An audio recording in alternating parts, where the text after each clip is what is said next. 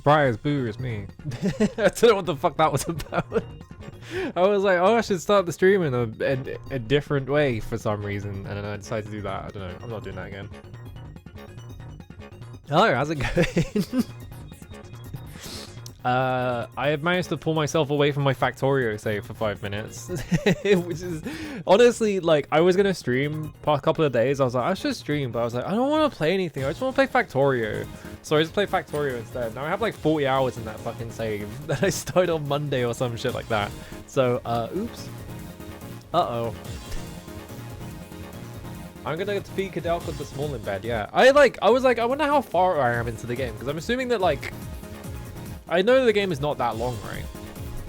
So I quickly checked, I was like, alright, how far am I into the game? And I looked at how long disc 4 is, and it's very short, so we might be beating this quite fast. Oops. My boss loves Factorio, uh-oh. Here's the thing, right? Well, here's the problem, is that, because I haven't done, like, any of the interesting DLC shit, because I've been caught up doing like quality instead, because I'm like, well, I want to look into this, because I was like, what was it?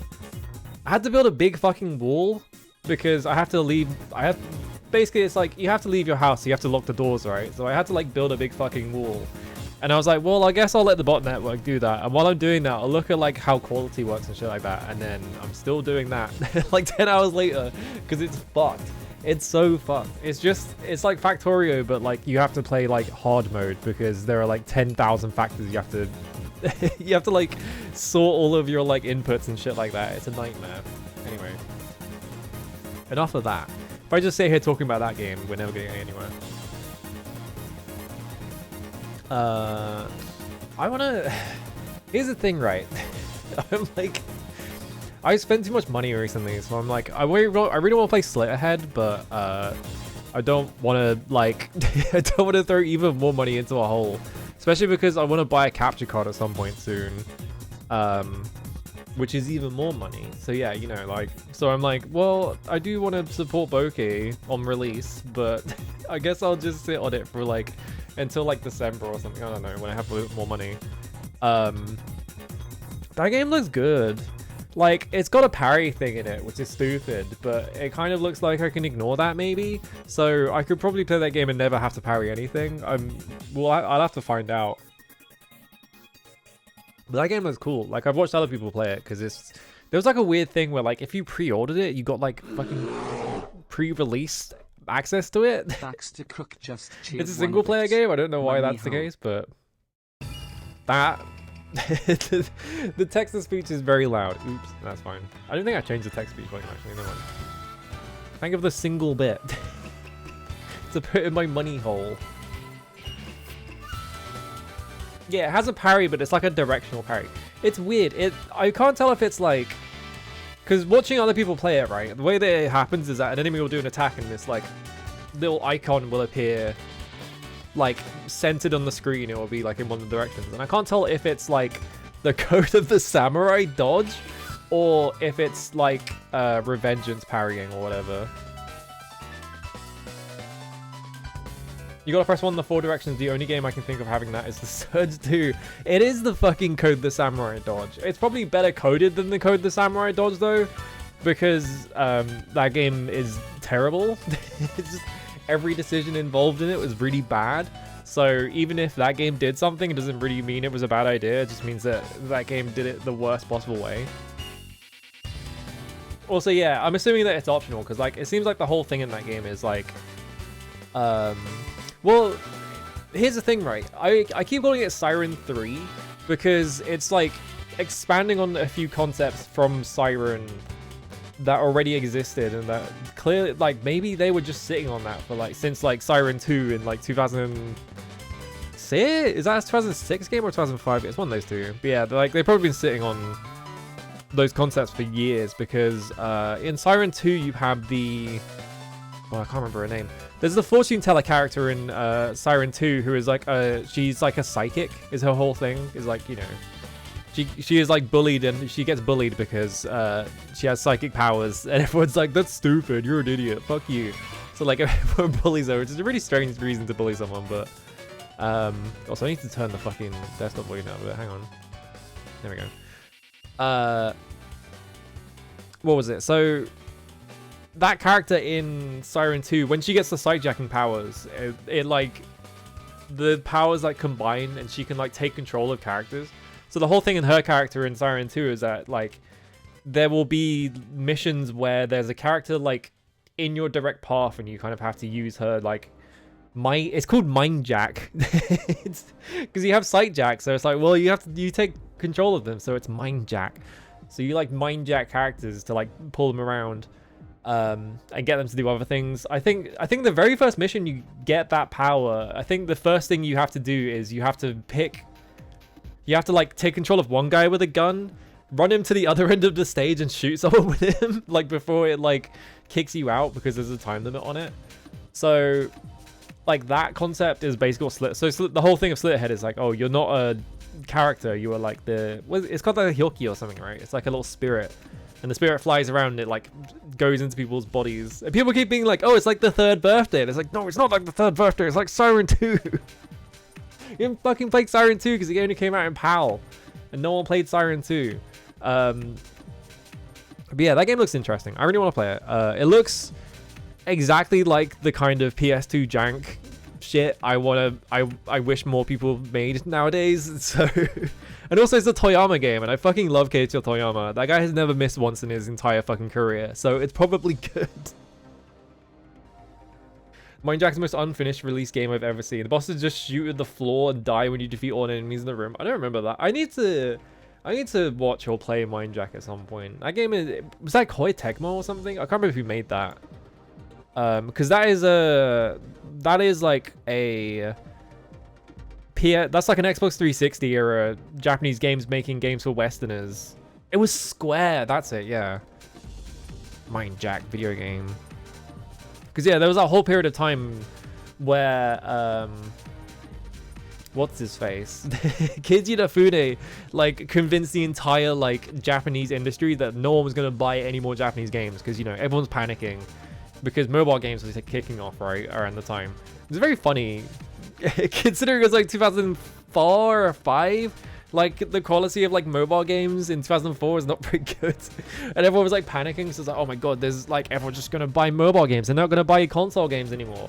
We should appeal to Western audiences, and so everyone started making like, I'm trying to think what games there were. There was Mindjack.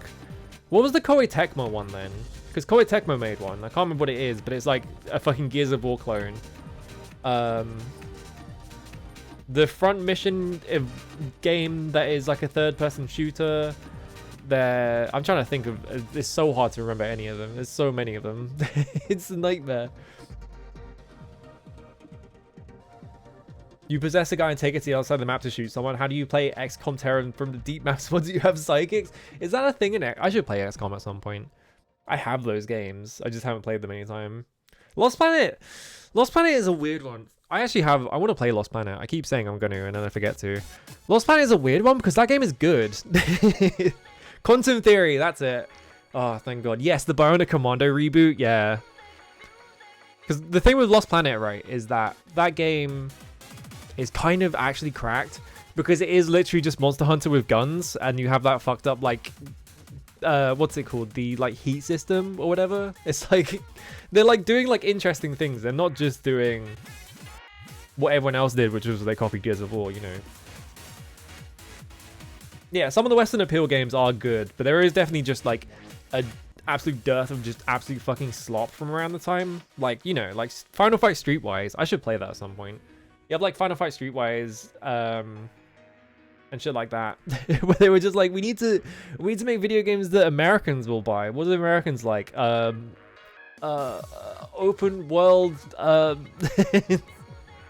that kind of shit. It's canon to the Rearm games. That's awesome. Wasn't the thing with the Bionic Commando reboot that his wife was his arm or some shit like that? Because anytime I think of like, you know, that is like an entire like trope in video games, right? Where it's like, oh, my wife is my weapon. Oh, I'm so sad and conflicted about it, right? The whole Rogue Trooper thing. Because in Rogue Trooper, the whole plot of Rogue Trooper is that his squad died and his like equipment gets possessed by them, or I can't remember. I can't remember if his equipment gets possessed by them or if they were just. already like their brains were in a chip, so he just put the chip on his equipment. I don't remember which one it is. I think it's the second one. But yeah, that whole thing, but like instead of it being like an anti-war satire, it's it's like sad because it's your wife or whatever. It's very stupid. Because how many games are like that? Because there's Bionic Commando. I also think of Transistor, which is kind of the similar, where it's like you have a wife sword, kind of. I haven't played Transistor. I heard that I really didn't like Bastion. I thought Bastion was shit. And so when I heard Transistor wasn't as like people weren't as hot on Transistor, I was like, man, I don't want to play this either. I don't know if that game's good or not. I have bounced off every single fucking Supergiant game. I've never been able to play a single one of those. We could all use a wife sword, yeah.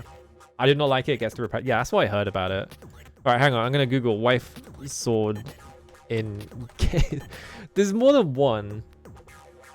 I like how I googled wife sword in games and it came up with Cyberpunk 2077 apparently.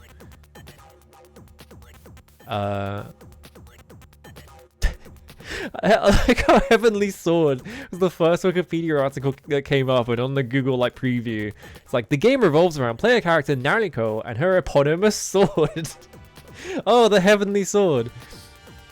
This isn't giving me the result I want, but there are like I can't remember any of the other games. It's like a recurring thing of just like, oh, my wife is my weapon or whatever. It just kind of ends, yeah. I've got to say hi to people, and now I'm 18 minutes into the stream and I don't want to scroll all the way back up. I'm like, I don't want to do that now. It's too late. Oh well. Just pretend I said hi to you, right? You can imagine it. It's not that hard. Super Joe from Commando is a turbo war criminal? Who's Super? I need to play Bionic Commando. The only thing I know about Bionic Commando is that at the end of Bionic Commando on the NES, there's like you beat the game and then it's like you have one final mission. Bionic Commando. I don't know the guy's name. He's like, you have one final mission, Commando. You have to kill Hitler. He's escaping on his plane. You have to go kill him. You have to like do a big jump and then fire a rocket launcher through a fucking window like Shah Aznavour. Like it's. I assume that is literally Nathan Spencer. That's it. Is that his name in the NES game? I'm assuming it is, right? But yeah, the whole ending sequence of like, because they must have taken that from Gundam, right? Because the whole thing in Gundam is like, who does he shoot through the window? I don't actually remember. Like the head of the Sazabis or whatever. He jetpacks up to the window with a rocket launcher and fucking shoots them, and it like blows them away. Can I see it? Yeah. Here's the thing, right? If I mention Gundam, I don't remember anything that happens in Gundam because I thought it was boring. But if I mention like, oh, this thing happens in Gundam, like, you know, everyone else will know it. But yeah, I don't know. That whole bit at the end of Bionic Commando is fucking awesome. Oh, Atomic Runner just cheered 5. I forgot I had this alert.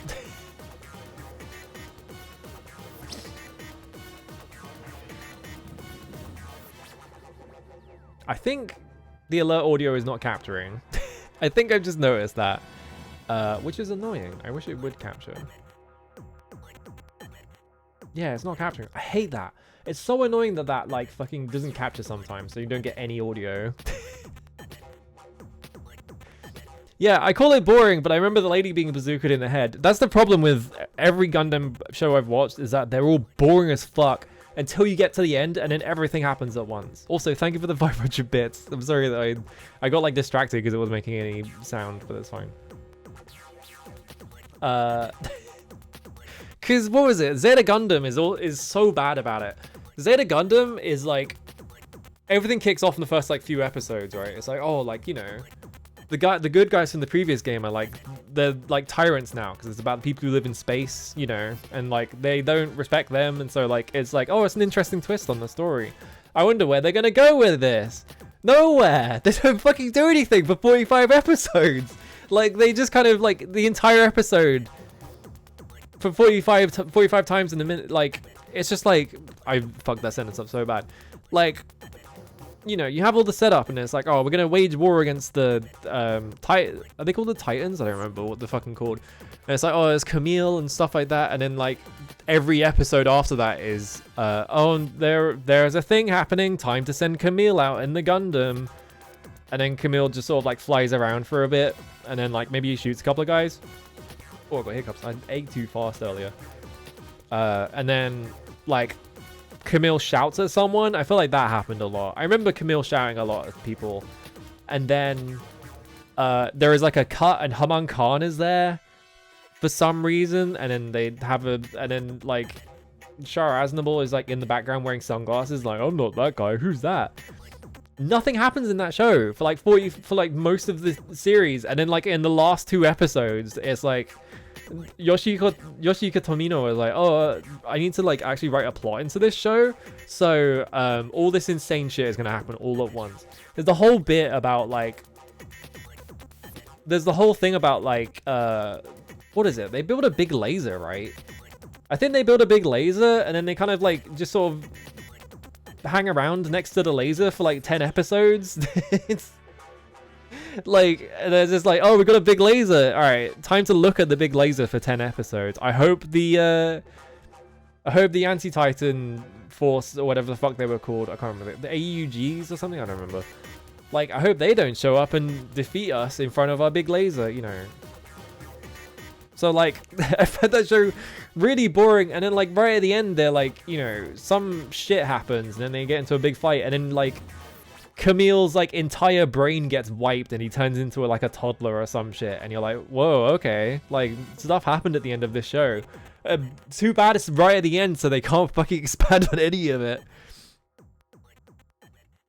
Cause yeah, I remember when I was getting into Gundam, I remember people like, oh, just like watch the original show, then watch Zeta, then skip ZZ because nothing happens in that, and then watch Char's Counterattack. And I remember watching Zeta Gundam and just being like, if people think that nothing happens in ZZ Gundam, like, what the fuck is like, is it just like 52 episodes of like still shots of like people standing in rooms? Like, is that like that was around the point where I just gave up on watching Gundam. I was just like, I'm not bothering this. Fuck this. It's like, because Zeta was so boring. It was just like, I didn't care at all. Oh, Double Zeta is fun. It's just a little wacky. Oh, surprise. It turns out all the Gundam fans on Twitter were wrong, as usual. I always found that there was like a period of time where like, you know, Gundam fans got really like vocal. And they were like everywhere. If you had a discussion about anime, like a fucking Gundam, one of the like named Gundam fans that everyone knew would show up to like argue with you. It would always happen, right? And the main thing I remember is that like Gundam fans, like once a week.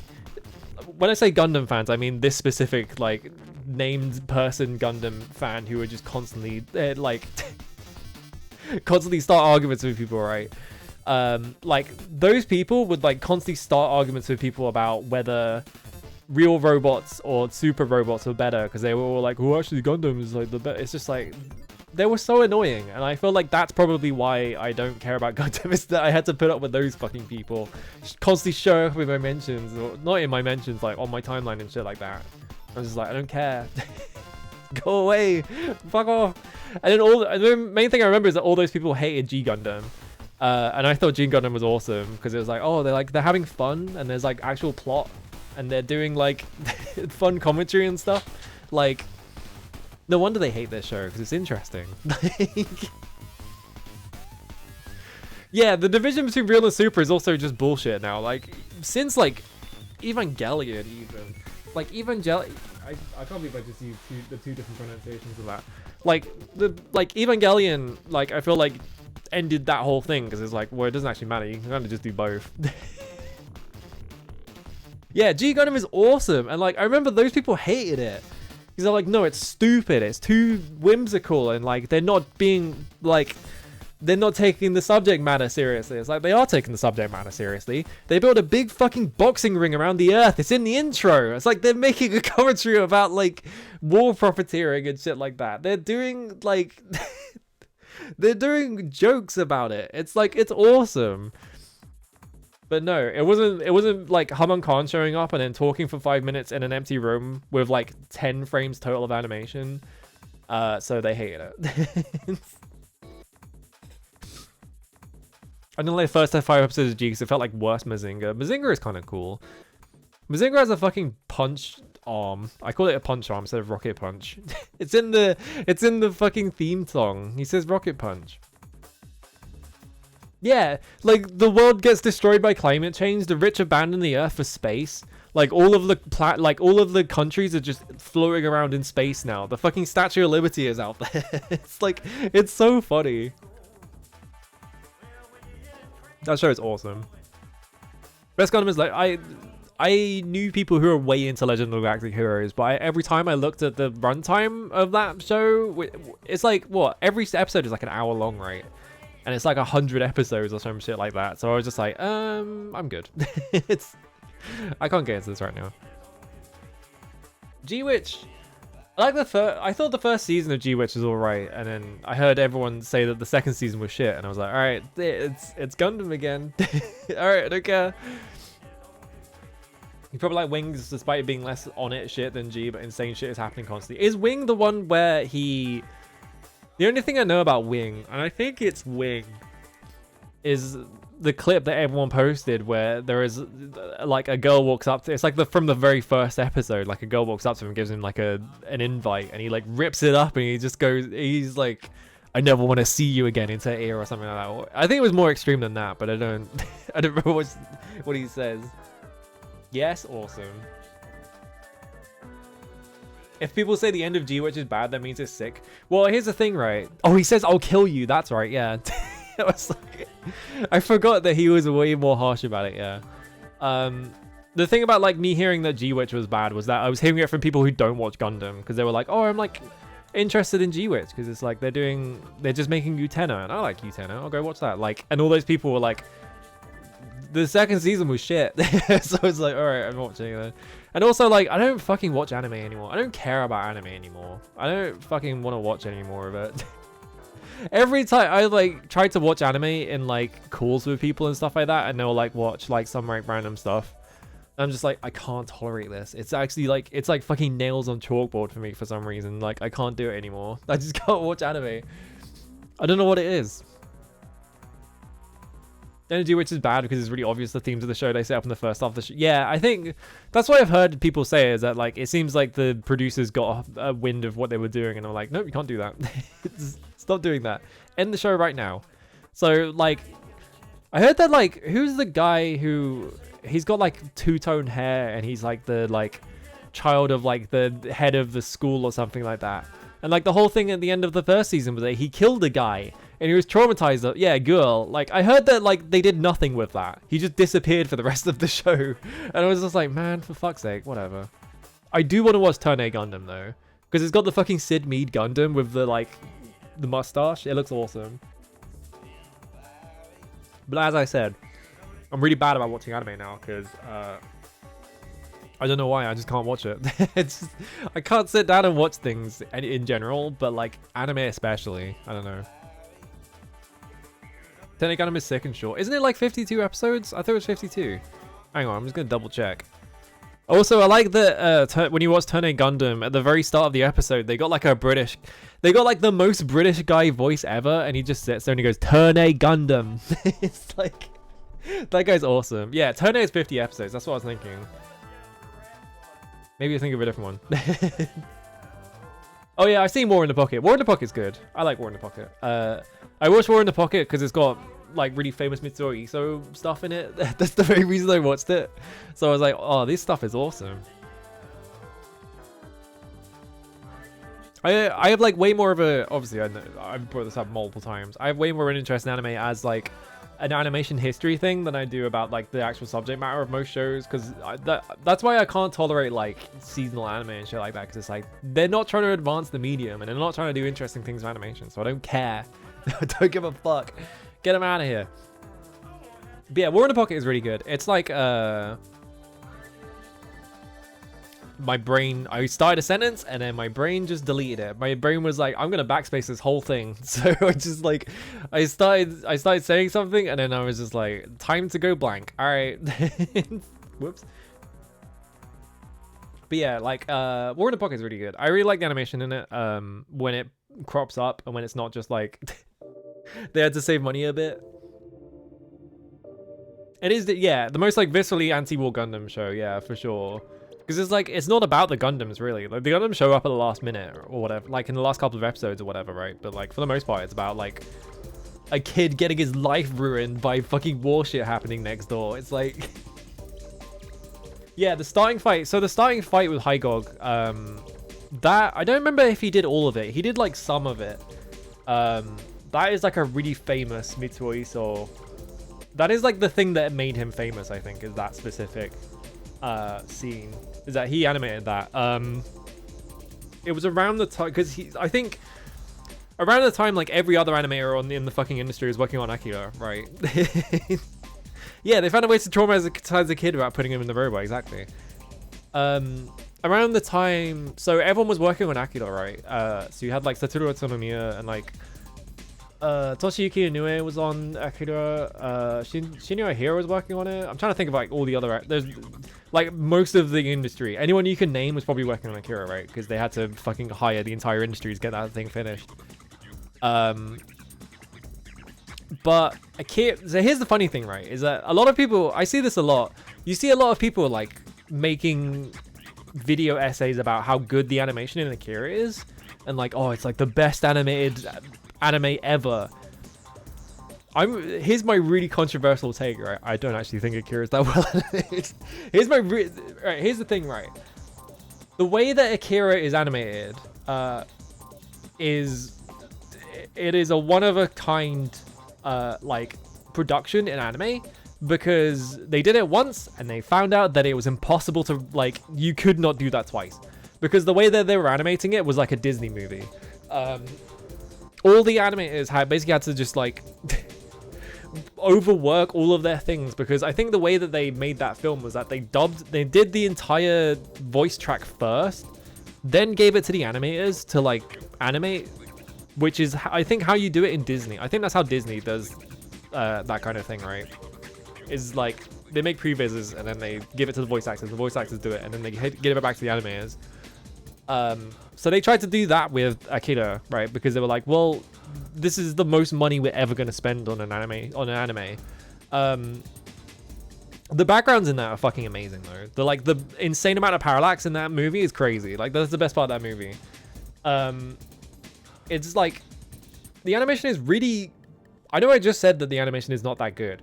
The animation is really good, but it's not that good. It's like it's like over animated in a lot of places, and I think like Ghibli is also guilty of this, because fucking especially the Miyazaki movies, much less so like Isao Takahata's movies. Like Miyazaki's movies are over animated, I think, mostly because he cannot fucking stop touching them with his fucking greasy ass fingers. He's constantly like, oh, I'm gonna like fix this shot, and then it just turns into one of his animations. So he just hires all these animators and then just smears all over them with his fucking like corrections. Look, here's the thing, right? I have animation opinions. All right, I don't actually think Miyazaki movies look that good, because I think he is he's the fucking key jingling Ghibli movies. I know people love the fucking like to post like food gifs from Ghibli movies and shit like that, but like, you know that most of the animators on Ghibli movies can actually animate better than that. It's just that like Miyazaki keeps fucking correcting them. Miyazaki thinks he could do better than Shinya Hiro. Miyazaki thinks he can animate better than like Toshiyuki Inoue and like fucking Hiroyuki Okuro, like the best animators in the fucking like country and shit like that. Like he thinks he's better than them. The thing that always pisses me off, right? Hang on, I'm gonna fucking find it. We're gonna find it. I'm gonna go on Sakugaburu for the first time in like 3 years. I gotta find it. Spirited Away. This is the specific cut that pisses me off the most. Shinya Ohira. I'm pretty sure the originals are here, right? Yeah. Okay. Here we go. All right. Here's the thing, right? Miyazaki starts a little right, was pissing me off so much that it hurts my ability to judge his films fairly. Yeah, exactly. That's me as well. All right. That's really badly cropped. Whatever. I don't want to like change that crop. I'm just gonna make a new one because that one's cropped for a guess the game. All right. Well, don't show all of that. Whatever. It doesn't show anything. I have like extremely spot on set up. All right. This is Shinya Hira's drawings for the scene with. I can't remember what her job is. Like, there's the guy who is like grinding rocks to feed to the like guy to the furnace or whatever, right? So Shinya Hira is like one of the best animators in the country. He's like, he is like single-handedly responsible for like completely changing how people animate it, right? It's like he's one of them. It's like Minto Iso, Shinya Hira, and then like, Shinji Hashimoto as well is like one of the big ones. Masaki Yuasa as well. Like the people that people recognize, right? Those are like they're famous for a reason. But yeah, like the drawings for this is so fucking good. Like I kind of wish that there was someone like put this together as like an animation. Like they're so good. It looks incredible. Anyway, in the scene, it looks like they fucking put it into Flash, and it's just like okay, the cropping is bad, but it looks like they put it into Flash and like it's just like tweening because they're so overcorrected. Like look at his arm like wiggling constantly. It like pisses me off. Like it's so frustrating to me specifically because like you look at his like watch his sleeve, right? Watch the folds on his sleeve. Like what's going on there? Like why is it wiggling like that? It looks like they put it into Flash and then just let it automatically like do everything for him because Miyazaki fucking corrected it because he can't stop fucking touching things. He fucking pisses me off, piece of shit. Do you know why I'm pissed off as well about this? Is that fucking hang on, let me get it up again. Do you know why I know it looks like Flash? Because they did this to him. They literally took his fucking animations, they put it through Flash. And it looks like that. Hang on, let me find it. Where is it? Is it this one? Really famous.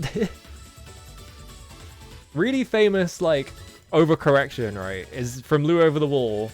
This is so overcorrected. Like, this is a really famous, like, cut that people got mad at. Is this one specifically. Like, this, like, running animation. Because look how, like, wiggly it looks. Like, this looks like, what's his name? I can't remember the guy's name. He's, like, a different... He's very good, but I can't remember. He's, like, a completely different animator. And then you look at the original... You look at the original, right, and it's like, it's got way, like, look how bad this is. Like, what's going on here? And do you know what this, like, what happened? It's crazy. People got so mad about this. And then you look at this shit, and it's like, oh, like, Miyazaki just did this to Shinya Hira. There is another one. Where is it? I need to find it. What happened to the cool animation? Yeah, exactly. Like, what happened? Hang on, let me find the, what's it from? Some Space Dandy, I think. This is the one that everyone knows by this animator. Like this guy, all of his stuff looks amazing in motion as well. Like it's like wiggly, right? But like it looks so sick. Like you're correcting this guy? Like look how sick this looks. And you're like, you're sitting there like, oh, like his drawings are too wiggly. I'm just gonna correct them. I'm just gonna make them look way worse. Fuck Miyazaki. This is my Miyazaki anti-hour. If I get on this, I will just get mad at him for like 25 straight minutes because like you fucking did this to this guy, you did this shit to him. I'm so mad. Whatever. Get this shit out of here. All right. That's why I think Ghibli movies are badly animated.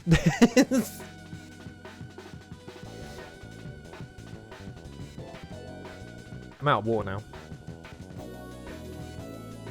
Yeah, they weren't wiggly enough. Into Flash you go. Oh, you've made a really expressive and like fluid animation with like less frames than usual, and like it looks really cool and it's like really interesting to look at.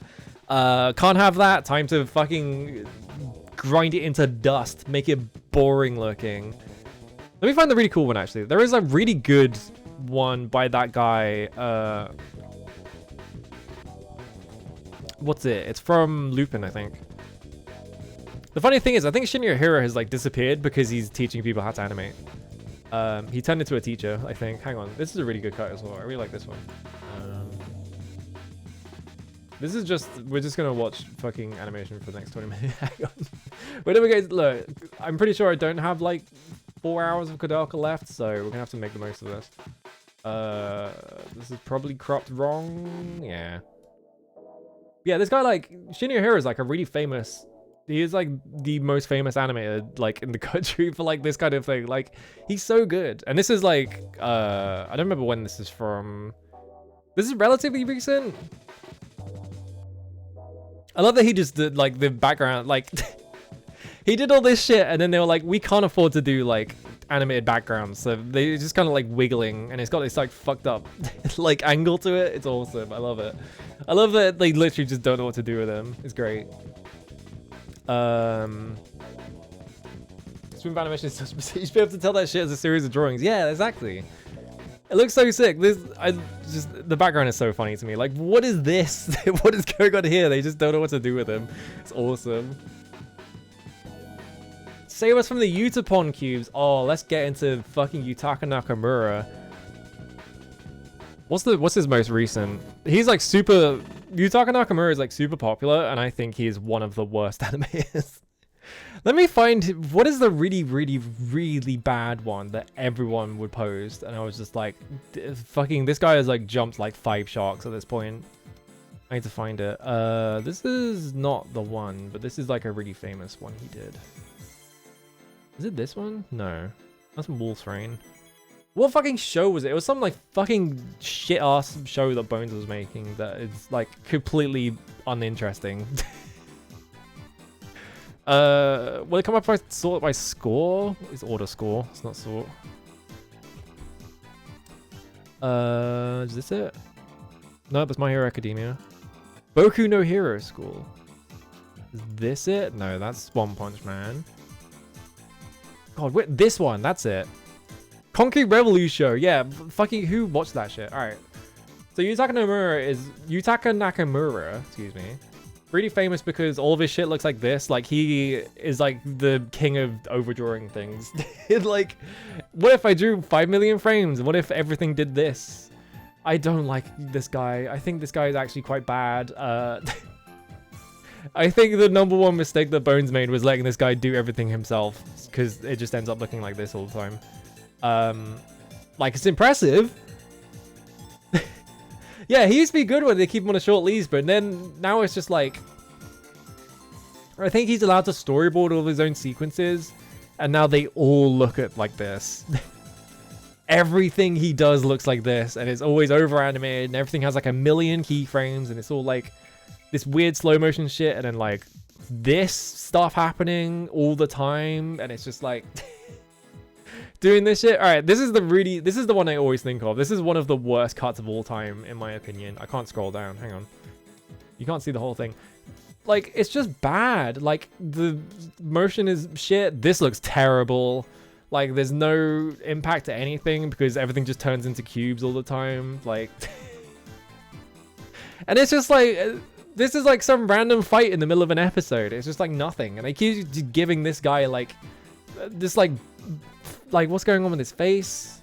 Like, and then it's just, I don't like Yutaka Nakamura, and then just like doing this shit, and then like impact frames, and like a million impact frames, and it's gonna run at each other and punch each other, do this shit, and then this happens. It's just like, all of his shots look exactly the fucking same. It's just like, I don't like him. This is like one of the reasons why I lost interest in Sakuga and shit like that. Is just everyone is doing this guy. Everyone wants to be this guy, and no one wants to learn how to animate. It's like, it's like, yeah, you can do this. This is also really common with like, you will see people who are like, oh, I'm learning how to animate. Like, I want to be like I want to get into anime. I want to work in the anime industry or whatever. And they all learn how to do action scenes like this.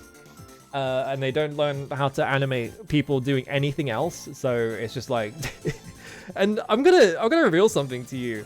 It's not that hard to draw animation scenes. I think actually, action scenes. I think action scenes are actually one of the easiest things to draw. Doing acting is really hard, and that's why no one wants to fucking do it. They just want to learn action scenes. So now every single anime is just like a series of like the camera spinning around and it's doing fucking ridiculous things because everyone's learning how to do all these like tricks with like perspective and stuff and drawing that, and it's like, yeah, like drawing a cube spinning around is not that hard. Like you have to actually learn how to animate people, which is like the hard thing, because they're not like, the thing about people is that people are really hard to draw because they're constantly moving, right? And they're like weird and squishy shapes, and they're not uniform most of the time. It's like difficult, and that's why no one fucking wants to learn it. They just want to be Yutaka Nakamura. Anyway, that's my Sakuga rant. That's my that's my rant about why I don't watch anime anymore and why I got sick of watching it, because everything turned into that. And just it's just I got sick of watching that scene over and over again because everyone would do it, and it's like, ugh. There are like people who do that kind of thing who can also do regular animation and who are also really good at it. I'm trying to remember some of them. I can't remember his fucking name. Hang on. What's that guy's name? I'm just gonna do 1 second. I can't remember his name. Whatever, it doesn't fucking matter. I got hiccups again. Fuck. Yeah, you can overdo acting. Some of the most shared currently Sakuga clips of people acting as in bouncing in place while talking and 10 million things move. Yeah, exactly. It's like people don't want to have like standing still or whatever, right? And then you hand it, like people do like these. That's the problem as well, is that this has come up in like anime discourse or whatever, is that the way that anime gets produced now, like the churn rate is insane. Like you get like work in anime and then they like fucking burn you out within like 6 months, and you're like, I never want to work on anime again. Cough cough, it's Mappa's fault. Surprise, it's Mappa's fault. I hate Mappa. You see it, but yeah, like because like the workload is so insane and the deadlines are so short because the production committees keep pushing them further and further forwards. So like more and more anime is not getting finished on time, and more of it looks really bad because the production times are really short, and also no one is senior enough on any staff anymore to teach anyone how to fucking animate. So what's ended up happening is that the only people who know how to animate now are learning from online resources how to animate based on, you know, they're like, oh, I want to be like Yutaka Nakamura or whatever. So everyone is Yutaka Nakamura now. So everyone knows how to draw action scenes. And the second that there is a scene where someone stands around and does stuff, it falls apart because no one has to know how to draw that anymore, right? So yeah, like production times are short. No one is teaching anyone how to animate properly. No one's teaching anyone good practices as well. So the other thing as well is that because the workforce is so fucked right now, a lot of production is being done by overseas animators who don't know Japanese a lot of the time, or they know like rudimental Japanese, so they can't really communicate very well. They don't know the practices, like the standard practices in the industry. So what ends up happening is that they'll be like, oh fuck, we need this cut done. All right, go ask some random American on Twitter, or like some random French dude on Twitter. Like, that guy looks like he can animate, just hire him. And then they're like, oh, that's so exciting. I get to work on, I don't know, One Piece or something like that, right? So like all these people, and because anime is cool work, right? People don't know, like, you know, you get paid fucking nothing for it, but people are like, oh, I got to work on One Piece. My name's in the credits for One Piece, you know, that kind of thing. So all these people are like doing all these cuts for like anime, and then they're like putting tons of work in it because they're like, oh, I'm so excited to work on anime, and then they draw a cut that is like, I don't know, 80 keyframes or something like that, right? But the problem is they animated it in a specific way that makes it completely useless for the actual animation production. So what ends up happening is they send all these 80 keyframes over and like 40 of them get thrown away.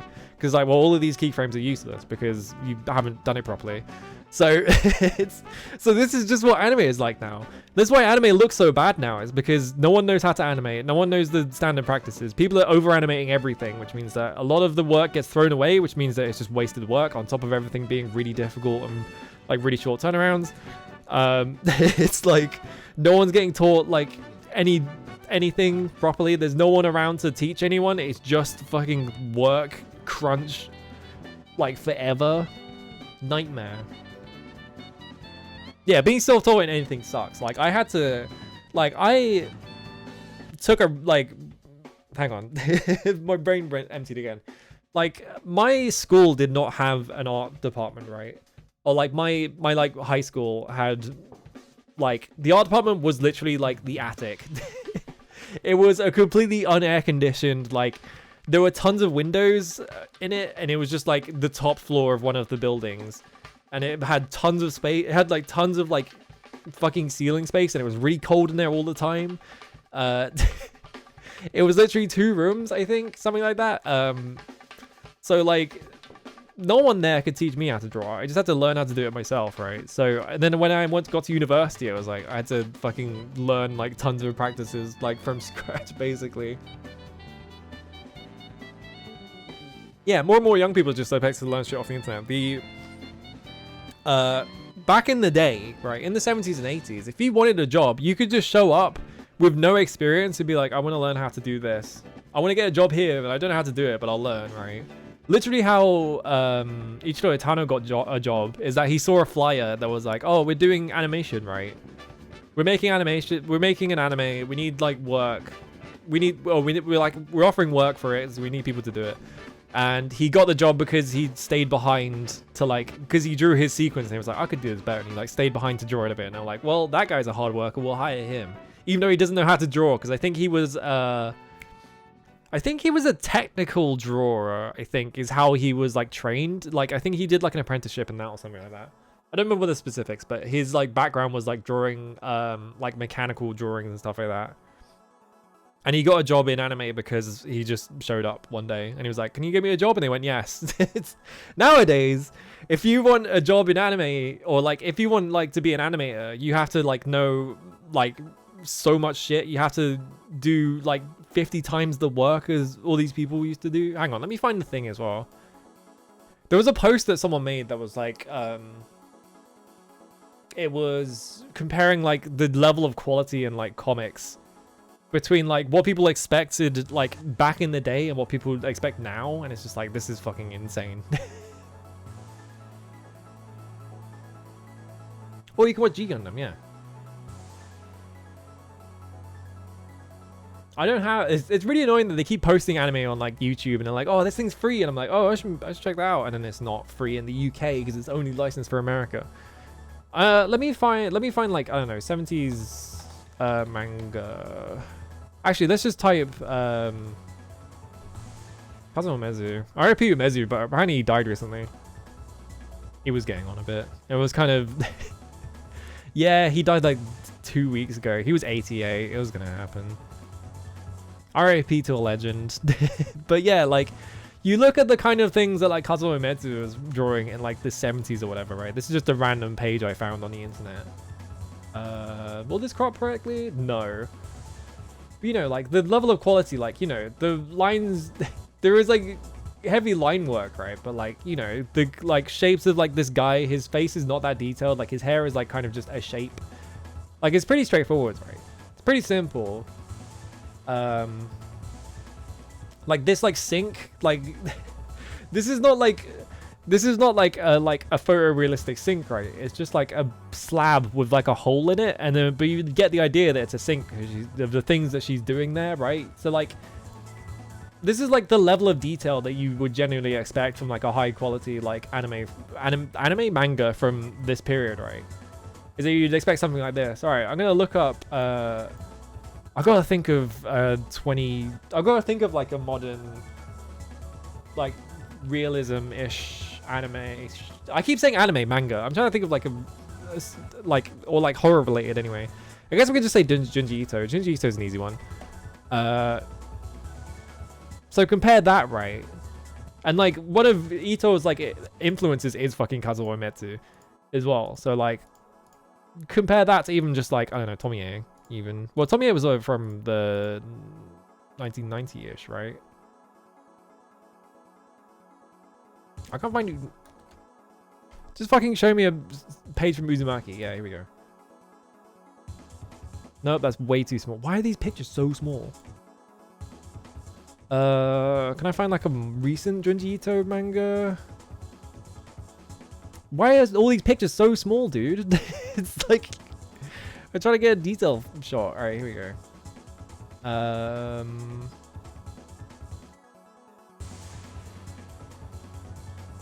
This is annoying. I hate Google. Google's useless. It's so shit. I think Junji Ito might not be the best example because he's like kind of that generation almost. He's like getting pretty close. It's like stuff like that, right? It's like way more. This looks like is this the Town Without Streets? This was from like 2000-ish. This looks like Town Without Streets because of the buildings. Town Without Streets is really good, by the way. It's one of his better. I think it's one of his best manga, and no one talks about it because it's not that popular in the West. Because I don't think it's in any like official translation publications or anything like that. So, but like the level of the level of detail here compared to like Umetsu. Hang on. Like Umetsu was drawing way like less detailed stuff, but it was kind of conveying the same thing, right? Yeah, here we go. All right. Like you look at this. This is Drifting Classroom. Drifting Classroom also good. I think Junji Ito drew an adaptation of Drifting Classroom, didn't he? But like, you know, her, like you look at her face and like her hair is like, look at this fucking ponytail and shit like that, and then you look at Junji Ito's like hair, how many strands are in it and shit like that. Like the level of like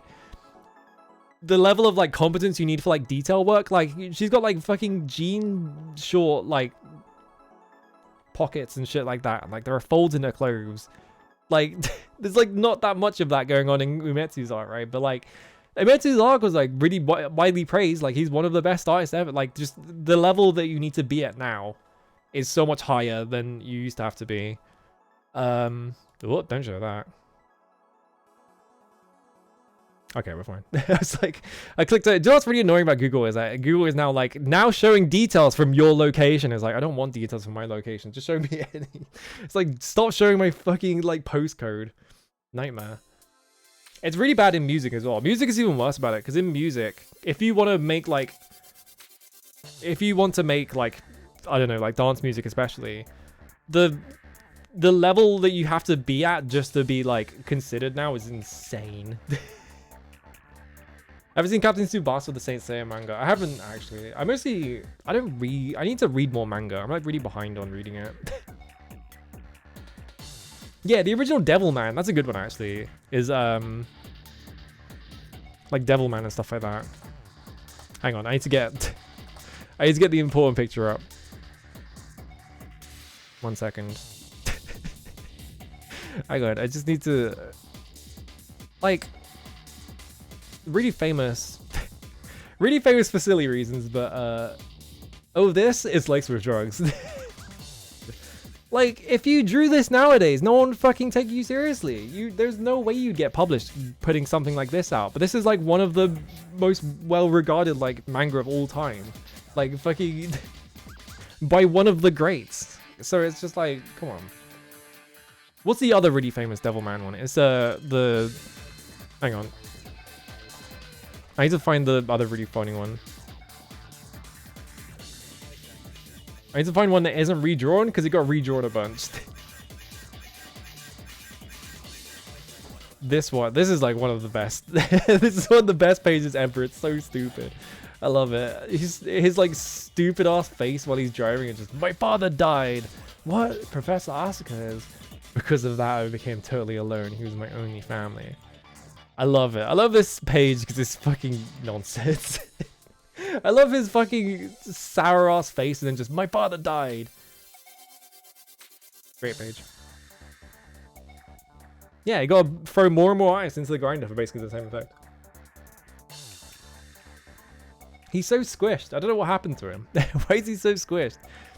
I don't know. Anyway, we need to play Koudelka. Otherwise, I'm just gonna sit here and I'm gonna rant for like the next like 6 hours about like quality of drawings in like media. It's funny, right? Because like, yeah, like it's just like that now. Back in the day, you could just be like, it didn't really matter how good you were at drawing because the only thing that people actually cared about was your, well, they did care about your like your quality of drawing, right? But like the standards were much lower. Because I think that I think in his day, like Go no Gai was considered a really good artist, right? Like in the 70s, I'm pretty sure. Is that Go no Gai was like, you know, you look at the stuff that other people are writing or drawing, and you look at Go no Gai's work, and it's like, oh, actually, Go no Gai was a better artist than most mangaka. It's like actually considerable. And also he like the thing is though, like his Nagai was a really good storyteller. And that's why people kept reading his books. Is they like cared about his stories. And like that was the thing that mattered. But nowadays it's like they're just printing shit. It's just like you make fucking what like Kagura Bachi or whatever, but it's like because he is like because that guy's a really good technically competent artist or whatever, right? Even though he's writing the most like fucking slop ass shit ever, but people are like, oh, it's so good because he's good at art, and it's like his story is so boring. The Kagura Bachi thing is so funny. The fact that like it's so popular like overseas, but no one in Japan cares about it is so funny. It is literally just like it has the most superficial fandom ever because people made fun of it for like a week, and then people were like, actually, I'm gonna get into it. Whatever, I'm not I fucking don't respect like most battle manga. I think most of them are written really badly, but I think that's because Togashi like blows everyone else out of the water. Talk about a person who like, hang on. Togashi, Hunter x Hunter. Talk about a person who is a really good storyteller, but who his like his pages are not up to the standards that everyone else draws. I can't find any. I would expect that like more things would come up, but I guess not. But yeah, like people rag on like Togashi's like art nowadays, and it's like, yes, his art is bad because he has a fucking health condition that is stopping him from being able to draw. He just wants to finish Hunter x Hunter, but like he has a serious health condition. Like he can't, but he's like one of the most famous mangaka ever, so he can't stop, you know, it's that kind of thing. Yeah, you can write like any slop, but if you can pull off like the generic shonen style, I'll be all over it. I think, yeah, he didn't just burn himself out at the end of Yu Yu Hakusho. He literally like gave himself a life life-threatening injury finishing Yu Yu Hakusho because they like overworked him. Like he almost died. And now like I think he literally can't sit down anymore. Like he has to draw all of his manga standing up because his like back is so fucked. So yeah, people keep giving like Togashi shit for his art. It's like, motherfucker, you try and finish an entire manga by yourself. Then you can talk shit about Togashi. Like his art is good. Like that guy can draw fine. He's like technically competent. Like shut the fuck up. I'm always going to defend Togashi. Like that guy is an incredibly good mangaka. But people give him so much shit because he has a health condition. And it's like, what's he going to do about it? Like not get like worked to death by his editor like 30 years ago? Come on. Yeah, I can't believe they killed that guy's dad for bus fare or whatever. That's the thing as well. I think, what's his name? Fujimoto. Like, Fujimoto kind of bridges the gap where he is a really good artist. So all the people who are into shonen really like him because his art is good. But then also he's really good at storytelling. So like, he kind of blows everyone else out of the water because he's good at both of them. Like he feels like the modern sort of like superstar mangaka of like our generation kind of. I feel like he's already like super fucking popular. Like people already are talking about him as if he's like one of the best mangaka ever, and it's like, all right, well, he's got a long career ahead of him. I'm really interested. I need him to finish Chainsaw Man so I can read the rest of it. Yeah, the manga's currently back for a little bit. Every now and then he like, I did read Look Back, yes. I read Look Back and then I had to like lie down for like a week. So I'm like scared to go see the movie. The movie is by who's the fucking, oh god, who's the guy that directed Flip Flappers? Hang on, I need to look his name up. Talk about a fucking insane person, by the way. The guy who directed Flip Flappers, what is this guy's name? Koudelka Oshiyama, that's it. That guy's a really fucking good animator. I really want to see that movie, but I'm so scared that if I watch it, I'm gonna like, I'm never gonna recover. I'm gonna be like depressed for the rest of my life. I hear that it's incredibly good though. And also, Oshiyama is a crazy person. I don't know if you knew this, right? If you watch Flip Flappers, maybe you do. Yeah, Mr. Production Issues himself. Here's the thing about Flip Flappers, right? If you watch that show, you might be familiar with the fact that in the second to last episode, there is a slideshow for 45 seconds. Like a literal slideshow. Because the production collapsed. Do you know how they fixed it? Is that Koudelka Oshiyama himself, the guy who directed the anime, drew almost the entire final episode by himself in a week. That guy is insane. That guy is a fucking lunatic. I think that guy is an incredibly good animator, but also, how is he alive? Like, literally, every time I think of him, I think of the end of Flip Flappers. I'm just like, how did he even do that? That's crazy. Literally, like, it was, you know, it ran out of time in the production schedule because every anime now runs out of time in the production schedule. And they just had to fucking all hands on deck, like, panic, like, mode. And he was just like, I'm just gonna draw the whole thing myself. Normally what they do is they hire, like, 30 art directors and, like, animation directors. And they just fucking blast it out as many people as possible. He was just like, I'm just gonna do it all myself, fuck it. Crazy person. They would hire shoujo artists out of high school while recording shonen artists have to match what the coming. Yeah, that sounds right, yeah. I think, yeah, because shonen is so popular as well, like, the standards for that are so high compared to, like, shoujo, where, like, you know, it's not, you know, Crunchyroll isn't making a fortune off of, like, publishing shoujo manga to people, right? So they got, like, it's not, like, as, like, lucrative, but, like, it's still, like, super popular. But, like, you know, the standards are not as insane in shoujo, because you still see a lot of you see a lot of art, like, you know, like Moyoko Ano and stuff like that, like that kind of, like, quality of art where it's like, it's technically competent, but it's not like, you know, you look at it and you're like, you don't think that the artist probably died drawing it, you know.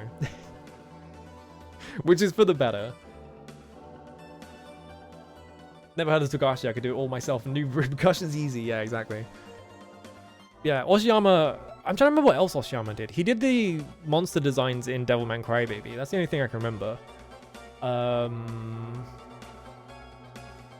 He is one of the best animators, though. He's really fucking good.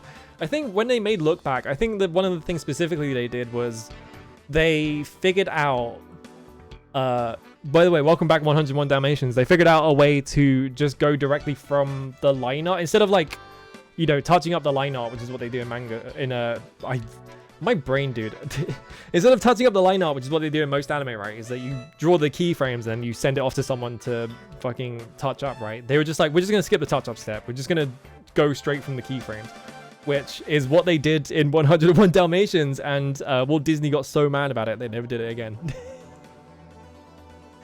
That's a really funny story, is that, I don't remember what it was. I think what it was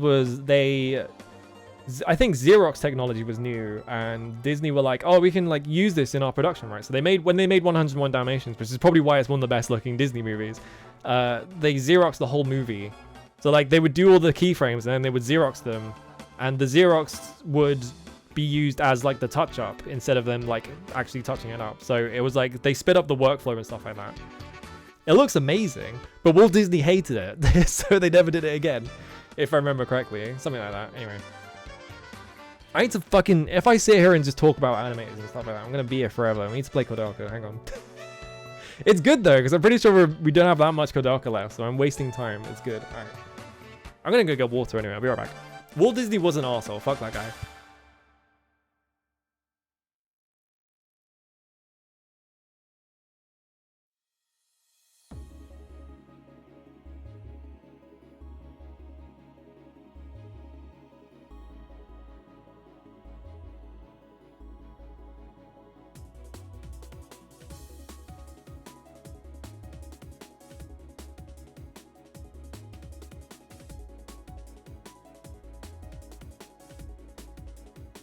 Good face.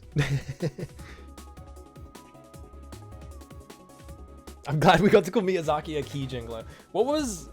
God, what did... What was the thing Oshi said about... There was a quote from Mamoru Oshii about Ghibli where he... What was it? It was... He called Miyazaki Stalin, and... I can't remember what he called Takahata. He's like... He was like, oh, like, that fucking studio is a fucking nightmare. No one should work at it. Like, their work process is a fucking nightmare, and it just, like, grinds people into dust. And then he called Miyazaki, like... he called Miyazaki, like, Stalin. And then I think he called Isao Takahata, like, Trotsky or something like that. I don't remember. Something like that. extremely funny like thing to call him. But yeah, like for starters, Mamoru was right, but also Mamoru is a shit stirrer, and he says that about everyone. So you have to take some of the things he says with a grain of salt, you know, because he loves starting arguments. He loves fucking starting arguments. He can't keep his fucking mouth shut. Oh, water. I love water. Alright. We need to play fucking Koudelka. I'm gonna be here forever. Alright. I'm switching to the screen. I'm forcing myself to not talk about any of that shit anymore. Alright, bam. Fresh boot. Where's my game? Where's my game? Where's my game, OBS? There. Why did it take so long? OBS fucking nightmare. Whatever. It was like 16-ish. All right. He based the One Piece movie he did in his experience working at Ghibli. What, Oshi? Did Oshi do a One Piece movie? I don't... Do you mean... Urusei Yatsura? I'm looking at... I think you might be thinking of Mamoru Hosoda, the different Mamoru. I was like, I don't think Oshi did a One Piece movie, and then I remembered. Yes, you are. Yeah. Mamoru Hosoda, very famously, they were setting him up to be like the replacement for Miyazaki for some reason, and he was like, "What the fuck? No, I don't want to be the replacement to Miyazaki." And then like multiple of his movies are about how he hated working at Ghibli. An Oshi I was thinking like an Oshi One Piece movie would go crazy. I would have watched that, but I was like, if that existed, I would have watched it by now.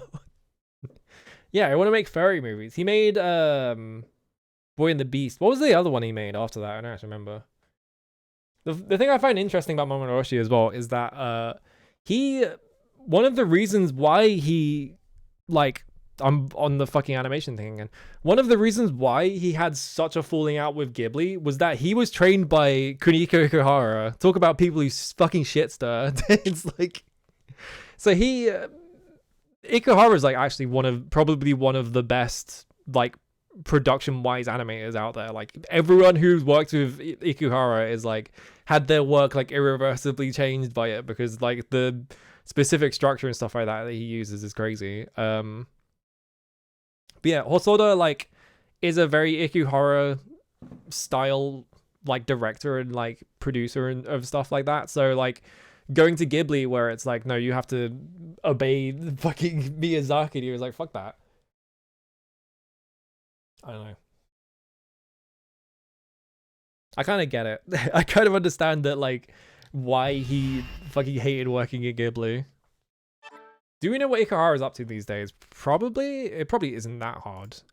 The main thing about Ikuhara now is that a lot of his anime is co-directed with someone else, and then that other person is usually like a big deal. So like or that ends up becoming a big deal. Like the Yurikuma Arashi was like co-directed with the guy who went on to make Review Starlight, and then Sarazanmai was Nobuyuki Takeuchi, who is a really famous director anyway. Hang on, let's Google Ikuhara. What are you up to, buddy? Probably just making... I googled it, and the first result was a Reddit thread that says, "Is Ikuhara a creep?" Come on, man. I remember that the last thing I remember from him was that he made a post where he was like, "I'm changing my name to," was it Bonjoy Ikuhara? Because he was working with Bonjour Suzuki, the actor, oh not the actor, the singer, because they were doing like an album project or something together. And he just happened to do it on Trans Day of Visibility, and people were like, "Oh wow, he's going," and he had to make like a post like the next day. He's like, "Oh fuck, sorry, I really didn't mean it." That's the last thing I remember hearing from him. It's just like, "Oh, Ikuhara, you of all people should know better about that bit." That was funny. Yeah, Yurikuma, he made Yurikuma, then he did Sarazanmai. I like Sarazanmai, but the problem with Sarazanmai is it is just Yurikuma with boys. and like less interesting production design. I don't know. I thought it was good, but I know why people didn't finish that one. It also kind of just ends. Like it is just like a retreading of all his other themes. Yeah, it need like I think the problem with Salazar is it just needed a different ending. I think the ending's bad, but that's mostly because it's just like it's not different enough from the rest of the shit he does all the time. So all right, it's circle. I was pressing square and like, why am I not running?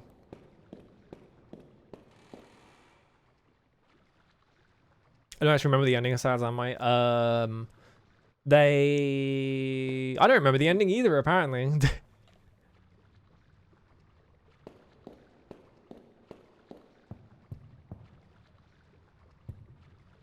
There's a lot about the ending then, if I can't remember it either. Yeah, I definitely feel like the problem with Salazar is it just feels like an Ikuhara bingo. It's just like, because it is just retreading all of his themes in other works and stuff like that, you literally have the box. The fucking Yurikuma, like, box. He just did it again. It's like, you already did that again in fucking Penguin Drum. It's like, you can't be just constantly doing it. Ridiculous. Like, come on, man. Reason why he had lesbians so often was because it made it more pure. Yeah, it's very, he's said a lot of odd things in his career.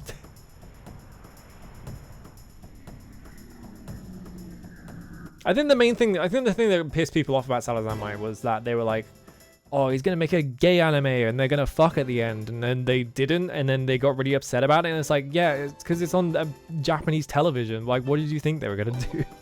They didn't even let people do anything in Yuri on Ice. Of course they're not going to do anything in fucking Salazar, the anime about pulling people's shirikodamas out of them. Get his ass.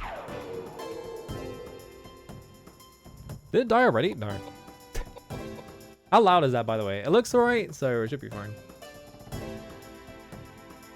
It's not one of those things where they say it's a phase. It's just, it ends without them really, like... there's no like scene of them being like, oh, I love you or whatever, right? It's just kind of like they like reaffirm their friendship with each other.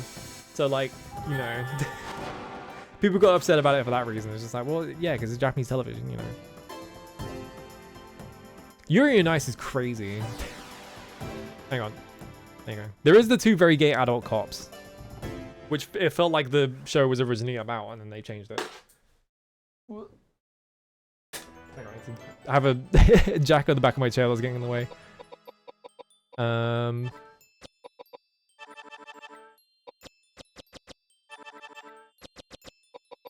me think. How do I want to level this? Sure. Just pumping strength, why not? Fuck it. Like when the gay cops do the song and dance. The gay cops was a funny bit. I love that they're like really like ridiculous, and then it turns out they have the sad side story because it's an Ikuhara fucking anime. They always do that. Alright. Let me look at the map because I don't actually know where we're going. Yuri on Ice is so fascinating because yeah, it seems they like you can kind of see the like people who greenlit it get really bored of it like within like 3 episodes, and then fucking the poor, I can't remember her name. She's like a really famous director, and I can't remember her name, which I feel really bad about. She's very good as well. I think she's a really good director. I generally just my brain is like a fucking sieve right now, so I can't remember her name. Rie Matsumoto, I think. I feel like she's disappeared since Yuri on Ice, because she was making the Yuri on Ice fucking movie, and then Mappa was like 7 years into developing it. Mappa was like, fuck it, we got bored, we're cancelling this, bye. It's like Sayamoto, that's it. Rie Matsumoto is the Blood Blockade Battlefront director, right? I'm a completely different person. I always confuse those two.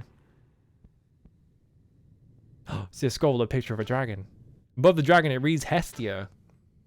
Remember correctly, that means hearth in Greek. Well, there's a fire burning in the hearth. I like how they call it a hearth there as well.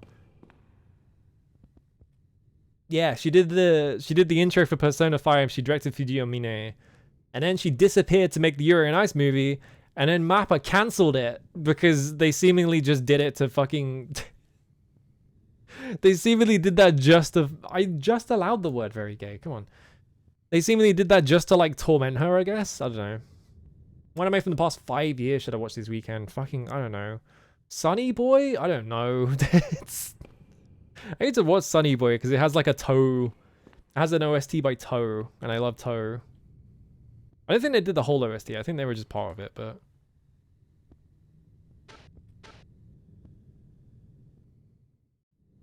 I'm trying to think of like, I don't remember any anime that come out in the past like 5 years, so. Because I don't watch anything. Ah, shotgun shots. Yippee. God, the screen swap being right by the desk and I really want to interact with the desk is like fucking me up. Past 15 years? Past 15 years. Like Penguin Drum? I'm just going to say Penguin Drum. Did Mappa drop everything for Jujutsu Kaisen? Basically. Problem with Mappa is that they only care about money and they don't care about anything else, so. Oh, I probably should have attacked the knight, that's fine. Yeah, the thing about Mappa is that they are just doing. They have like 50 projects running at the same time because they refuse to say, like, if they see money anywhere, they're like, oh, yippee, free money, and then they just like. Take the project on even though they can't actually manage it.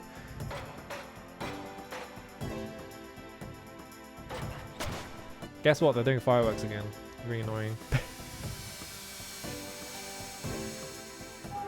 We have to put 10 minutes of skating like every chapter, yeah. Go in the way of actual character interactions, yeah, exactly.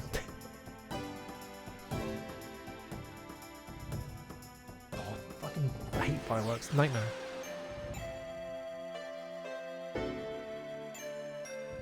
Koudelka Konami was the worst company ever. They kept having insane, like, talent and making bangers, yeah. I don't know which period of Konami you are talking about, but it could be any of them. It could be literally any of them.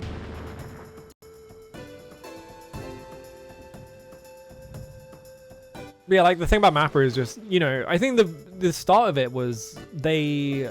Studio Wit were like, okay, we're done with Attack on Titan. Like, it's just not worth making anymore. Like, it's too much work.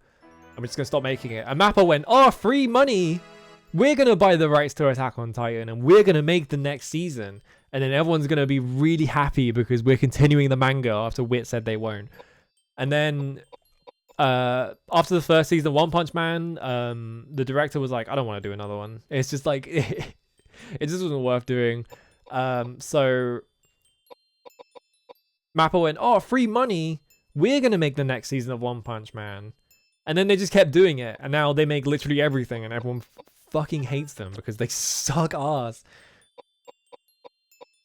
Fuck Mappa. Worst company of all time.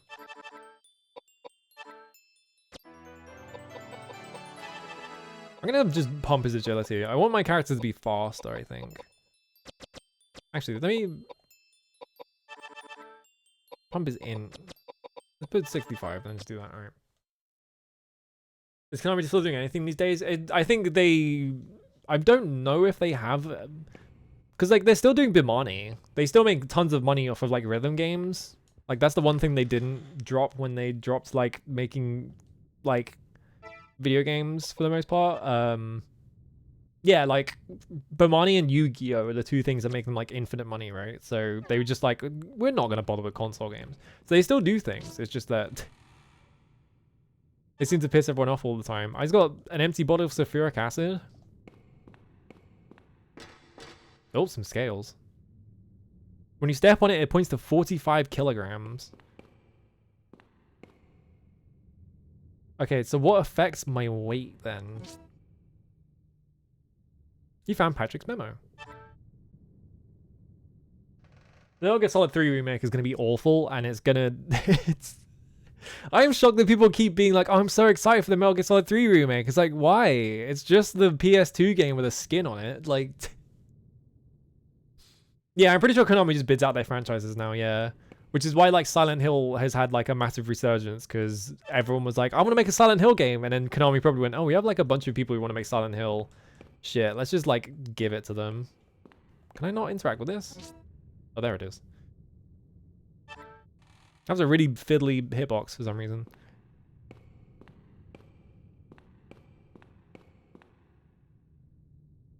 Oh, see a fireplace. There's no fire burning. Remember the word Hestia written on the scroll. Perhaps you'd investigate the fireplace.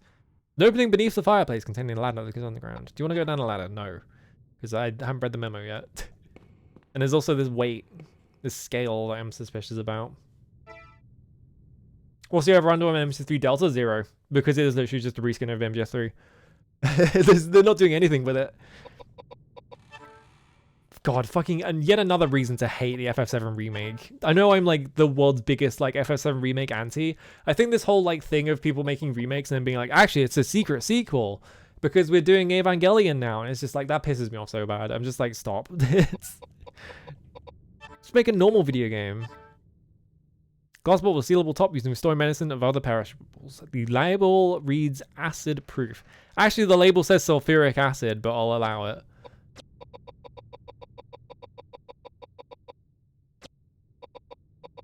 So we have to read Patrick's memo. No, remember Patrick monitoring his weight over a period of several weeks. According to it, Patrick weighed more or less 70 kilograms. Can I switch characters?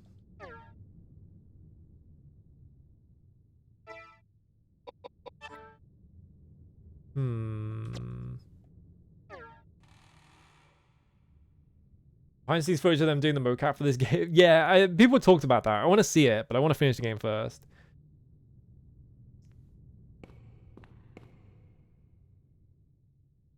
Shouldn't even be the source of ire in this case. I mean,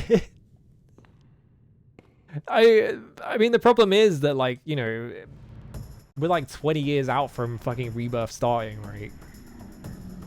Or Rebuild, not Rebirth. Rebuild of Evangelion. So, like, the Rebuild movies were doing a novel thing with, like, a remake, right? At the time. But now, it's just, every remake is like that, so it's just fucking annoying. That's the problem with being a trendsetter, is that eventually you start being the trendsetter. Oh, I have to reload my gun. Alright.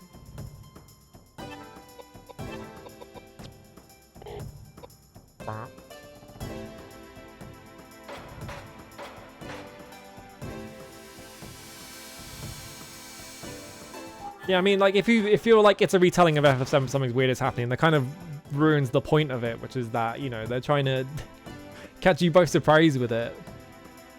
And also, like, with Rebirth, they kind of make it clear that it's not the same thing. If you, even from the marketing, it's, like, very obviously just, like, not the same game. Why not shoot the other guy? What am I doing? When did we get this Matlock remake? What the?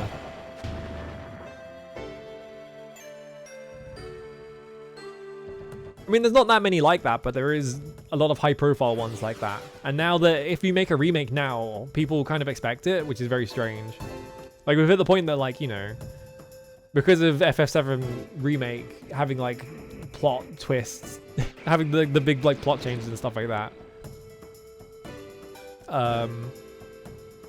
People go into every single remake now being like, oh, this is a fucking completely different thing to the original. Perish. Alright.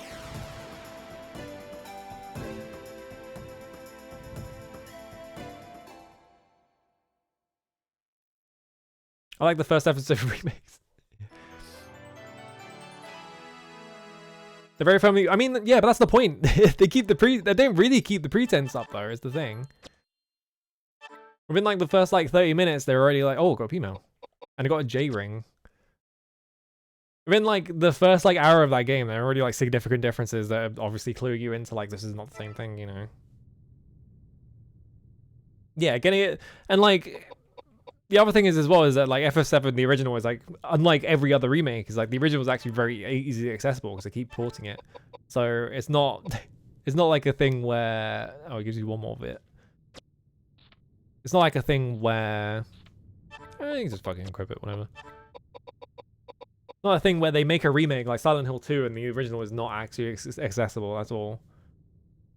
Well, no, the marketing doesn't fool you with FF7 remake. They made it pretty, like, even with Rebirth especially, like, they make it pretty clear that it's not. It's a completely different thing, though.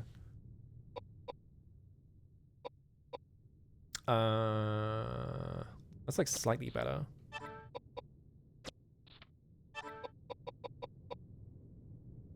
Yeah, this one, like, pumps his stats, which is good. Alright. There we go.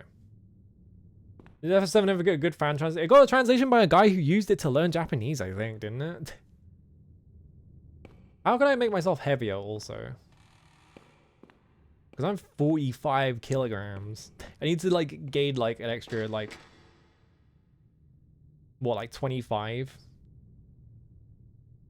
How can I weigh myself down though? There's a second fan translation in progress, God.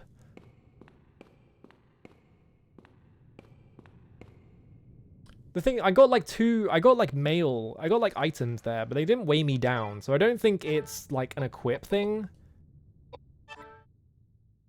Maybe... Let me try something. I'm gonna put a different weapon on. No, it's the exact same, so it's not that.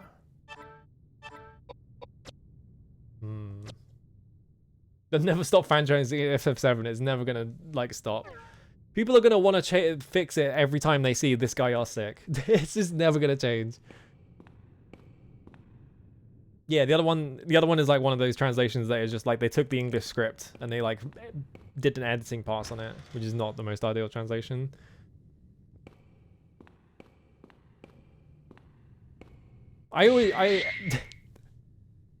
Fox thank you for being a hater. Thank you for the resub, and also thanks for enabling me to be a hater.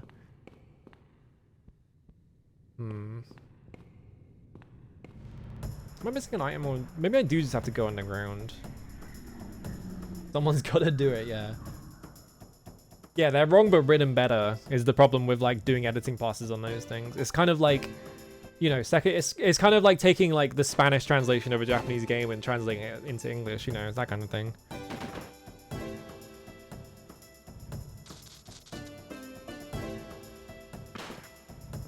FF7 having such a massive fan. Yeah, it's like, I found out not that long ago actually that apparently the translation for Utena is also really bad. And so it turns out that when I watched Utena ages ago, so I heard about it, I was like, oh, okay. That kind of makes sense. But yeah, every translation's been based on this one translation that is like not actually that accurate. You would think that like Square Enix of all companies would be like, okay, we're gonna like, which one did I magic? Whatever. Oh, it came out a couple weeks ago. Okay, yeah, you would think that like Square Enix would like take the game that they have sold like 50 million copies of. All right, didn't matter. They killed both of them. All right, and they would like retranslate the entire thing properly, but they've never done it. They just don't care. It's bizarre. It's like you would think they would, but they were just like, did it once, they have to do it again. What is with experience in this game, by the way? I feel like every single encounter gives you so much experience. I'm just pumping agility.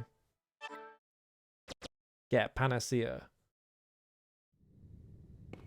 So I picked up an item there. Actually, I think I already have Panaceas. I don't think...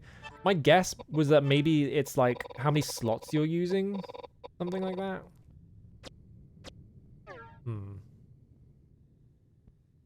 Stu Plus mobile ports of FF before the Pixel remasters, yeah. I'm trying to like think. Maybe I do just have to let me look at the map quickly. I want to see where this goes. That goes in there. Now that gets us back into the chapel, which I feel like is where endgame is, because you look at the map and that's kind of where the entire thing converges, right?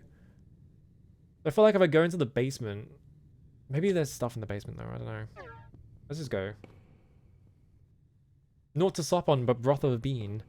What's the line in FF7 that makes me laugh every time I remember it? Fucking people get upset in life because they don't know what's up.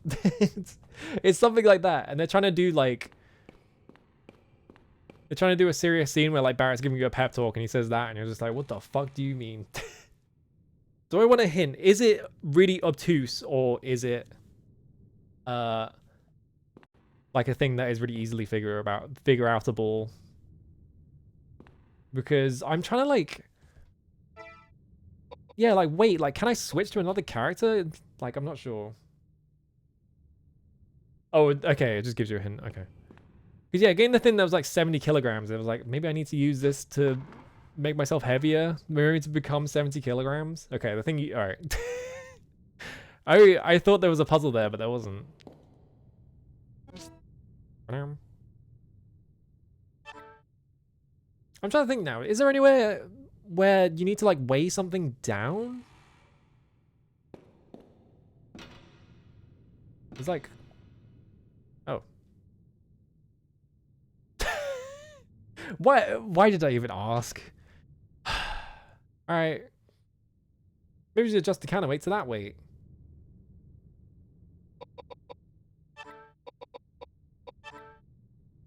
Oh. Hang on.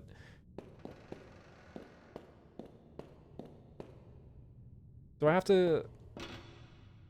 I spent the whole thing, I was like, oh shit, maybe there's like a thing I have to like backtrack to go and get. No, it's right. It's like 5 meters away. Alright, so I put 70 in. What happens? Nothing out of the ordinary here. How does this work then? On a scale with the counterweights attached. Dobson counterweights get 70 kilograms is written on Patrick's memo. So it's 25. Okay. Son of a sandstorm? That makes no fucking sense. Why did they do that? Why did they... Like, they go back and they edit things about the games. They don't translate them, like, completely, though. They just make them, like, slightly different. And it's like, why? I guess that just opened this door, right?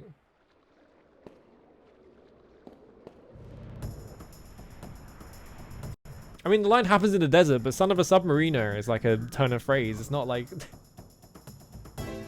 It's, like, it's just a funny line. It's great.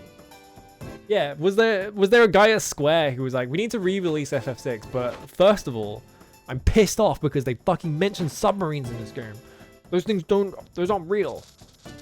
We have to be logically consistent or whatever. Action. Magic.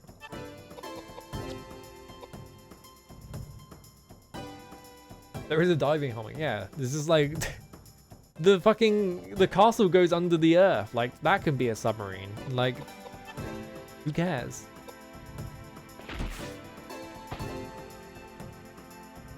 Oh no, he's out of range. I think that might actually ruin doing AoE magic.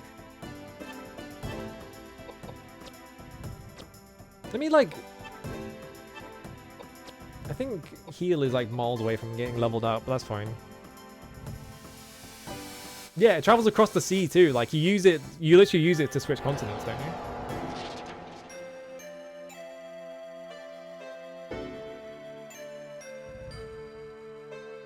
This character said Pete's sake, that implies Christianity is part of the setting, yeah. It's that thing of characters going, oh my god, and then people getting mad about it. It's just like, who cares? It's like a turn of phrase that is like convenient for humans. The battle theme is really good.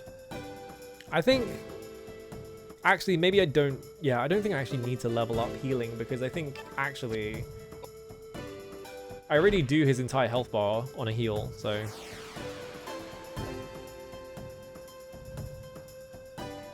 Why am I getting a shot of Koudelka? Alright, it's whatever.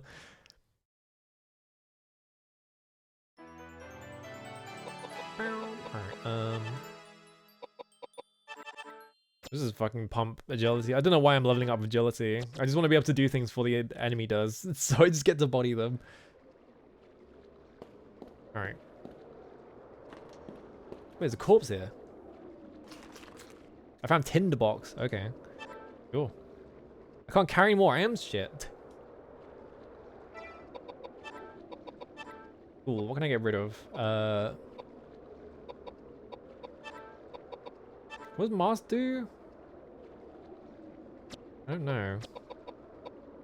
Move Daniel's arm. Potion, high potion, cheese. Dried food. Store some HP. What's bread like? 22 bread. There was also restore some. Or some MP.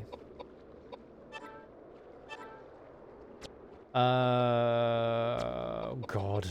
I have so much shit in my inventory. I don't even have a bowgun. Why do I have bowgun arrows?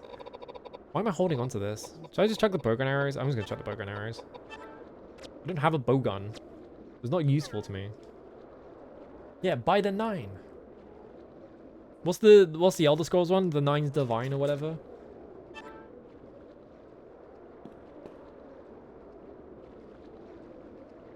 If you're saying it's gods of some form, if they don't, it's not weird to say, oh my god. Yeah, exactly.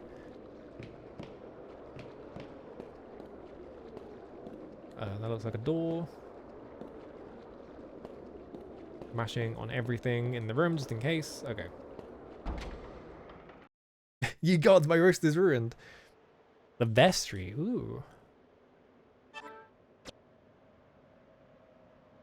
This... Oh. I need to look at the map for this again. Hang on. This was a monastery, right? I'm just realizing now that looking at the monastery, it doesn't have that bit in the monastery. Oh, I pressed triangle and it fucking went to this. There we go. Map. Yeah.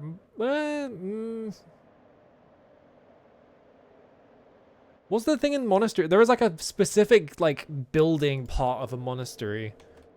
I need to look up.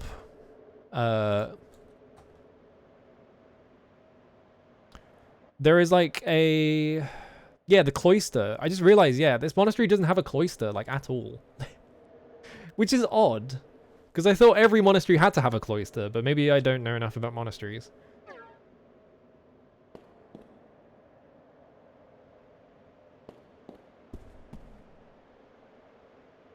You see 6 dolls. Looks like the lower 4 dolls can be moved. Ah. Yep, nothing happened, because I don't know what the puzzle is yet. More Roman nuts. And pistol rounds. I think I'm maxed out on pistol rounds though, yeah. Not using the pistol. I can go the left and it takes me in there. Okay. I'm gonna guess I have to climb the clock tower and the final boss is up there. Well, not the clock tower, the bell tower or whatever. Yeah, if they're like mentioning like Bill Clinton and shit like that. Like then it's like fucking like working designs doing bullshit to you. Was this? I'm trying to look at these dolls. I'm assuming if I use it, it rotates it, right? Yeah.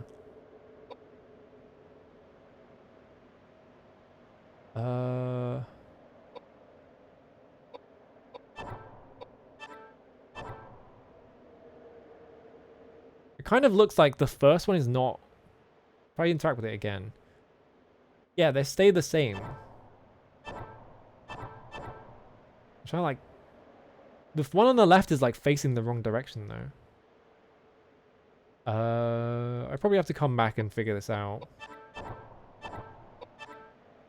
Yeah, I don't think I have any hints to what this is or anything like that. We probably have to go in the next room. New releases replace Kafka's hate you speech? Why? Stop. Why they make like minor changes like that for no reason? It makes no sense. It's just bizarre.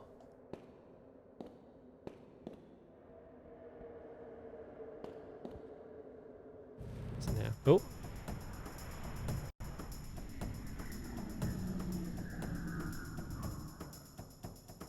Oh, what the fuck is this guy? It's just like a scorpion going crazy. Why is there a scorpion? Like a scorpion guy, like a weird little lizard man.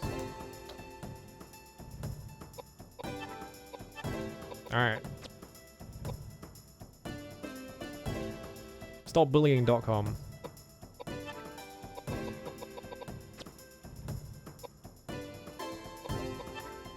Magic. Megalith, I guess. Okay. He'd slit his mama's throat for a nickel. They said he'd even kill his brother for the right price. Come on.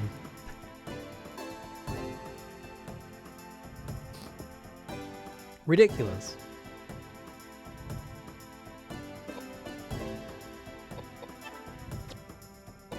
It's always, they always change shit like that, and they never change anything that like actually needs changing, you know?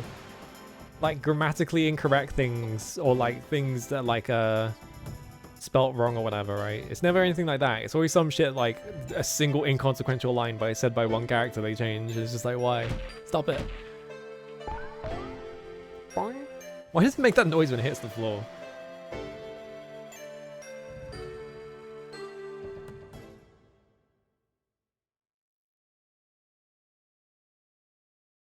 Ah, I'm seafood. Yeah, like why change it? Makes no sense. Nice. Okay, 16 strength was ridiculous. Get claws. Choose one item to throw away. I guess I don't want claws. Went through the scripts. Yeah, they always leave in shit like Quest giving you the wrong info and things like that. And it's just like, why? Like, who is door when open is designed to open to a tracking mechanism of some sort? Okay. Probably the dolls? But I don't have a hint for the dolls. I don't think, anyway.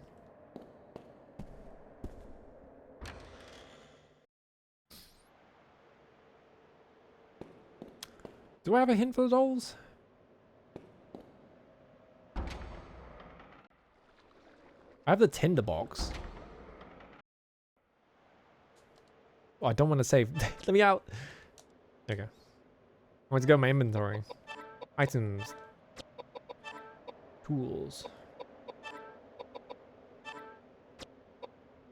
So I have the acid-proof bottle. Metal box with latchable lid. Used to carry matches. It contains several matches. We have to light something on fire. Read. Patrick's memo.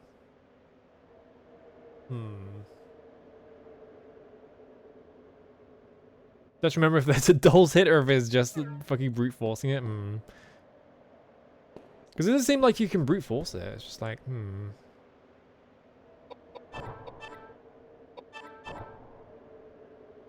The thing is also they stay rotated when you rotate them. Oh, you hear something that sounds like a lock opening from the next room. Okay, you just have to hit them until it works. Whatever, okay.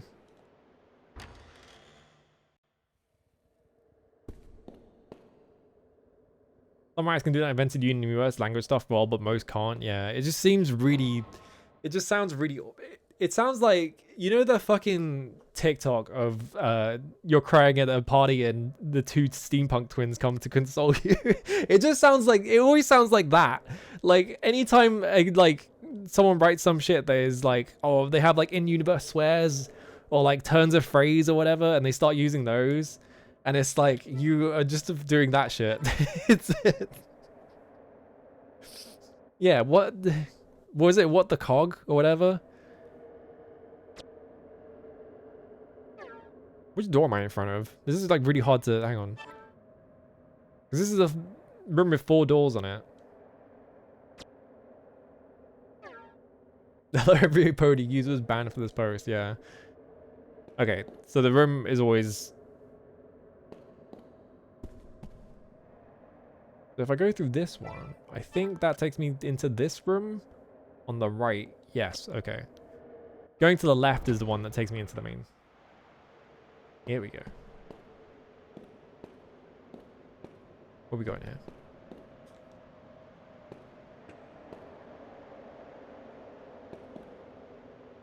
Oh, why did she turn on her own? That was weird. Oh. Looks like there's something in the shadows. Maybe if you lit a candle. Oh, okay. I was like... Alright, time to light candles. I have to go see that right now. I need to... Hang on. Was it the Steampunk Twins TikTok? Encounter with Steampunk Twins in bathroom. There you go. That one. I'm pretty sure that's the one. I hope it's not like some fake one. I always think of the way episodes 1 to 6 of RPG Maker 2000. I'm good. Lighting the candle used up your last match. You throw away the now empty tinderbox. Oh, okay. It wasn't much of a tinderbox, was it? Do you want to pick up the item? What am I even looking at here? Sure. You got life drinker. Okay. Oh, the room is actually there.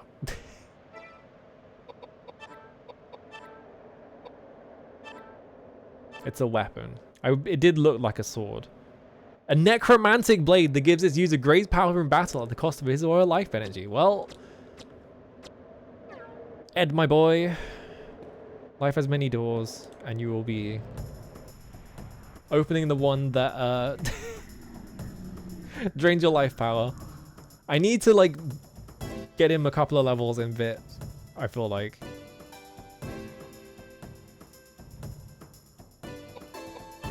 I also didn't look at the stats on it. Tornadoes, middle one.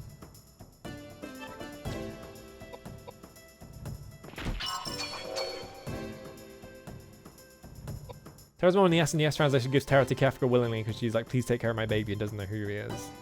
Did they change that? That's kind of a bizarre thing to change.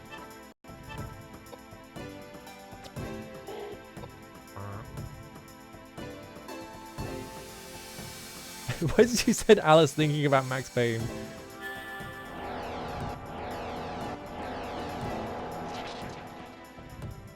Oh, I triple kill, but I killed the two on the sides and not the one in the middle. It was made up for translation, so the new one's changed it. He just takes it. That's kind of... that kind of sucks. That's kind of a cool change as well.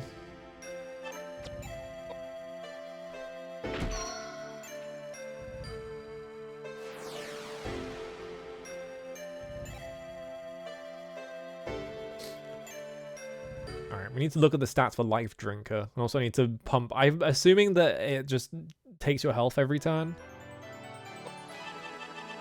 He has 54 Vit, so... should be okay, possibly. Hello, how's it going? Alright. Equip. Life Drinker.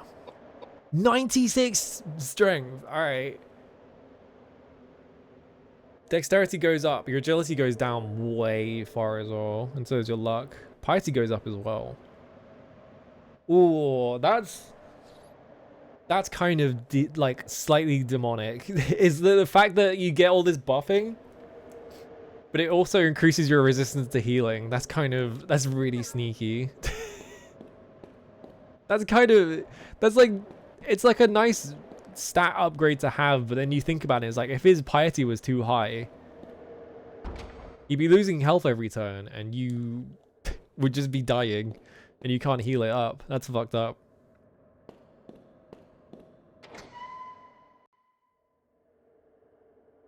Yeah, like I always wonder, okay, here we go. Like, is there just one guy at the company who cares about this shit and is constantly doing it, or is it just like like, why do they always change it like that?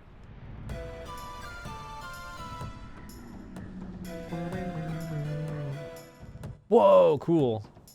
Upside down Mothman? With like 1,000 eyes on him?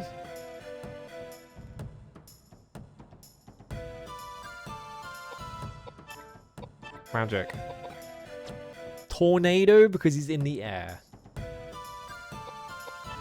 Oh my god, yeah. It's fucked up the order because now that his agility is down 10, James goes first. Alright, Ed, my boy. Get in there. The agility going down as well means that you can't move as far, I think. We definitely need to buff his agility. 900 damage, that was it? For 96 strength? Is this one guy just like really resistant to strength, like melee damage or something? Oh, he's got a halo up there. Okay.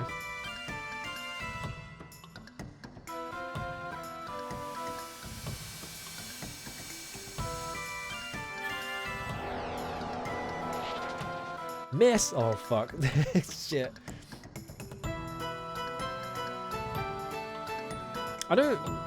Did it heal me for the full damage? I thought it... Hang on. I need to look at it. Okay, that did damage to him, so he's probably weak to that. I saw 2 numbers come up. I thought that was me taking damage. Yeah, I took... Hang on. We have to look at this again. Bro, don't slap me. Okay, magic. Is the game too loud, by the way? I feel like it's slightly too loud. Oh my god, this insanely low speed where he just never gets to move. He needs to get his speed up so bad.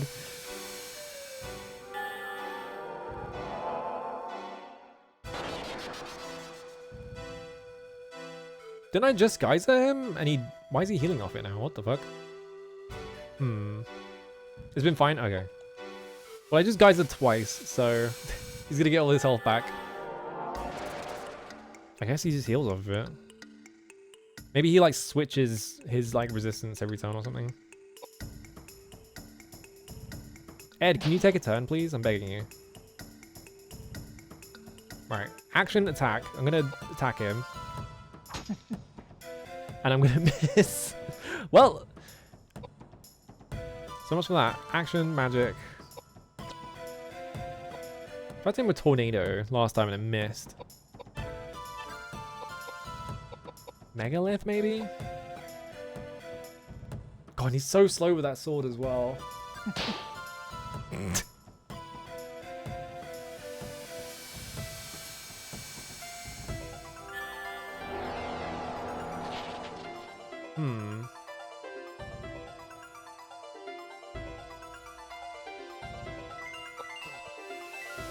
I do wish the game did not have to load so much. Okay, that home.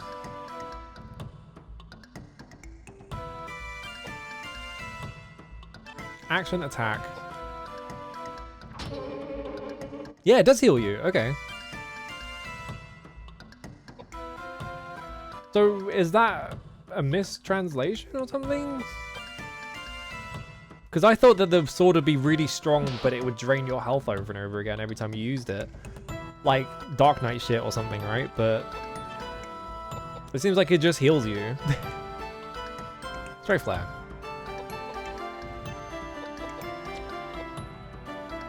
Yeah, it's just a drain sword? Okay. So that must just be that it sounded like... drain, like, you know, it like... attacks and drains the life force or something.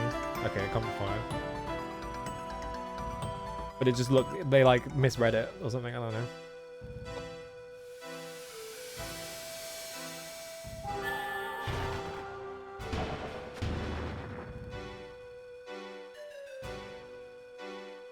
What? I wanna, hang on. I'm gonna slap him. I'm gonna miss. How does this boss work? This is strange. Because I'm hitting him with magic and then he's becoming resistant to it. So if I use Geyser now, is he weak to it? Tornado I've never been able to hit with. I miss, it seems like every time I, so this is gonna hit. And that, okay, he's just switching between magic and physical resist. He's like, you can hit him on one turn and then he becomes completely immune on the next turn. So it's bizarre. It's just like every time he takes a turn, it swaps, I guess. Is it, oh, like lost number, I guess.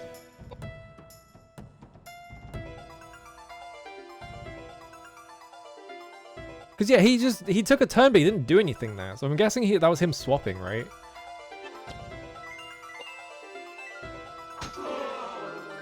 Now I can hit him. I'm just gonna wait.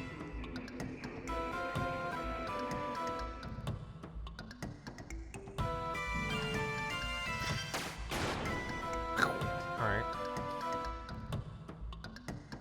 This whole game is a Shinra mansion vibe. I mean, yeah, it does take place in a mansion.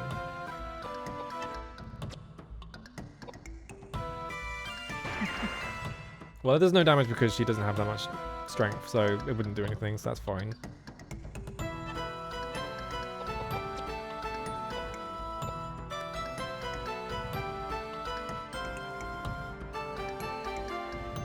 Yeah, so I guess now I can hit him. Oh, I'm not in break. I was like, did silencing like stop me from attacking? But no, I just was one step back. I feel like I'm gonna break the life drink before I get to hit anything with it.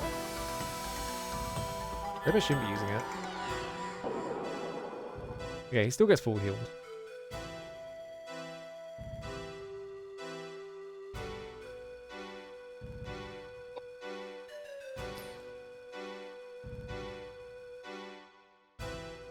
Is there like a tell as to when he's like vulnerable to something? Because I can't remember anymore. So if I hit him with like flare now, he should take damage, I think. Yeah, because when he's slapping and shit, like he takes damage, I think. Nope, that was wrong. Is there is it like a physical, like visible tell other than it just sort of like focusing on him for like a half second? Because I'm trying to look at him and I can't really tell. Is he doing it now? Okay. He's wiggling. Can't see him. The problem is I can't turn the camera to like look at him very well because this is the camera angles I get. Like how... You want me to do a physical tell and you're giving me this camera angle? Come on, man. Hmm.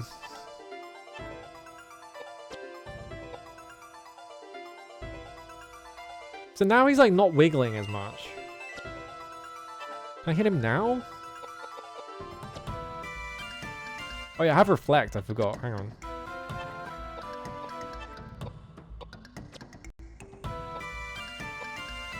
I'm gonna put reflect on him. If reflect works like Final Fantasy VII reflect, which I'm assuming it does. Did a weird animation.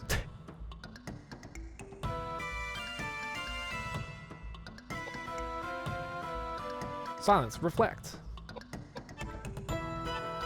So if I attack him now with something, will it do damage? Because he's not wiggling. Yeah, he took 1,000 there. I don't know how Pokemon Reflect works because I don't like Pokemon.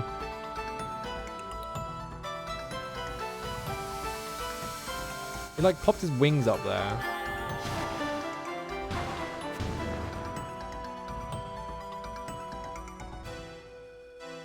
I don't get it. Oh, it halves damage? Okay.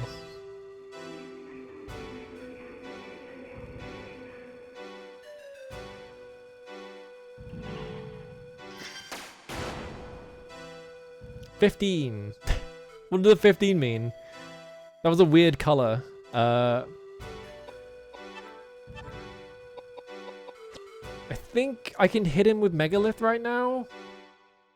This boss makes no I can't pass this boss at all. There we go. Yeah, I don't... Is there MP drain in this? I don't know.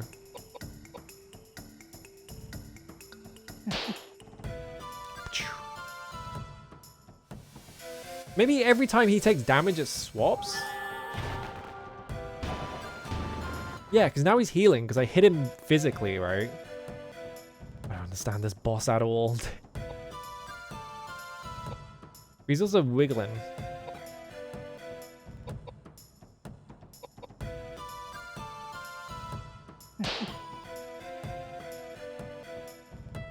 So we're trying... Boy, if Edward ever gets a turn.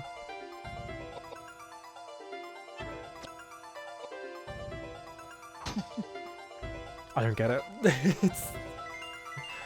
It's just, yeah, it's just not telegraphed at all. I can't fucking tell what I'm doing here. Like, he's wiggling, so I'm gonna stand around and wait until he stops wiggling. The problem is, right, it's a boss with a physical tell, and this is the fucking camera angle I get. Like, is he wiggling now? Can I hit him with magic?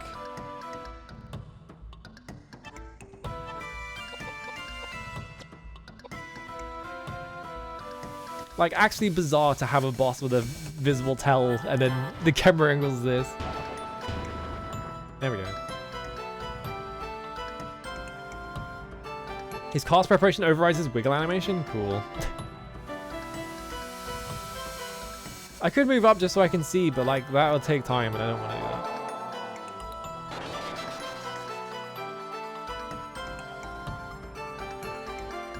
Alright. Now I can hit him, I think. Alright, slap me. Alright, now we have to wait. It's also just a shit gimmick. I'm fucking just having a gimmick where it's like, now I'm in the phase where you can't hit me. It's like, okay, that's boring. Because I'm just doing this now. Like, this is the boss fight. Like, he's not doing any damage to me, ever. So, I'm not in any danger, ever. So...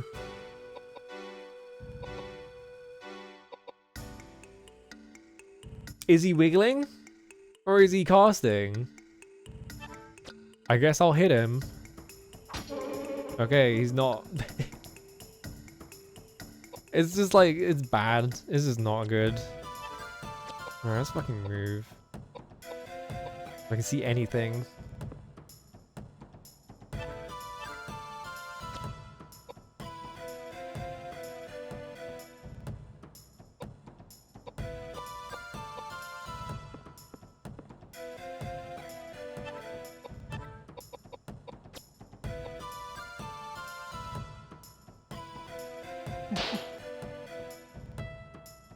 His cast animation is like a half wiggle.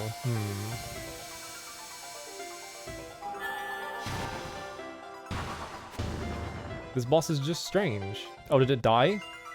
It died. Why? Dumb boss! Stupid! Don't... What? Don't give a boss a visual tell and then point the camera at the floor for the entire boss fight. What's wrong with you? What is this? Dawn of Dreams? Come on. Put one in just to round it out.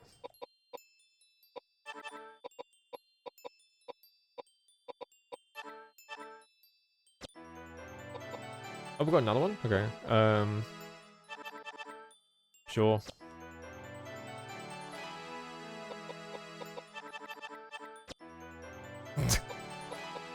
Well, that means I can put all of my shit into agility to get that back. Alright, now we should be faster.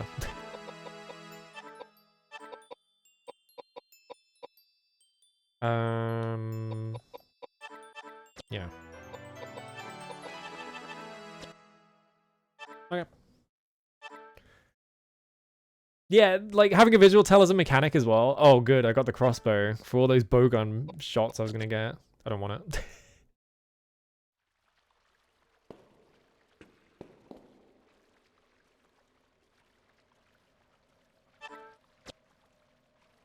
Just chucking it, just doing that annoying boss fight, getting a weapon. I'm just like, yep, throw it in the water. Don't want it. I think I literally don't have any ammo for it, so it would literally just sit in my inventory, do nothing. Yeah, like the camera, like it's pointed at the floor, and it's a boss that's in the air.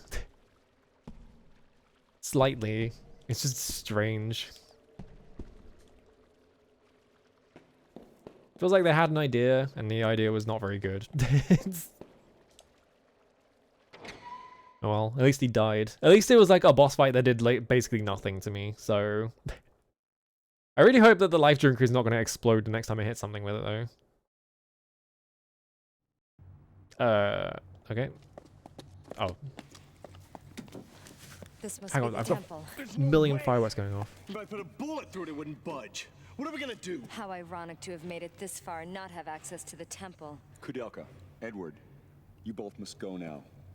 It is my friend that is apparently responsible for this disturbance, and therefore I am partially responsible for this trouble. I have no intention of asking for your sympathy, and I'm in no position to plead for your help. So from this point forward, I can manage on my own. Don't kid yourself. We didn't come along just for your sake. No, Koudelka, you should go back now. It'll be far too dangerous. Edward, you're the one who should go home. You were not meant for this world. Granted, you are a good fighter, having had plenty of You were not meant for this experience. world? And Jesus. I won't deny the fact that you have the killer instinct either. But when all is said and done, you are an average Joe. I am not. I was meant to exist in this realm. It's the only place I can carve out an existence for myself. Quit lecturing me. I want no part of a lukewarm existence filled with regret. No. My way is to not worry about consequences, and to do whatever it is I want to do. Chance means nothing to me. Life's a gamble, and once you place your bet, you'd better play to win, or else you end up dead. Edward, you really are ridiculous. That's what they tell me. Do as you like. That I will. Oh, suddenly when you feel like it, you decide when you can and cannot open doors? Wait, there's a way. Oh. Remember when we were searching Patrick's mansion? There was various chemicals around. It may take some time, but I think I can combine the chemicals to make nitroglycerin. Nitroglycerin? That's great. We're talking powerful explosives here. For this door, I think we'll need a full flask. Indeed, if I drop the flask before I return, I'll be knocking on heaven's door in a flash. Oh.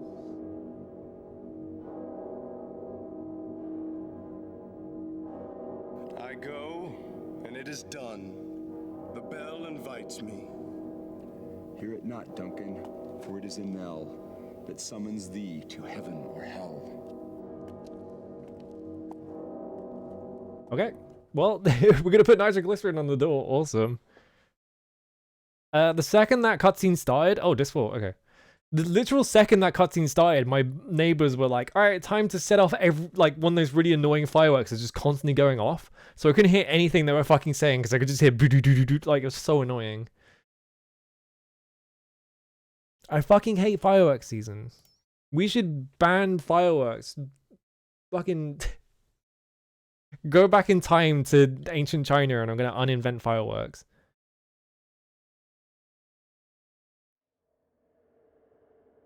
Alright, so we can't open the door because it is super locked. She won't even interact with it.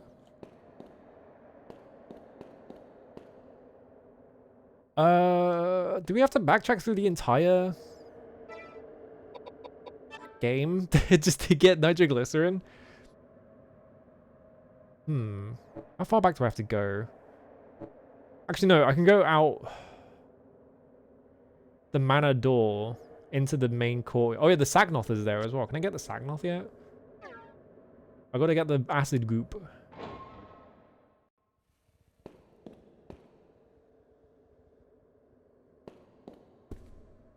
Because I think there was there was that whole bit ages ago in the game that was like, oh, there is like, you could put acid in this thing. It was like a big like I can't remember what it was.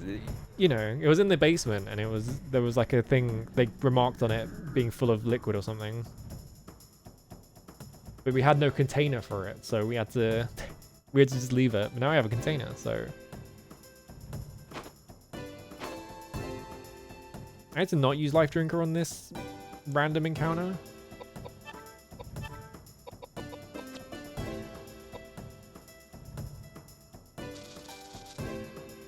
Yeah, stand next to each other. Ow. I'm gonna switch my weapon to rifle. Even though it's got no ammo in it, that's fine.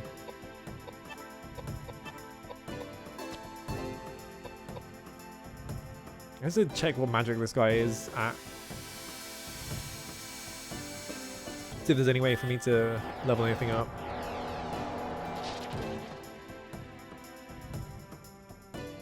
Kill.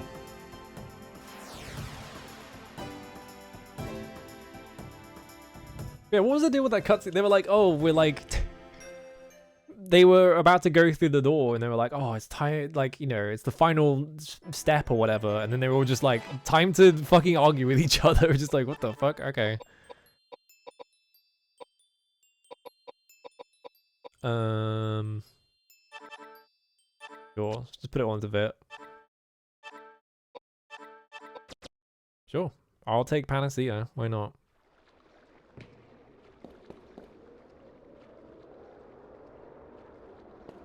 Yeah, if we go... Takes us here.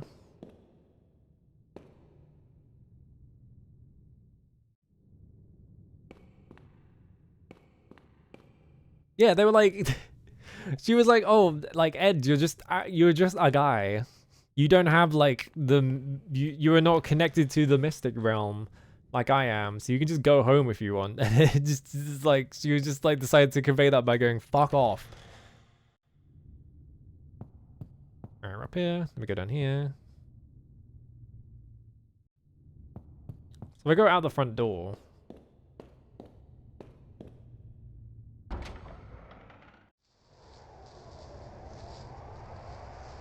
Patrick's quarters.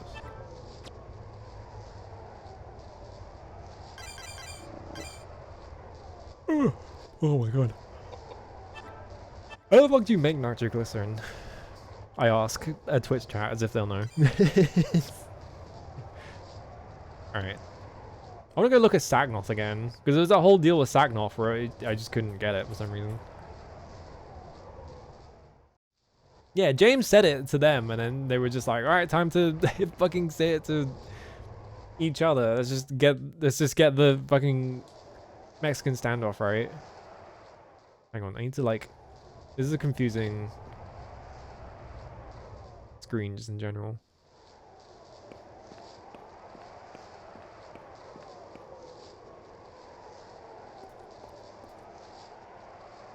We go this way.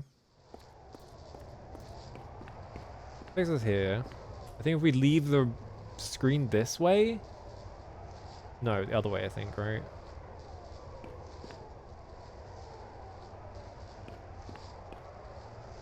I think? No. I'm trying to remember the route here, but this is a bit confusing. I'm there. I want to go... Maybe I do want to go that way. Hang on.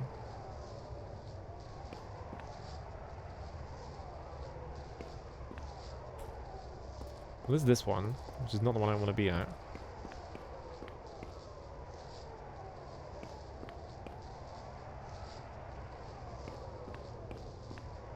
Is it this way?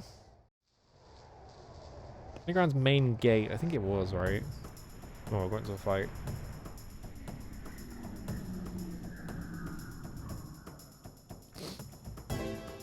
I didn't reload my gun, did I? I just remembered. Action, magic, flare, explode.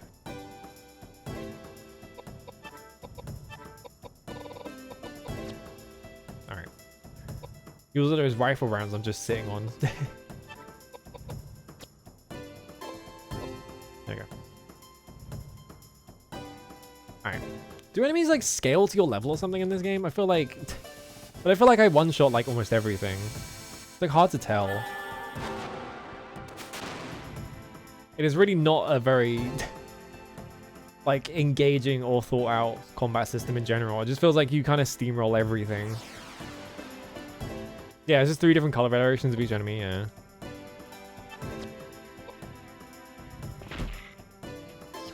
I'd fucking one-shot that guy.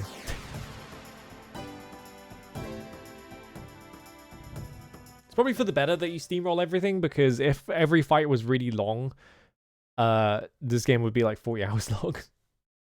It would have such fucked pacing. Yeah, here we go. So we go this way, and then we go this way. This is the Sagnoth.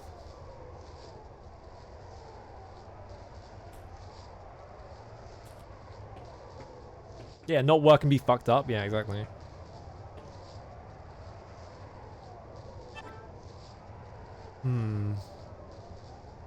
appears to be held in place by something. I don't know why. Once you do that, she does like an animation.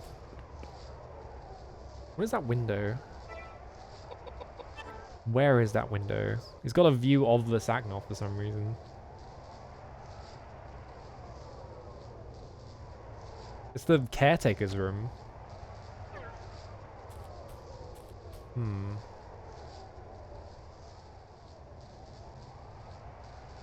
Yeah, I can't go around, so... This specific screen swap is very annoying. Alright. I don't know how to get that thing.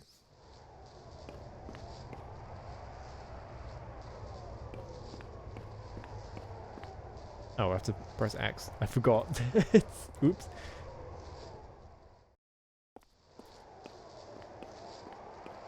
Alright, here we go.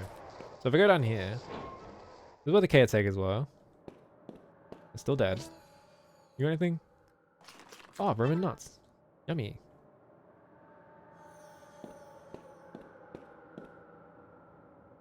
So we go around here, go down here.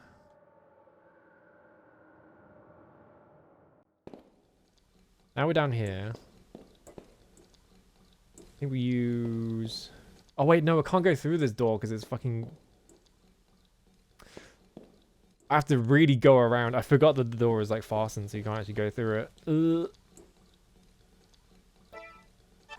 That's kind of fucked up. Alright, looking at this. That takes you over there, which I don't... Do I want to... I think I have to go this way anyway, because there's no other way...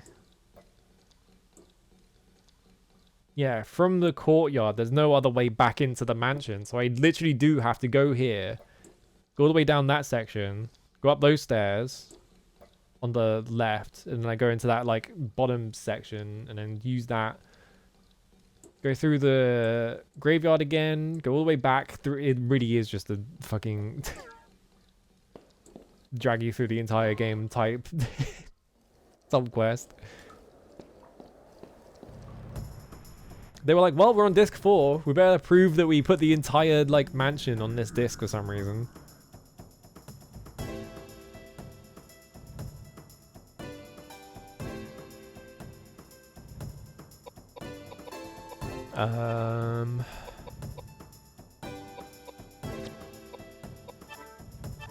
Magic.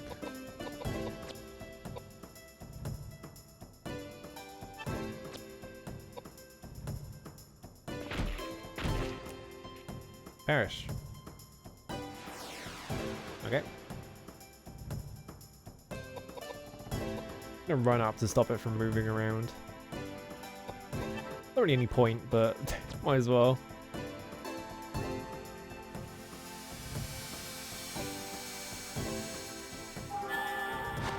I feel like so many of these games... Hell yeah. I feel like so many of this type of game where it's like, oh, we have this interconnected, like, map, right? I feel like so many of them get to the end and they're like, all right, time to do... Oh, he's way into it. Time to do the fetch quest across the entire map. But this one is like... It's only kind of interconnected. You're kind of just going in a straight line for the entire thing, so...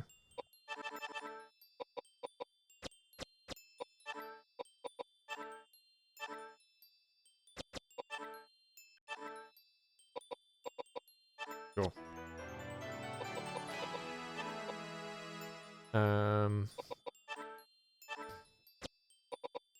50 agility, and then go...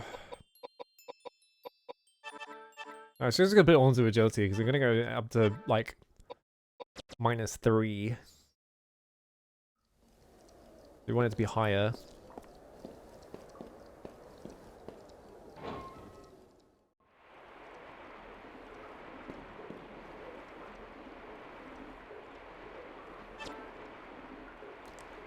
Map.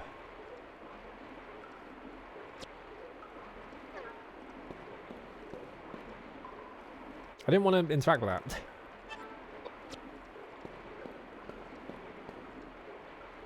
Can't get door open? Okay, yeah. This one is so easy to accidentally run into because it's so big. There we go.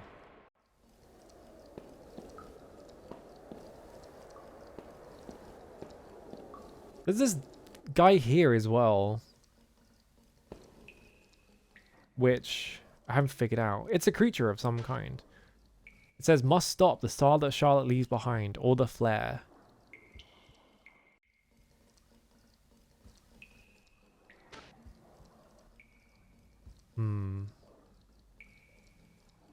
There's a whole thing. So I think he's just a hint man. He's not very helpful. Okay, does it just give you hints across the game, or is it a single thing? My assumption with that guy is that because there was a whole thing about in you're going to read like the research notes. Where is it? Like my assumption is this guy is he tried to resurrect Elaine, but he turned himself into a tree. Is what I guess is that guy's deal. Because they do mention something about like people turning into plants or whatever. I love this fucking bridge that wiggles.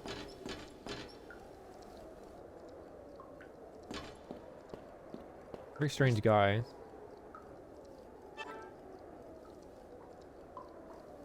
Whatever, alright. I pressed X and then I got into a fight. Must stop the star that Charlotte falls behind. What does he mean by that? Which one is Charlotte? Charlotte is the kid, right?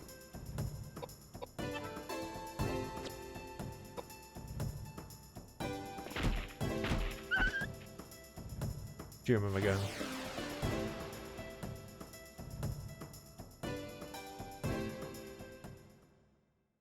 Because Elaine's the woman that the guy was trying to resurrect and who's dead. Presumably she's not dead anymore because they made a big deal out of her, right? Yeah, the kid exercised by telling, yeah, I got her flare brooch. Like, is the flare brooch important? I don't know. I got what? Sure. She's one item to throw away. Hang on, let me just get rid of some bullshit in there. It's just a good accessory? Okay. Galahad sword. 1 second. It makes you weaker. It gives you a bit up, but it makes you weaker. I'm good. I wonder if this game is cursed equipment. Probably not, right? It'd be really funny if a game with weapon durability and shit and it had cursed equipment that you can take off.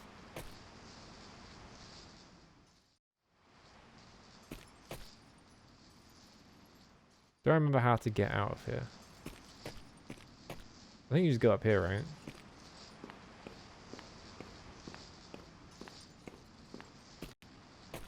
I need to play more romance. I need to play more Saga games. I need to play Ultima 5. Ugh, there's so many games I need to play. It sucks. My life is so tortured because I have too many fucking good times I'm going to have in the near future. Or far future. Depends when I get around to them. Can I interact with these books, by the way? No.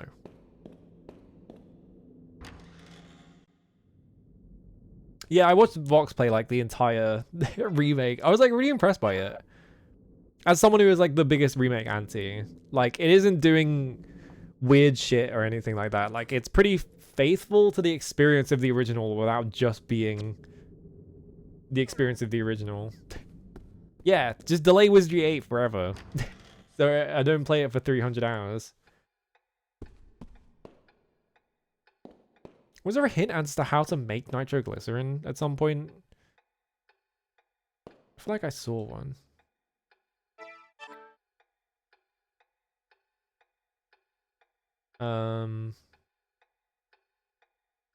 So wasn't there a thing with this opening up? Oh right, we already did that. Yeah, never mind. Yeah, there's like the vat of acid, but like, do you not have to combine the vat of acid with something else? Or is like, does James just know how to turn acid into nitroglycerin? Like he's like explosive Jesus or something?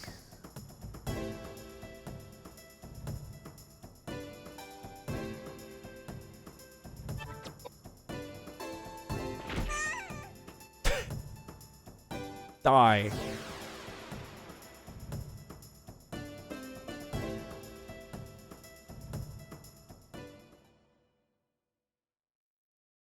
I'm going to reload my gun.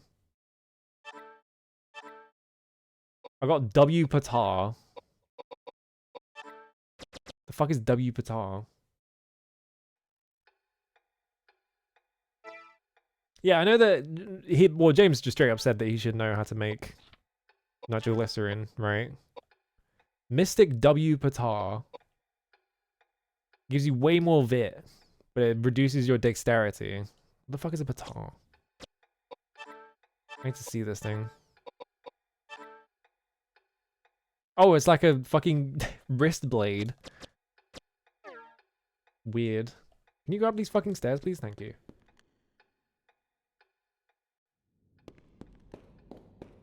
Yeah, I've got the bottle, so that's fine. The bottle has sulfuric acid on it, and sulfuric is spelt wrong. It's like sulfuric.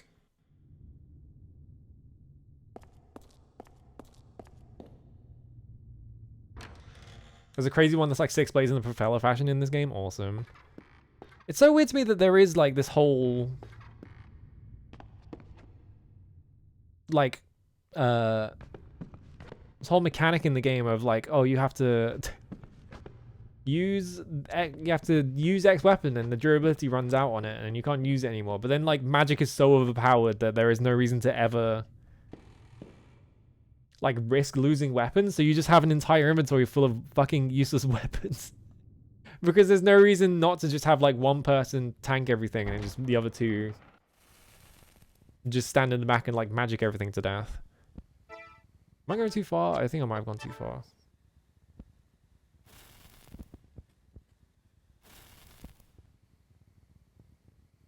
How do I get into the basement? Oh, I did go too far, yeah, because it's there. Alright. Turn around. How do I get the Saknoth, though?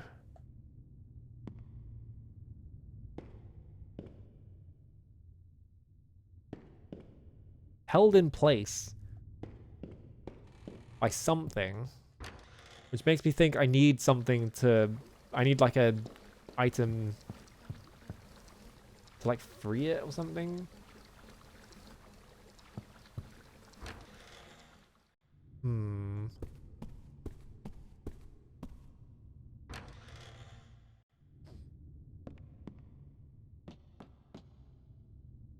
Yeah, like the RPG mechanics are kind of half-baked for sure.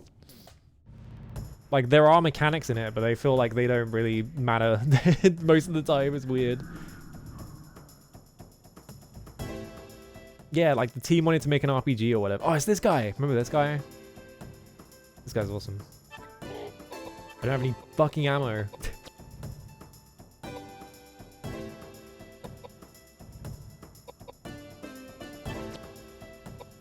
I'm also like 10 times faster than him, so I just get to do this. There we go. Bonk.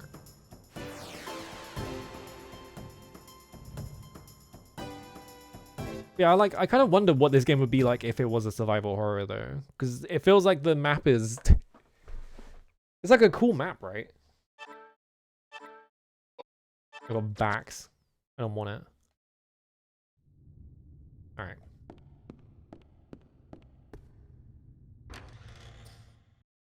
It is just a very strange... I really like the game. It is just strange, though. Would it be just Shadow Hearts then? I don't know. I need to play Shadow Hearts, clearly. Alright. Here we are. All the way around here. Wouldn't it be awesome if we did all this and then a creature came through the double doors and bust them open so we could use them to go back faster?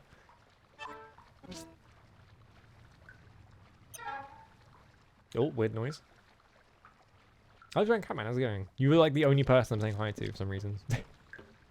I've just skipped them all today because I can't be bothered, and I was like, actually. Alright, it's like a... Well, that's the thing, right? Is that horror is kind of just an aesthetic that you attach to something else. It's not really a genre in itself. So, like, Castlevania is a horror game, right? Because it's got the horror aesthetic. It's not like a survival horror game, but it is a horror game, you know. It's like, horror is like a weird, like, it's made especially weird because of how video games have made horror mean a very specific thing. Yeah, it also kind of, it's something that means different things to different people, right? Because, like, Gothic is definitely, because, like, this is a very, like, sort of Gothic, like, narrative type video game, which to me is a horror game, but some people might not consider that because there's no spooky, scary shit. I saw some reviews for Slitterhead that were like, this game's not scary. I don't know how this is a horror. It's like, yeah, well, it's not supposed to be scary. It's like, it's an aesthetic more than it is like, it's just baffling, like, ways of engaging with horror as a concept. Yeah, mobile games is a distinction between genre and theme. Stuff like that. I just want to look at something quickly. Ball of acid. I guess I just have to run this all the way back.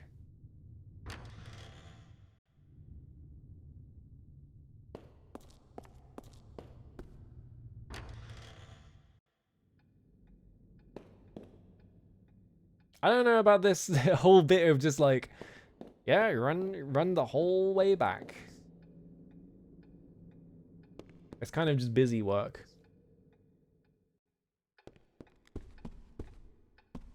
Yeah, I think a lot of people like consider like horror has to be a thing that is like explicitly trying to scare you, which like is not something I agree with.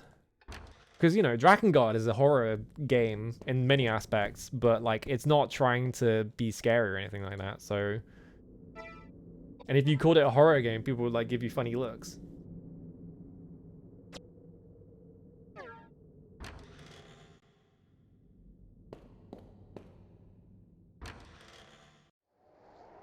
Yeah, skeleton can appear and attack you, exactly.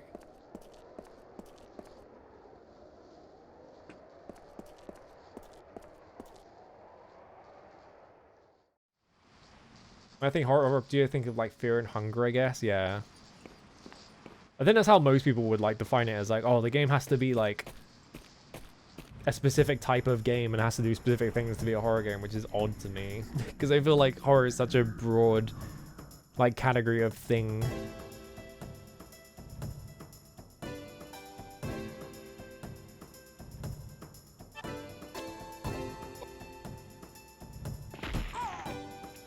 Oh, that was clearly just a guy going, oh. Magic. Flare. Explode. I need to look at Ainsley's magic stats so I know what to do just to try and get a point in it.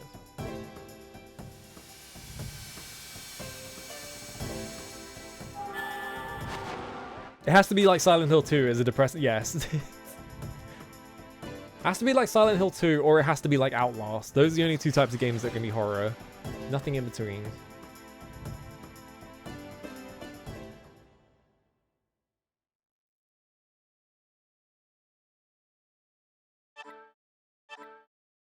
Oh good, more rifle rounds. I didn't have enough of those. Let's look at you. They're all equal. Good. Great. And none of them are near 1,000, so it's not worth it. What about Koudelka? Koudelka was almost level 3 flare. I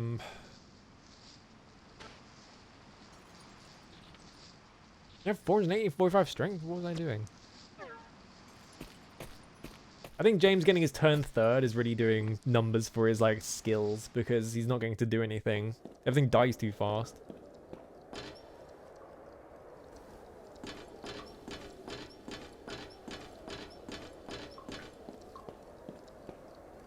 Okay. Yeah, you like level up individual spells through like using them over and over again.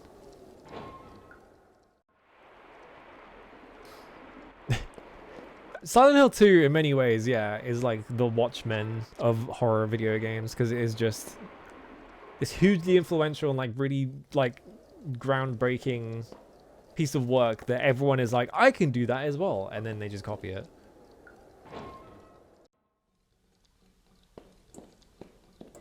All right, we're almost there.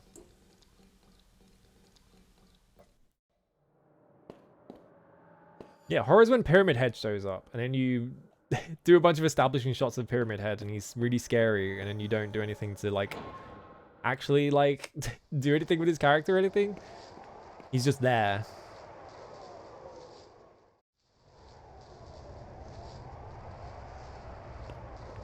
Okay,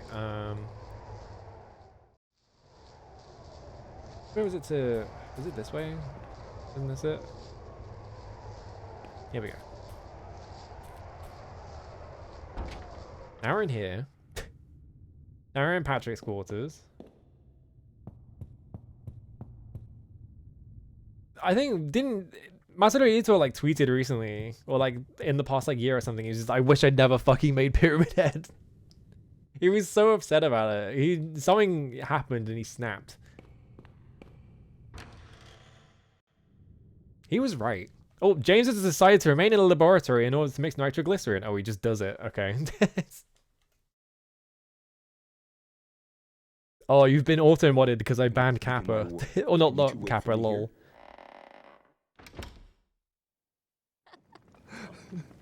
And then,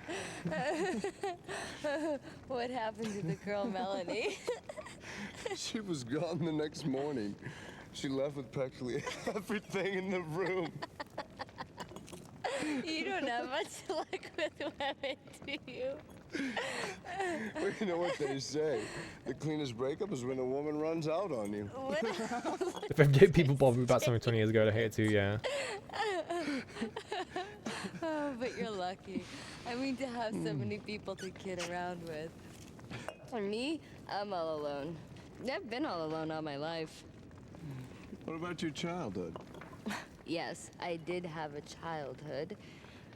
I was born in a small town in Wales, right off the banks of the Taliesin River. It was a small gypsy town. Gypsy? That's right, gypsy. Uh oh. And we didn't They're gonna call say that a lot, ourselves aren't they? gypsy. We called ourselves Rom. See, a true gypsy is born under the blue sky and is destined to die under the same blue sky. It's gypsy law. So then I guess you plan on dying underneath the blue skies. Every gypsy is given a name at birth. My given name was Slato. You didn't give it a name of birth. Everyone's done that. It's got a strange resonance to that name. What does it mean? I can't tell you. That too must be part of the law. The law it is.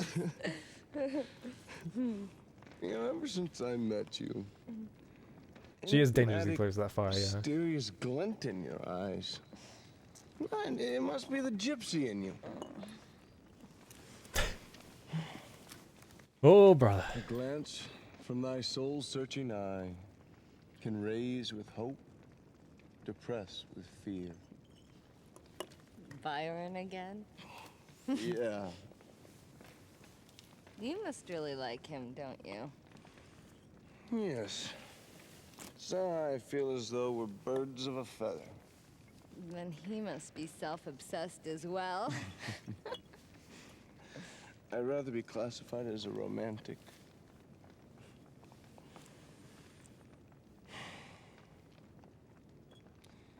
My father was a strict man and couldn't forgive his son for failing academically. Oh, He blamed my failure on the time I wasted inventing adventures, dreaming of a utopian landscape. I was brought up to believe that dreams, the power of the imagination, as well as all the things I loved as a child, were useless, a complete waste of time. It was as if he was telling me I was useless. And again, maybe just that. You know, I think I was probably born too late. By the time I was 15, Everything there was to be done had already been done. The Western territories were colonized. The jungles had been explored. There was no wilderness for me to wander into. No jungles for me to cut my way through. I guess that's how I ended up roaming the country. Well, granted, I picked a few fights along the way, played with fire, Yeah, he's sad he couldn't be a colonialist? Okay, buddy. gambled on my life a few times. But none of that comes close to the truth I'm searching for. I yearn for something far greater. I can't quite explain myself, but it's as though I'm on a quest for some intangible treasure of sorts. Koudelka, I envy you. You have psychic powers that few are blessed with. Being born a gypsy, you can choose to live how you wish. And who gave you the right to act as if you figured me out? Just Do you pissed have off at him any now. idea how I was raised? You make me laugh. Adventures. Please, you haven't the slightest clue. Do you have any idea how much pain my psychic powers have brought me? My father died when I was only a child. I predicted the exact time, place, and ending of my father's life. Imagine Damn. that, predicting your own father's death. You know, I was cursed as a child, being given powers not meant for a child. And my mother, oh, she was so frightened and so full of hatred for me. She tried to kill me with her very hand. Many such cases, true. The gypsy elders got together and decided to excommunicate me. I was only 9 then. Do you have any idea how a 9-year-old child survives without the help of a living soul? Treasures, you must be joking. Have you ever cried and begged for your next meal? Did you ever sell your body, seeking shelter from the frigid night air? I used to be just like Charlotte. When she cried and said, "No one has ever loved me." Oh, her words cut straight through me. It was me she was talking about. Just like her, I wish that everybody would die and harbored a hatred for all mankind. But you see, Charlotte has made her peace. And gone to heaven. Me, I'm still alive and still all alone. No one has ever lent a helping hand. No one. Koudelka, you? I am not as free as you make me out to be. I am a poor, dirty, ignorant woman who threw her gypsy pride to the dogs in order to live. But you see, even someone like me can do good. Because with my powers, I can help ease the pain of others. That's when I feel good about living. I don't need to be loved. I just want my life to have some meaning. And just want someone to tell me they need me.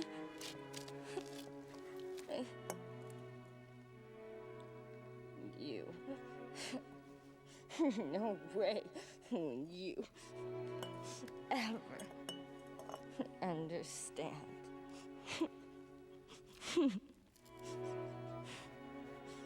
Try not to talk because this scene's good. I'm just sitting here in dead silence, like, ooh.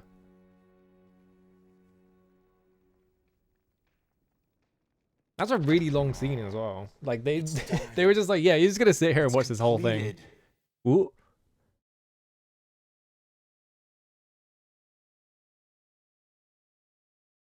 This game is awesome. James has finished his work. You got nitroglycerin. Yippee!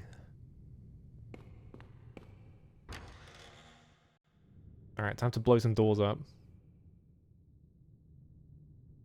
Ooh. Okay. Oh, I got into a fight. Before I got to the ladder. Yeah, kids waiting for the cutscene to end so they can save, yeah. Oh, it's these motherfuckers again. I forgot about these guys. Yeah, Slithead released today. Was it today or yes? No, it was today. The problem is everyone has been streaming it and I'm like confused. This is the wrong character. Because they gave it like a fucking like pre-release. Like you could pre-order the game and play it early. It's like it's a single player game. It's like why? Very strange. Fuck it, let's level up Flare. I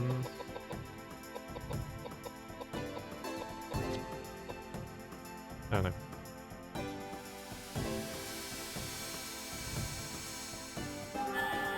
I want to play Slithead really badly. It looks awesome. I think that game is probably good? Question mark, but I have to play it myself. Yeah, how's that different than just releasing it? Exactly. It's just, I think people have started doing that because nobody pre-orders things anymore, so they need like some kind of incentive to pre-order. But then like you can't. It's strange because it's not. You couldn't pre-order it on Steam, so I don't know how that's supposed to work. Maybe it was like a platform specific thing or something. Yeah, it's like a no effort pre-order incentive, exactly. And also, yeah, if you spread the release out across 3 days, it's just like it kind of there's no like event for people to like rally around, really, is there? Party. ATN, let's go. Yeah, Golem emotes. It's not even like a day earlier. I think it was like 3 days earlier. I think people had access to it like way earlier than that. It's just weird. I don't understand it at all.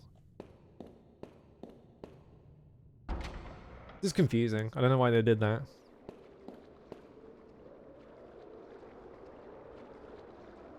I've seen a few people streaming it. I think Grimmy was playing it yesterday or something like that. Maybe pre-orders are bad. I mean, pre-orders are just weird and bad in general. They just make no sense to me.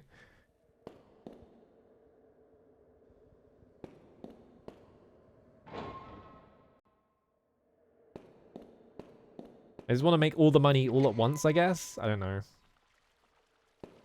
Let's go here. Also, I like how in that long cutscene, right, they kind of, there was like a hint of like, was Edward mentioned like, oh, like I failed academically and my dad was upset at me. So it like kind of implies like, he was probably from like a relatively well-off family, but then because he like failed, they kind of like threw him out and he was like, I'm gonna go roam the world instead. That sounds way more interesting. Fuck my dad. So like he really is just here because he was looking, he's like a thrill seeker. He's literally just here to like go on an adventure and there's not really any other reason. Alright, blow the door up.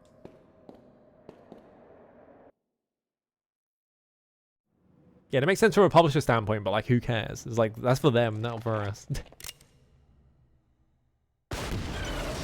Yeah, let's go. That was the whole cutscene. All right. Yeah, I don't know.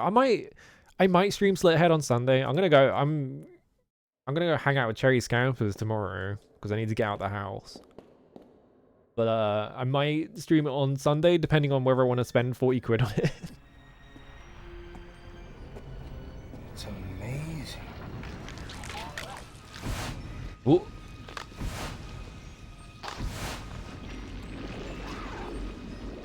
Oh, Jaguar.web. I heard it briefly.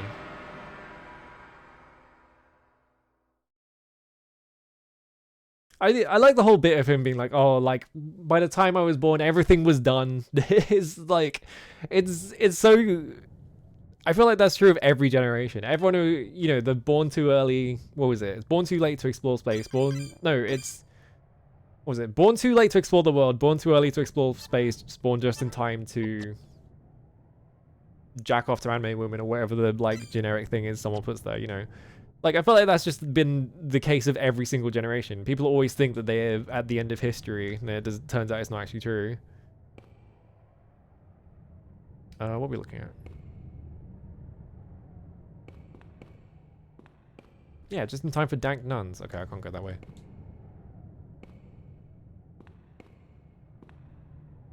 There are marks under the casket. It must have been dragged. Oh! Is this where Elaine was buried?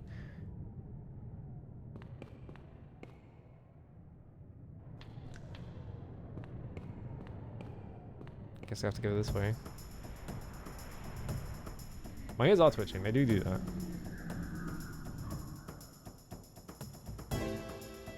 There's like a bonus boss you can go back to.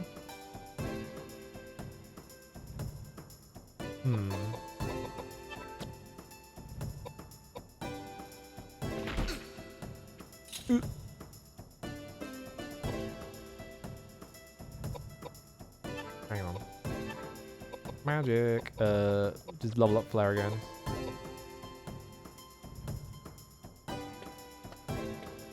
We need to. Oh, talk about dunking on Francis Fukuyama. Hang on, where is it? My favorite tweet of all time. Oh, there's no screenshots of it? I just have to go straight to the tweet? Okay, fine. Be like that. One of the best tweets of all time. I need to like fucking put it in paint because it's the only way for me to get it on the stream. Hang on. Do people know about this tweet? I know all my friends know about this tweet, but I don't know if this is like a well-known one. Nope, that's not that. I'll just pull it from here. Here we go. Just past a house with a child skeleton as a Halloween decoration. People should realize these are not cute. When you see one in reality, it is at minimum a human tragedy and at worst a hashtag war crimes.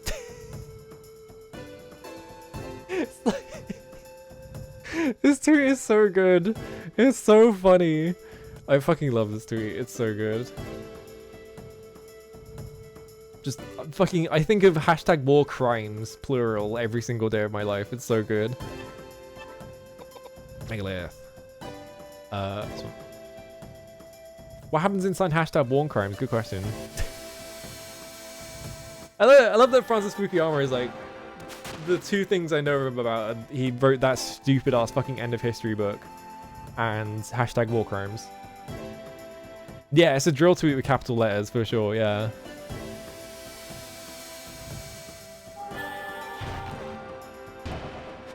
Explode. I didn't kill either of them? Damn.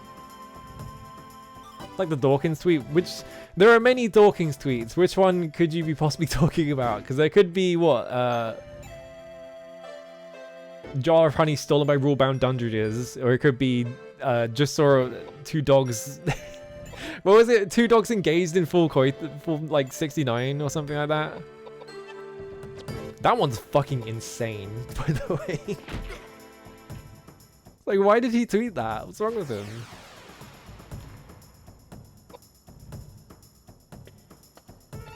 I'm trying to think of the other Dawkins tweets, but those are like the two I always think of. He's got other ones though. Oh, it's my turn again. Or I have to reload. Oh yeah, the fucking homeless guy. Yeah, hang on, I'm gonna allow that. The homeless guy one, where it's like, I just saw a homeless man who had a sign, didn't say I need food or money, and said I need a fat bitch. What does this mean? Shoot him. I knew I was forgetting one.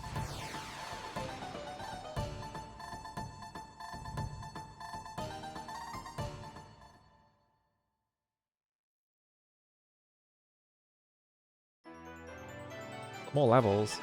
Alright. I'm at 50 agility. Surely that's enough. Is there a cap on like AP? I wonder. Because if I put the life drinker on, that puts me up to 96. I don't want to be sword. So when you say there's a boss to go back to... Oh, I'm guessing... Yeah, I'm guessing that, like, if I go back to where that gargoyle is... Yeah, the gargoyle, yeah, because... Can you get back in there? I don't even know. Because, like, looking at it... Oh, it's just open? Okay. I kind of want to see the gargoyle. It's not that far. I'd have to run back through Patrick's mansion. But like if it's just the front door, is it the door from the courtyard or is it the door from the side? Is the question. Because if I have to run all the way back, like I'm assuming that's how you get the Saknoth, right? Is that you kill the gargoyle and that makes the statue lose its grip, right? It's just a Saknoth? Yeah, okay. I want to see it. I want to see Goyle. Because I was wondering this whole time, like, how do you free the gargoyle? And if... Oh, not the gargoyle. How do you free the Saknoth? And yeah, it would make sense if it was just... You go fight the gargoyle, and that, like, looses its claim or whatever. Let's make a save quickly, just in case. I also really need to go to the bathroom, so I'll be right back. Yeah, I want to see the fight. Like, if that's the optional super boss. I love seeing a super boss. How fucked is it? How do you make a super boss in this game, exactly?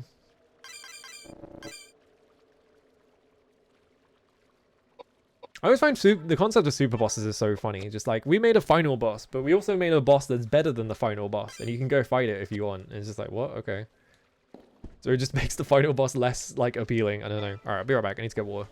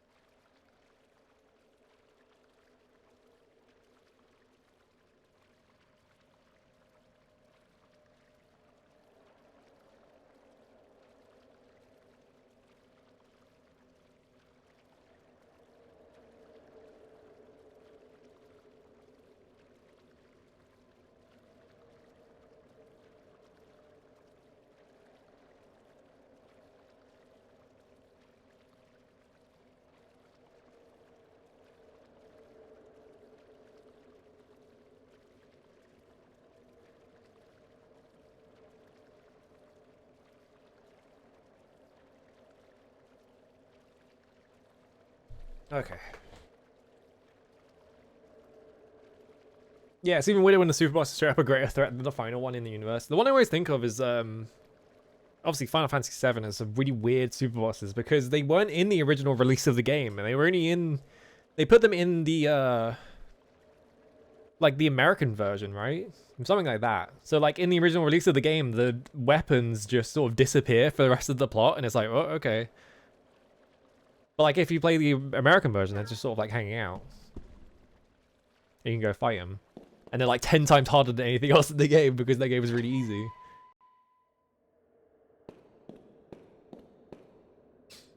It's very strange. I don't know why they did that. Maybe they hadn't finished them in time or something like that? I don't know.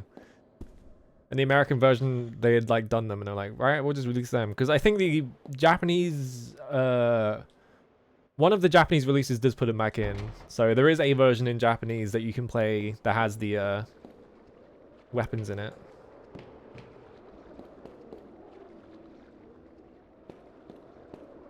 I tried to find Ultimate Weapon when I streamed FF8, like way back, as like one of the first games I played. I tried to fight Ultimate Weapon and I just couldn't beat it. It was way too hard.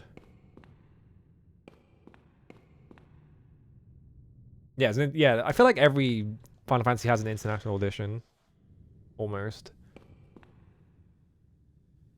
Yeah, this shit just lives out there. Yeah, exactly. Like I love, I love like optional super boss stuff. It's so it's strange, but I do think it's kind of awesome.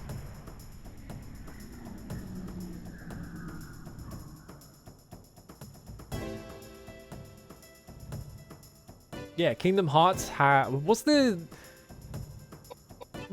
Kingdom Hearts super boss that's like named after a kid that won like a Nickelodeon contest or some shit like that, right? What is that guy called? He's got like a weird name. I feel like we've also definitively answered that like guns don't have durability, by the way. Yeah, Kurt Caesar. It's like, why is he called Kurt Caesar? And he's like got like a bigger health bar than anything else in the game or some shit like that.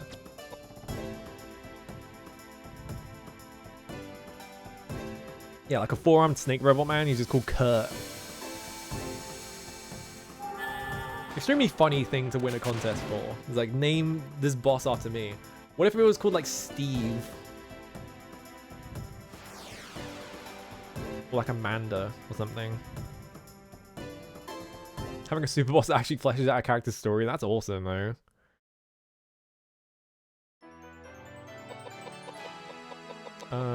What do I even level? This, I guess.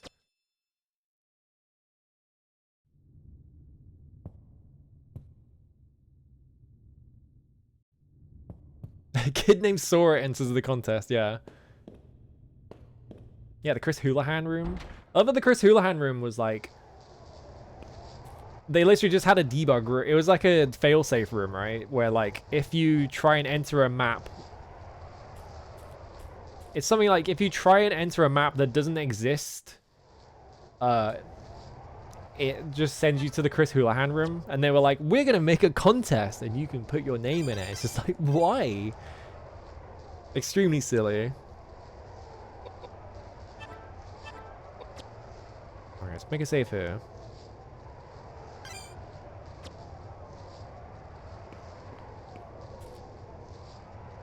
Maybe there's a closer save I can make? No, that's as close as I can get. Alright. I guess this door is just open. There's a gargoyle inside. Maybe if the three of you work together, you can defeat it. There is a gargoyle inside. Do you still want to enter? Why did it tell me twice? Oh, I can make safe here. Okay.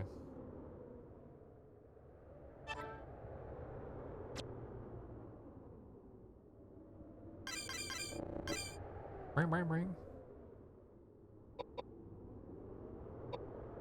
Yeah. Alright, let's fucking get him.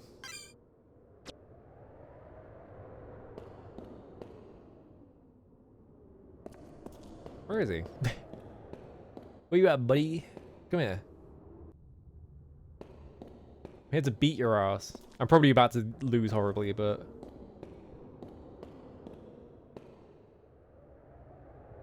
As you try to proceed, a gargoyle suddenly attacks you. There he is. I was like, where is he? This is disc 4. We're way further ahead. Oh, there he is. Because yeah, this guy shows up in the cutscene. Like, there is a whole bit that like you get separated because the gargoyle shows up, but they didn't do anything else with it. Oh, oh! Okay. I see. Get back up.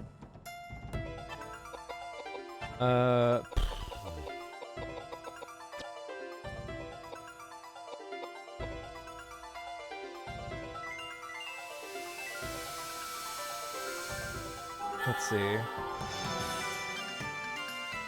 That gets him back up, but I forgot to equip his weapon. It's the main problem, so I don't have the life drink equipped. Yeah, you wait here.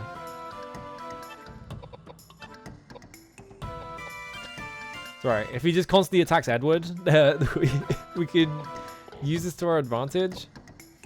I'm assuming he's gonna push him back though, if I get hit. Just pick the kid with the cool sounding name. That would be awesome. If they just held a contest for people to name their guy. Here's a secret about most contests, by the way. It's not a secret at all, is that most of them are held to... most of them are held to just scrape other people's ideas. Alright, action, attack. Fuck him up. Never mind, don't fuck him. 100 damage? Oh no. Huh.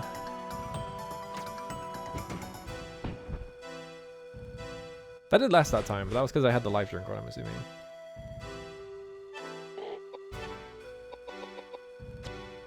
Alright, let's try and hit him with flare, maybe? Never mind, no. Damn, they put one guy here who's like actually a threat. Alright. No, don't attack him. Does he take damage from magic though? Will I get to take my turn? Yeah.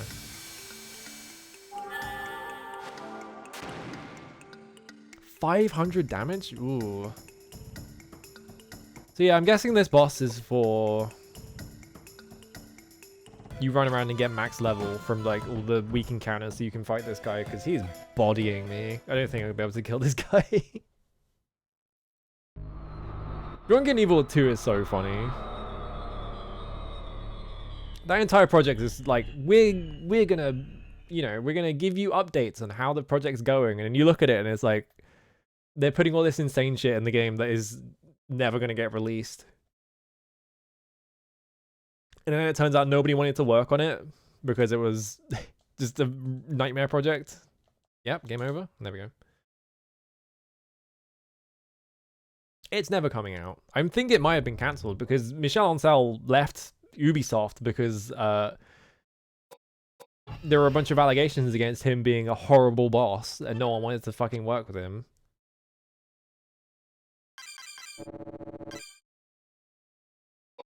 And so he left the company and then did an interview that was held by fictional characters that he had invented so that he could like he could set the record straight or whatever. It's completely ridiculous.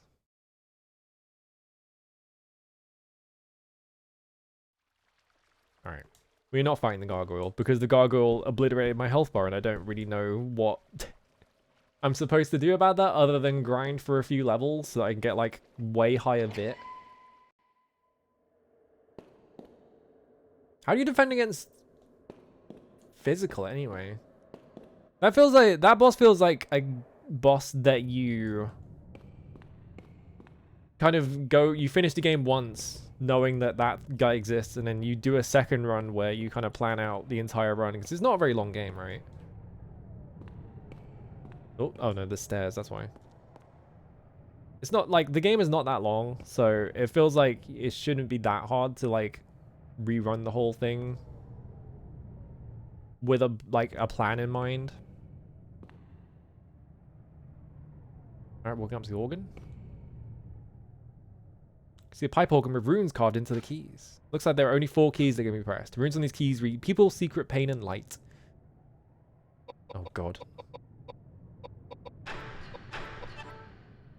Oh.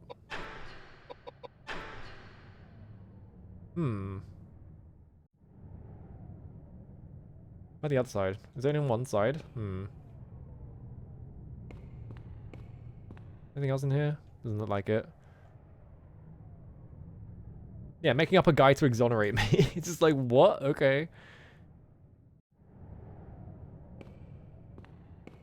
Mashing X on everything.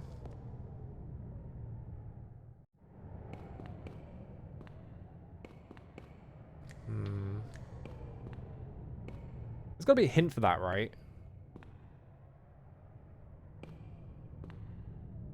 Did I get the letter? I have 2 letters here, but...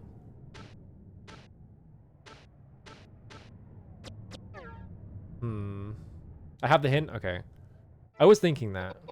I probably have the hint at this point, because I don't think there's anything else for me to find. People's secret pain and light.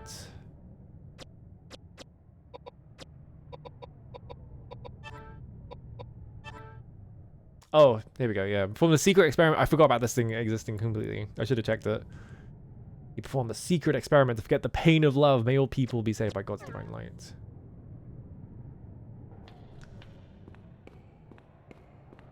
Yeah, what you want in Beyond Good and Evil 2 is for it to be a game where you go to space and none of the characters that you know are in the game, and it's not about the DOMs or any of that, and it's not even set on the same planet, and it's just like completely different. It's just like, what? Okay. Bizarre. Secret pain people lights.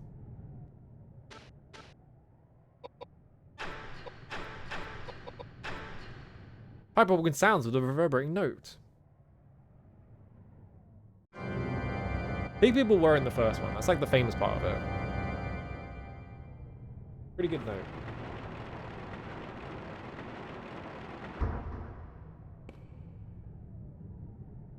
Yeah, it was never happening at any point. And then they got fucking Joseph Gordon-Levitt to be like, I'm enlisting my company to help with making this game.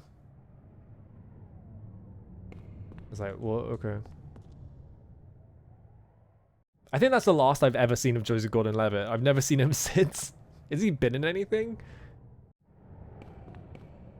Well, I'm guessing that probably pushed the coffin aside because it had scrape marks.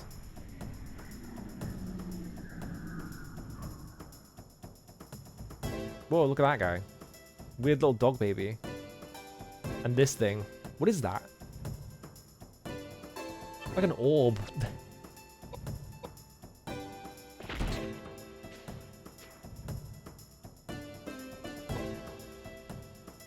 Action, magic. Get his ass. Yeah, the original teaser for the game was, oh god, Paige is like on the side of a road and he like snorts up a fly or whatever. And then they were just like, alright, time to never talk about this again. And that was the 2. And then I think it went silent for a decade and they were like, we're making this now. It's like, what? Okay. I have to assume that Ubisoft had a bad like stock year that year. Yeah, the Cannibal Fetish leaked text was Army Hammer.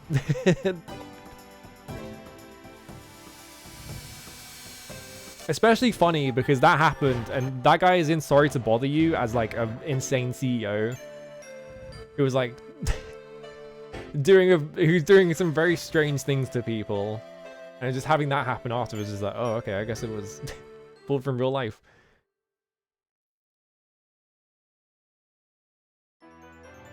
Alright, here we go. If I wanted to fight the gargoyle, what would I have to level even from here?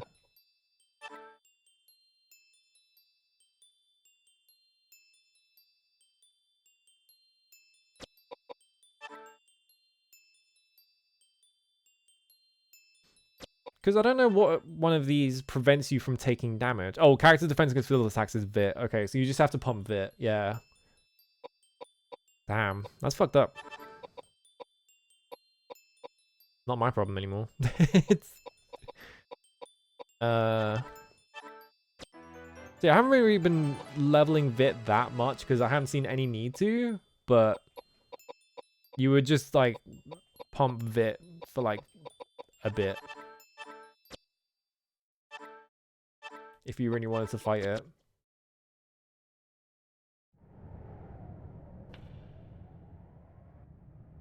I guess they made a literal vigor exam boss. They were literally just like, time to take the vigor exam. Yeah, here we go. Off we go.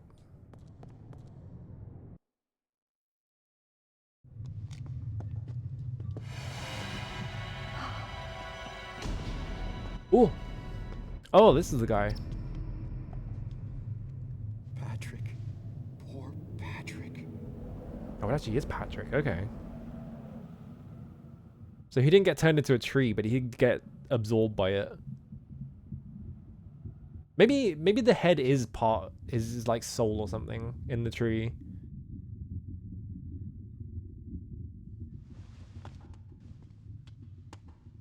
Oh, paraffin. Hey, what are you doing? What's that? No, don't! I'm not asking for your help. This is my problem. None of you need to die with me here.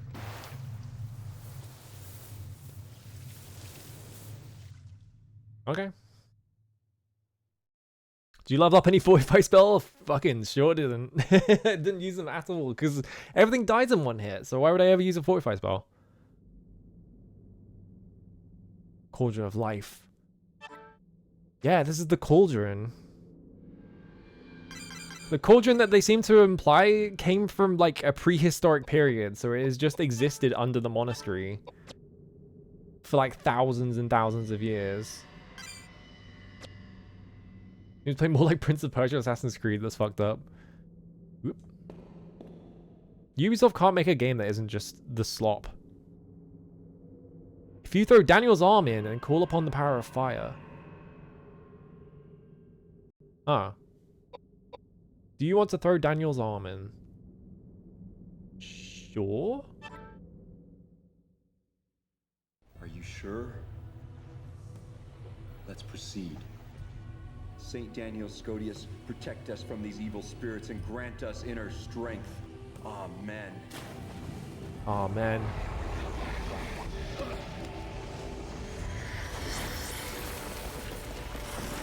Oh, like it.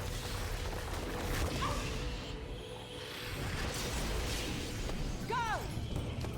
Oh. Yippee! We're free. Oh, no, never mind. Thou, who were created and born out of dust, now go quietly and return to thy maker! Awesome. I thought they said call upon the power of fire. I thought like Daniel's arm was going to catch fire and not call upon the power of throwing a lantern into the room.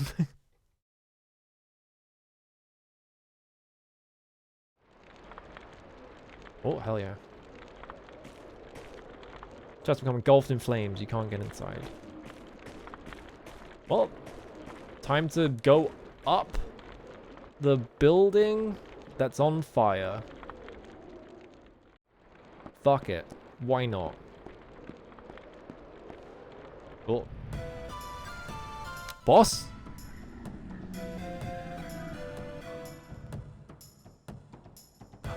Ah, maybe we have to kill the branches or something?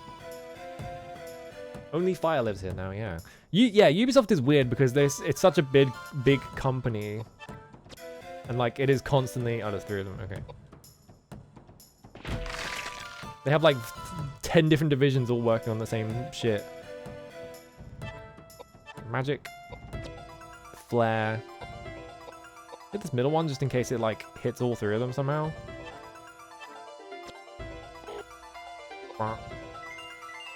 Singapore to declare war on Ubisoft. Oh yeah. Anything ever happened to that couple from the start of the game? They are super dead now. Yes, things happened with that couple. They were like plot important. Oh, it's wiggling. Is it dead? Yes. No? It stopped for a second, but then it just kept wiggling.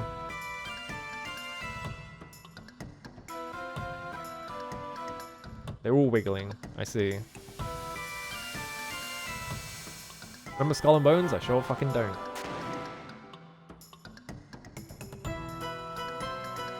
Maybe we need more in or something.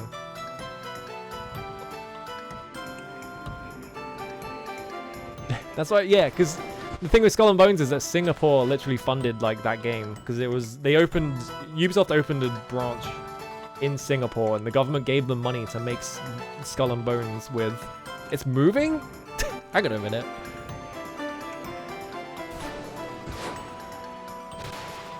I feel like it should not be moving, but whatever game. Whatever tickles your fancy.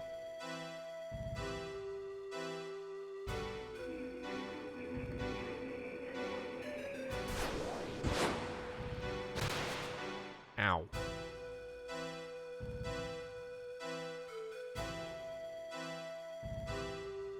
Yeah, they got Kingdom of Amalur. What was Kingdom of Amalur? That was like the state of... It was... I can't remember what state. It was like the state of New Jersey or some shit like that, right? Where they got money from... Rhode Island, that's it. Yes, thank you. Oh, time to go again. Dude, this thing has a lot of health. Oh, there we go. It almost exploded their finances, yeah. Edward's gun level went up. Let's go. It's my turn again? Oh, wait, no. It's because... Alright, magic, flare, explode. He just took it and paid no one? Awesome. What a guy. I almost healed the the branch there. Oops. Please go to jail for defrauding the state of Rhode Island. Yeah. Did I hit it? I didn't see a number. I was looking at chat.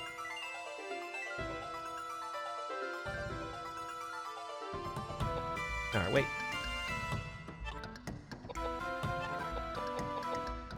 Really, it's rifle. Does a shotgun count as a rifle in this game? I don't actually know. I'm assuming yes, because it's shotgun rifle. Rifles are right. I guess I'm sticking with this rifle then. Level 3 rifle. Blow him up. Get his ass. You only fired once? Come on, man. You can do better than that. What happens to shooting it twice or whatever?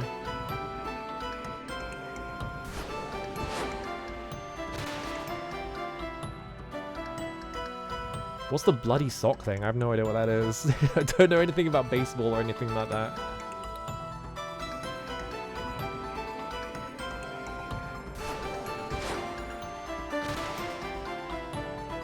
Alright, they're all going for him. How much health does he have? If I get the heal off, he's fine. Yeah, he's like totally fine. Oh, they're standing next to each other. Oh, baby, let's go.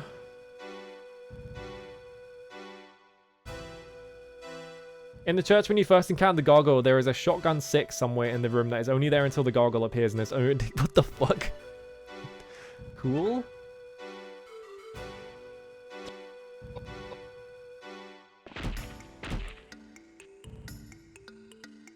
Oh, Kurt Schilling pitched a game of the World Series while injured and his sock started bleeding. Why would he fake that? Like, strange man. Shotgun, shotgun 2, and shotgun 6, yeah. There we go. All I needed is for them to go next to each other so I could fucking blow them up.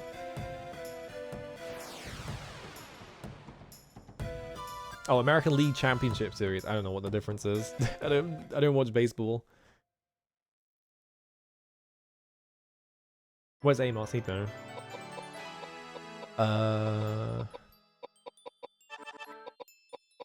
Put it into int just to increase that. And then I don't know, put it into vit, I guess. To give myself more health.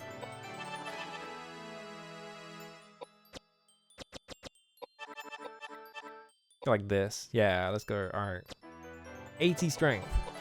You already have 80 in, but your magic is kind of whack anyway, so I don't know why Koudelka just does more damage than him. I guess because of the spell levels or whatever. Game 6 to be specific. I don't know what any of that means.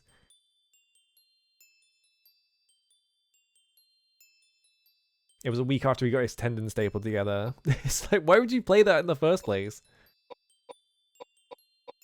What do I level? Int, I guess. I don't know.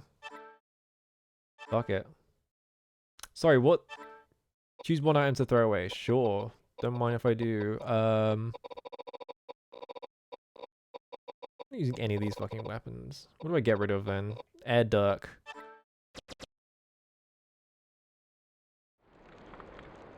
What's with the idols? Are they like accessories? No. Vit idol. Raises the owner's vit. Okay. Raises the owner's dex. I thought I got 3 of them. Where's the third one? Oh no, there's 2 vit idols. It's just that the 2 is like really hard to see. How much does it increase it though? 51, 56. 55. So I give one of the VIP ones to Koudelka, and then the only one that matters for Dex is fucking Edward Plunkett anyway. Oops. His personality made people think that, yeah. I mean, like, why would you fake that, really? It's just bizarre. I like how it, like, automatically went to discard instead of use. Alright, Edward. I don't really know. It looked like he gave him 3 decks. Let's focus on Koudelka. Yeah, it looks like 3. I'll give the other one to Edward as well. We're at the end of the game. I can't go back, so might as well use them. So can I just get into random fights with those guys? Because it seemed like I just got into a random fight with that. I'm not sure if that's a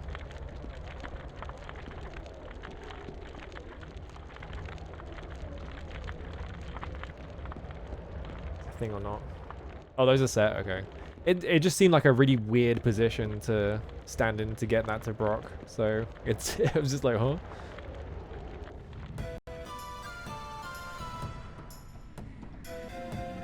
Yeah, I guess that's just a set boss. What was a guy back there? There's a fucking wood puppet from Illbleed. Oh, he's in the tree. Cool.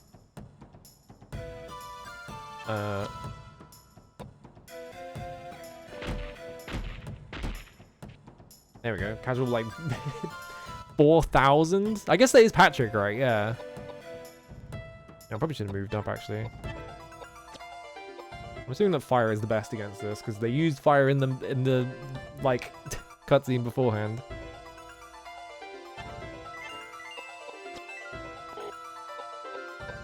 You fire that.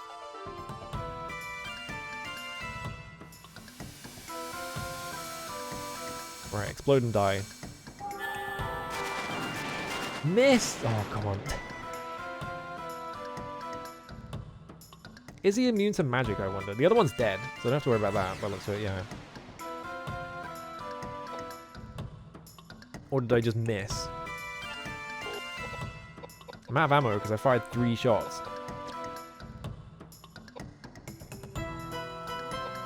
Oh, your turn got wasted because I cast the other one. Whoops.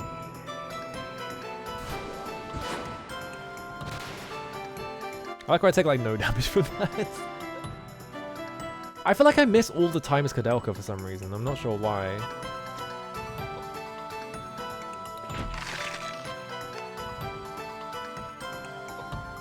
Because I feel like James never misses, but Koudelka always does. I'm not sure if that's, like, maybe I have, like, something fucked up with my setup or something.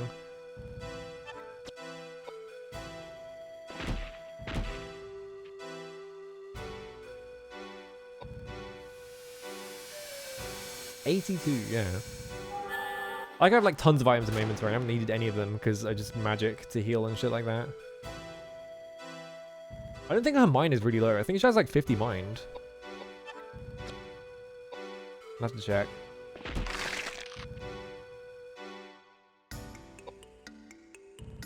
Action.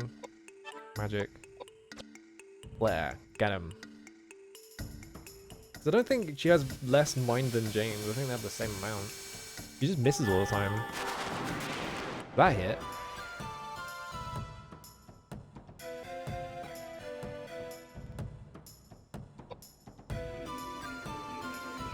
Maybe my copy of the game is cursed. Yeah, if they hit James... that's not James, that's Edward. If they hit Edward...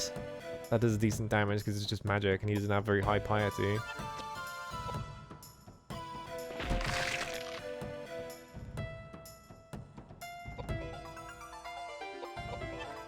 Action, magic, flare.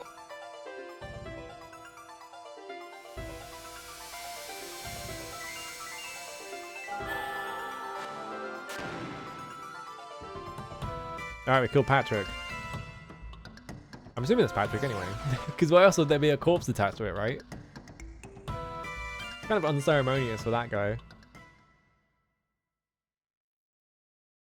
Maybe we'll find another one with a different corpse attached to it. Maybe it's just sucking up corpses. Yeah, I have 50 mind. I don't know why it's missing.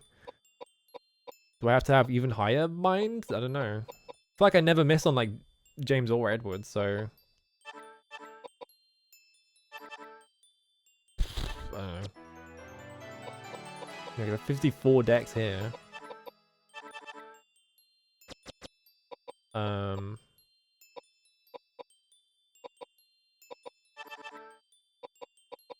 We could just go really high agility. It just seems like you just get to take your turn over and over again. Yeah, 55. Yeah, I don't know. It feels like every time I get into a fight, I do the first spell and it misses for some reason, and then every other spell after that hits, and I genuinely don't know why. It just seems odd. Maybe the game has like some weird quirk with it. What do I get? In luck. Alright. Probably use luck on Koudelka. Yeah, 38 luck. There's kind of no reason to use it on anyone else. So yeah, 22 and 15. I don't know why my luck is... I don't know why I'm pumping luck on Koudelka of all people. I just am. In 82, 21. Yeah, use the int one on Koudelka as well.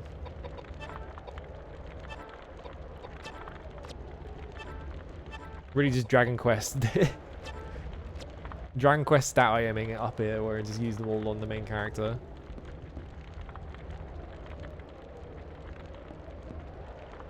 Because you don't know who else is going to be in your party.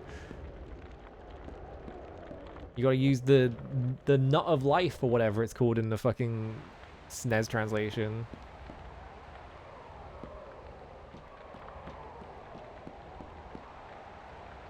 That thing? No.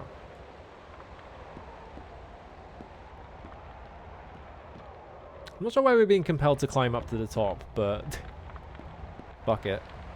Why not? That's a regular encounter. Really? This guy now? Okay. Bro's just like, I want a turn. Let me in there.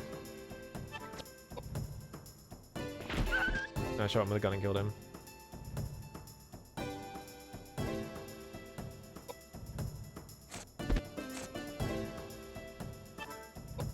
Magic. Megalith, I guess. I don't know. Just casting random spells. Being chosen one comes with its perks, that is true. You get to use all the irons for yourself because there's no reason to use them with anyone else. I think of other game. I guess like Final Fantasy VII is like that as well because Final Fantasy VII has the sources. And so you like you get a ton of sources and then you just are like, well, I don't know who to use this on, so I guess I'll just use them all on Cloud. Alright,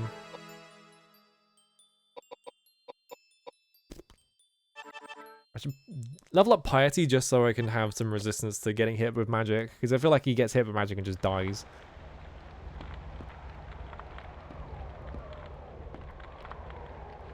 Through the window? Yeah.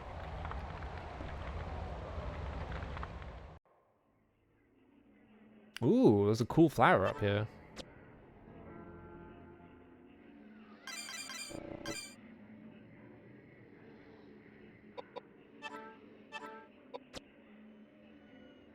Maybe over that one.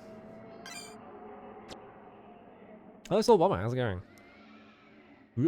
Now, my guess is the flower's gonna open and the lane's gonna be in there, right? Surely. Or it's just a big flower. Alright.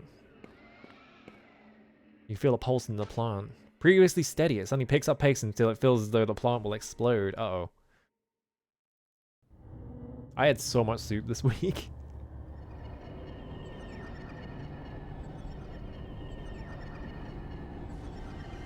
Cool. Oh, I was right. Wait, she's got the separate on her. Whoa.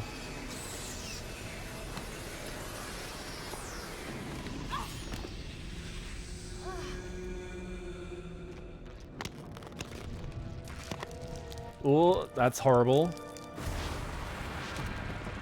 Oh, she's doing... okay. That's normal, I think.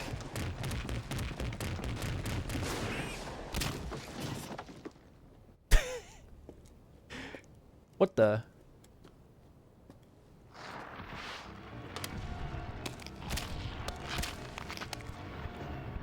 Well, I guess they resurrected Elaine, but I don't think it went very well for them. That's kind of scary. Yeah, she's got the... I wonder why she's got the Sephiroth on her, yeah. I'm guessing that's probably part of the... Oh. Immediately into this. I'm gonna equip the life drinker, I think. Now I'm up here. It's instant game over by her laser. Awesome. Is that like the bad ending or whatever? I fucking... Yeah, it'd be weird if she didn't, I guess. Okay, so it doesn't max out at 99, it goes up to 100. James gets his face melted off? I need to look at that.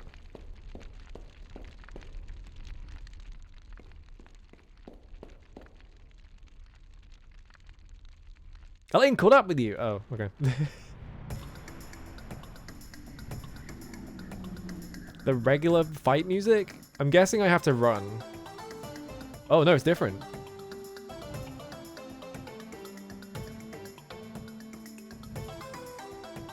How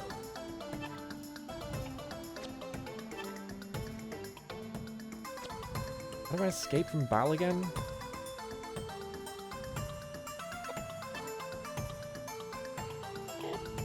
I thought you press the button inside action, right? Nope. Maybe you don't run from combat? Yeah? Because yeah, it's not letting me... None of the things do it.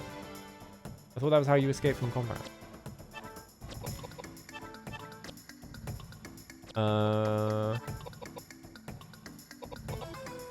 Alright, fuck it. Yeah, it's just a fight you have to win. Okay, yeah. I'm gonna run up to her and beat the shit out of her. Here I go. Never mind.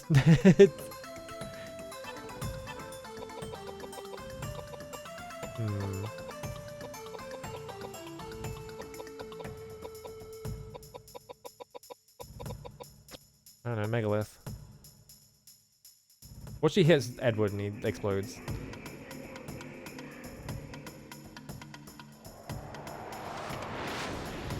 Uh-oh. Is that an AoE? Oh, it did like no damage because they have high enough piety. Alright. Oh, but it poisons you. Shit.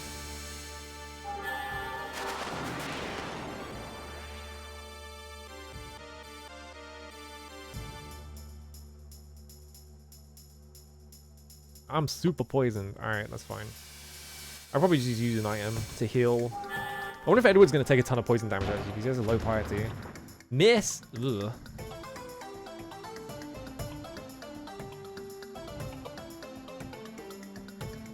He took like 70. Alright. I don't think I can hit her with physical attack, so I'm not even going to bother anymore.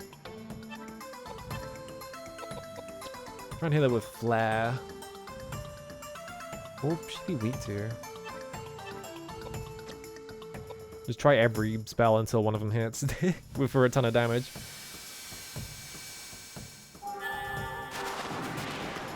This flare does 2,000, which is consistent.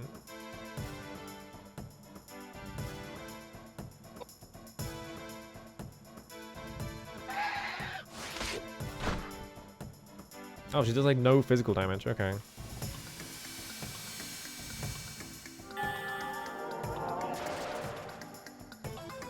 Okay, that wasn't much. So I'm guessing probably flare, which would make sense because it seems like they're really pointing out that fire is like the main. Alright, you run up. Action. Do I have like attack items or something? I think I do. Oh, I have a fire scroll. Fuck it.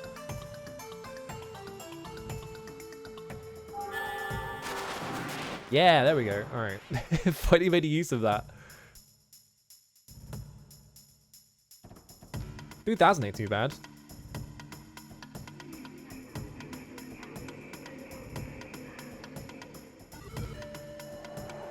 Okay, it's this again. I need to heal Edward.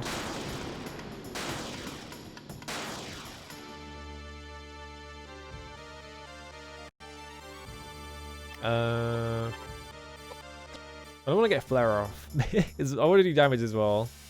My hubris.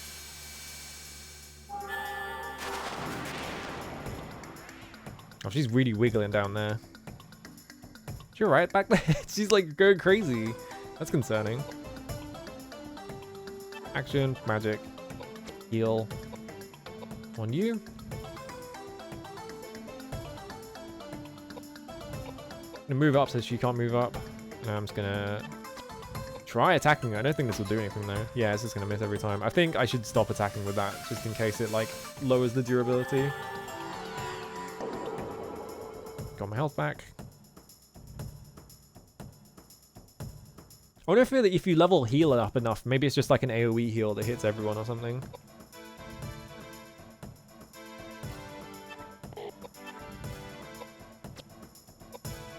She's not wiggling like crazy anymore, which is good.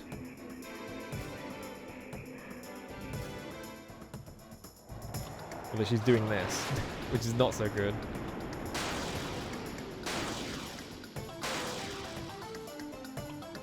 I wonder if fortifying Edward's piety would help. Oh, she's leaving.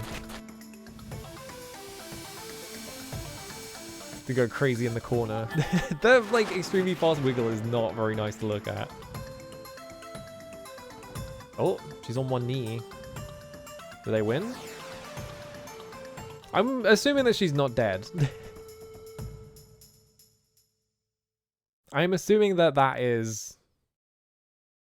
I've pushed it. It's like the robot from Final Fantasy VIII, maybe? Yeah, I'm running.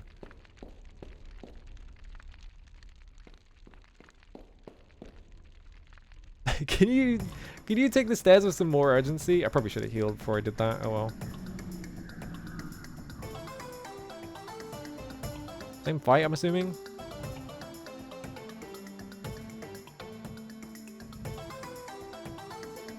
Actually, we're fine on health, I think. All right, get him.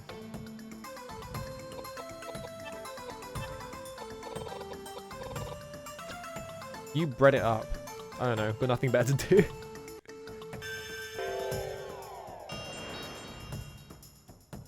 That was like nothing. I need to get rid of bread. It only gives you 150? Been holding all these healing items because I've just been healing with magic and shit. And it turns out they do nothing. Whoops.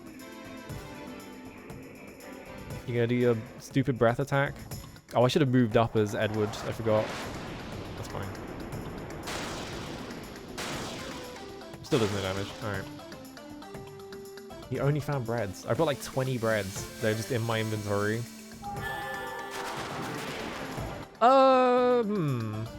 That's different.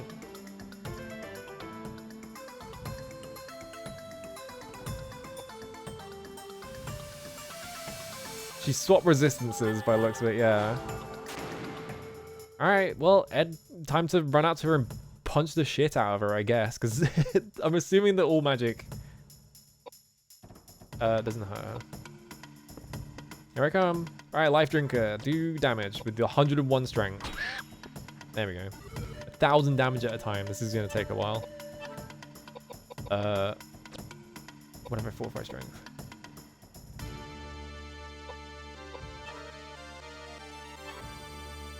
I don't even need to heal him anymore because the sword is going to heal him for me. So what if I just fortify his strength over and over again to make him hit harder?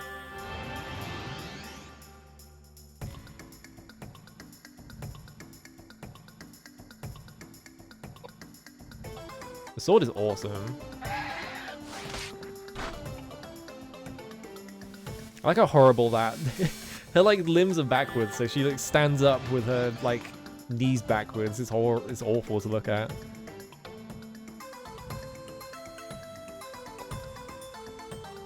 If you think about it, if you like really stretch your imagination, it's kind of like Dragon God ending B. Okay, I did like almost no discernible difference.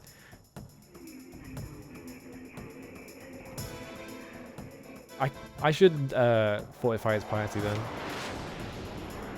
Just so he takes less damage from this. But I don't think it should matter.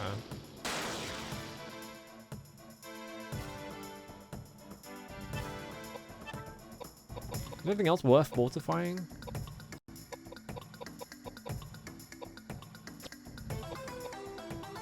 I defortify her Vit so that she has less defense. I feel like fortifying, like, nerfing Vit on someone feels like they should just lose a ton of health, right? But that's probably not how it works.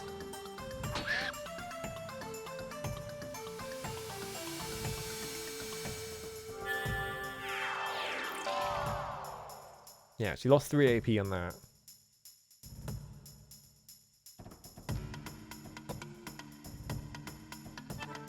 What if we just do that repeatedly? Because I think it stacks, right? It doesn't seem like it, like, misses ever. So I think I can just repeatedly do it to make her lose even more defense.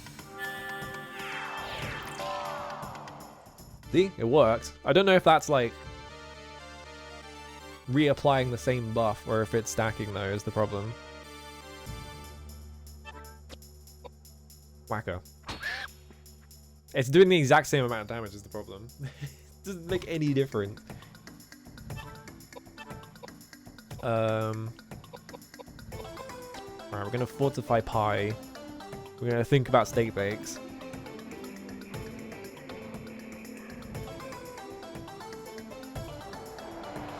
I wonder if Edward will do more damage using the rifle and just shooting at her over and over again. Like, I want, like, the life drinker gives me a lot of strength, but if I just hit her multiple times in a turn, but then I have turns I have to miss out on because I have to reload the gun or whatever. I don't know.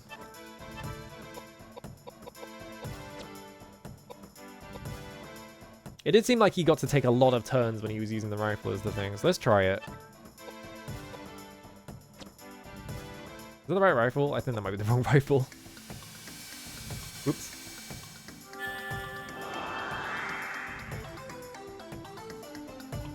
Alright, we have like every single buff on Edward right now.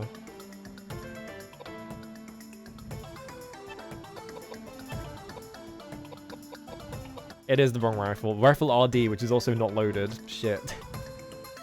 God damn it. Oh, my, like, agility just went up, so we might be good. What if I just keep buffing his agility so he's always taking his turn? What if I just did this?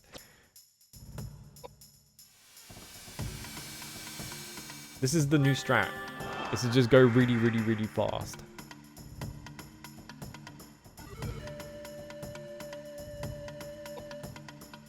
Oh look, it's my turn again. I'm gonna shoot you with my gun. Yeah, look how much damage. That was way better than the life drinker, yeah. Okay. So maybe if I had like leveled swords more, like used more swords, that would be a more viable weapon, but I think for now, this is the way to go. This game would be so fucked if you just, yeah, like, max out the fortify spells.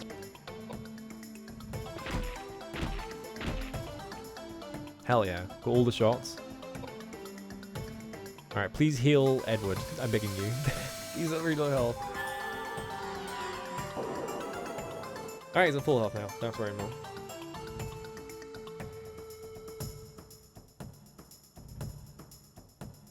Alright, wait.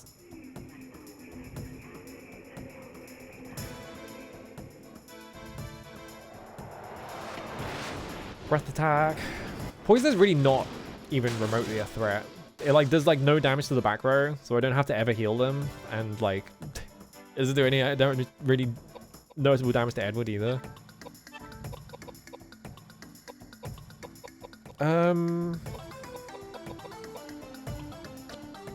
Fucking sure, why not? Yeah, they might like if they could like use weapons, yeah, but like I maxed out, I went all in on like using magic and not in using weapons at all, so. And there was really no reason to even like do that. Like splitting your like stats up, no point. I can just do this instead.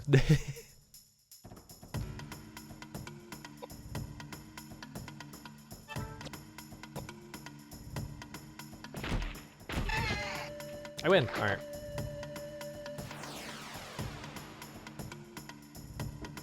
I'm guessing these are also fixed encounters.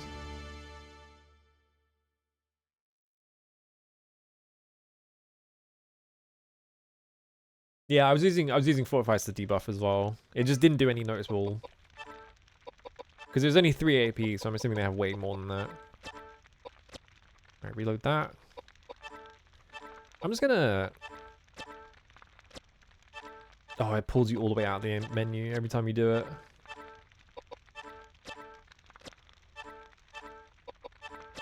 Load up on carbs.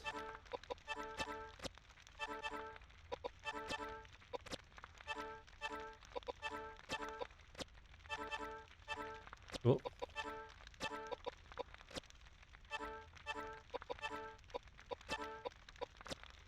I got nothing. I've got no other reason to use bread, right? Because there's only 150 at a time. Whoops. I was hoping that like maxing out on Koudelka would. I mean, I can't target her anymore. It would give me one less button press.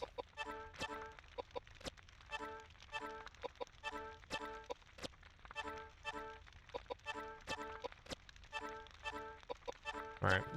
3 more breads. There we go. Oh, wait.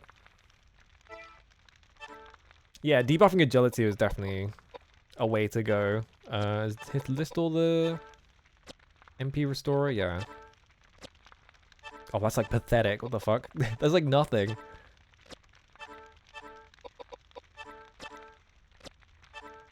Well, I'm not going to use this in battle, so I have like 15 high list spells, so I'd rather use those. Let's just do that. Alright.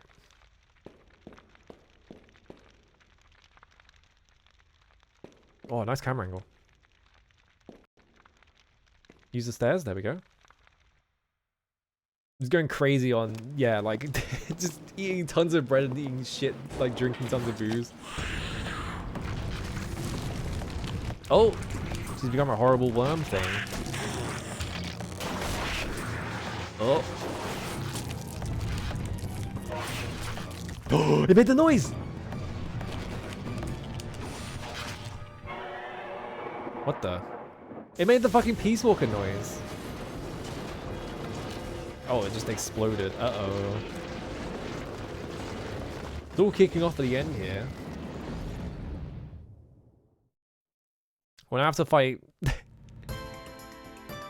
Elena's like insanely fucked up form, I guess. Let's see this model. Yeah, look at that. She turned into like a weird bug creature. That's a sick design. That's so good. What is this reminding me of? This is a very... It's kind of Siren-y, honestly, a little bit. Like with the color palette, like the like gray and then just like really disgusting like bug yellow.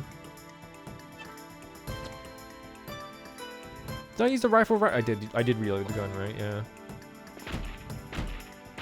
That is nothing. Okay. Flare, maybe. It is kind of Parasite Eve-ish, a little, yeah. Do you know what? We said Fortified Agility is really strong. Might as well, right?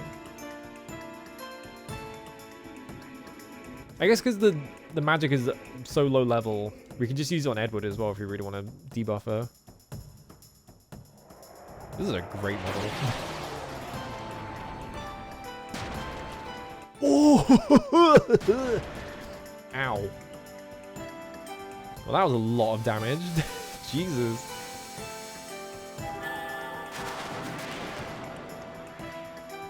Okay, that took 1,000. Gee, fucking leveled up like crazy, yeah. Well, I can't really do anything now.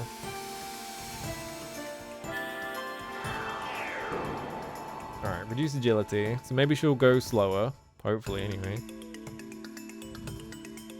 Hit me with that bullshit less often. Oh god, what even heals?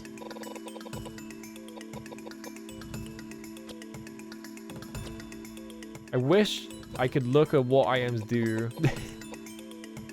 in combat, but I can't. I think high potion is healing?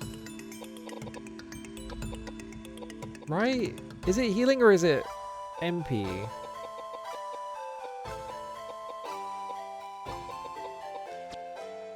Well, time to find out. Fuck it. 1,500. That was not much healing. Not ideal.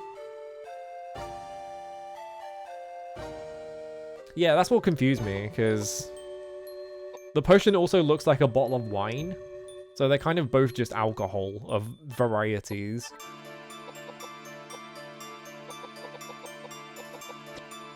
Right, you heal him. I'm gonna... Actually...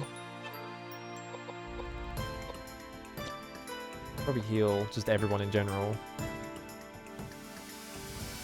Maybe this is the stat check to see if you actually leveled up healing. Alright, he's better. Does he have a slight stance difference if he has, like, middling health? That's crazy.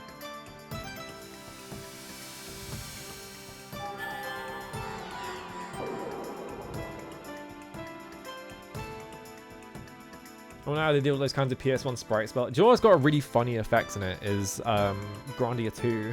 Because they're all just FMVs. It's really strange looking. Alright. Life Drinker, you're up.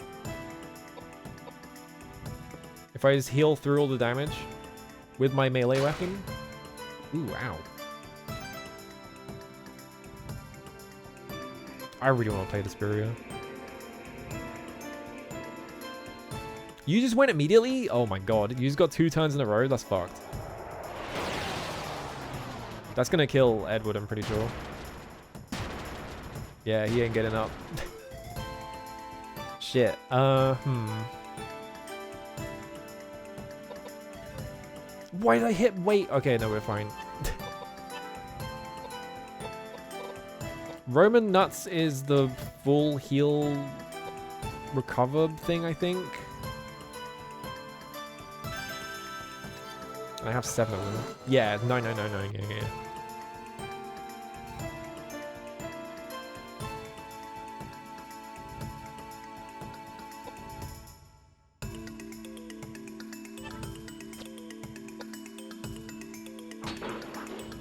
Oh, that does like no damage. God damn, they have so much like resistances. All right, Koudelka's really high piety, so I'm not sure if this is going to heal for much, but we'll try anyway.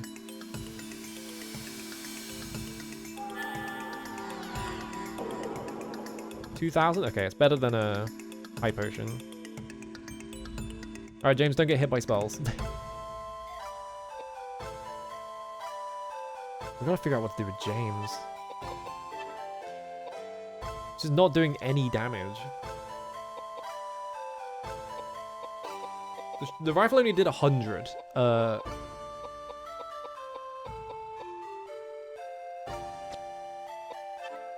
Is there a trick here I can do? What the fuck even is the mask anyway? Hasn't done anything this whole game. I think we just have to hit her with the life drinker, which doesn't do that much damage.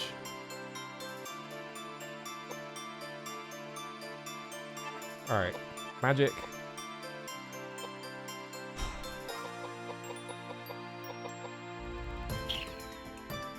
It halves the encounter rate, really. It's like not at all what it sounds like it does. That's interesting. Alright, we're gonna fortify piety on you so that you take less damage from this spell, hopefully. I don't know if this is gonna do anything. I love that it just summons a big piece of text that says pie and floats above your head.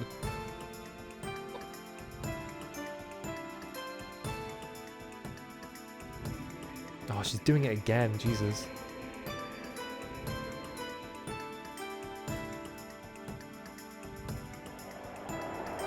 Kind of fucked up final boss. That does 3,000. Yeah, like doing piety did not actually help at all, it feels like.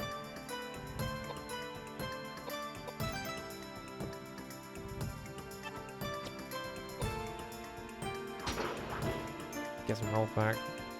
Because you do so much damage that I have to like spend my entire turn recovering, basically.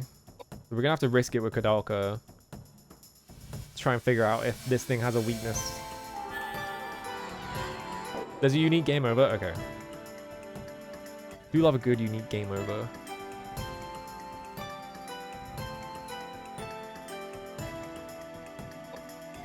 Okay, James, wait. You have enough health to survive, so I should be able to resurrect someone if anyone dies. Let's just try other spells. Let's just try every spell until we hit like a weakness or something.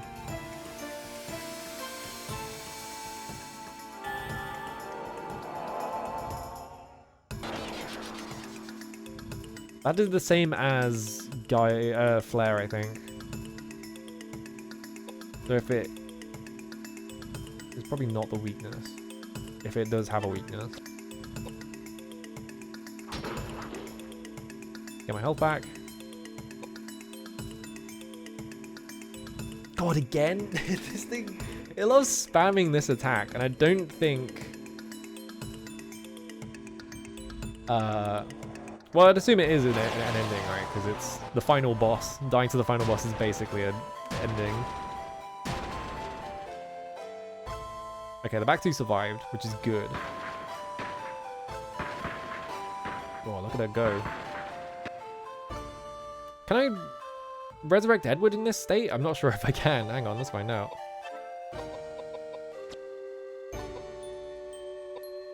Yeah, it won't let me because she moved forwards. Shit.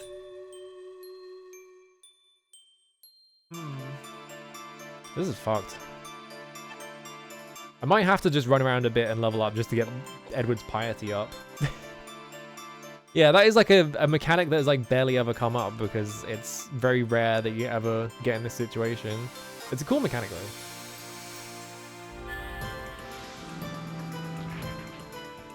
Only 1,000. I don't think she's weak to any of this shit. Unless...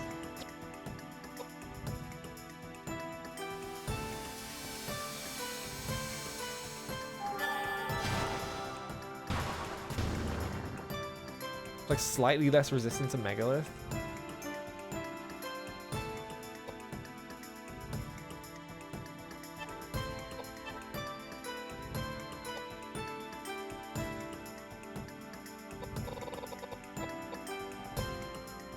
I guess she's just really resistant.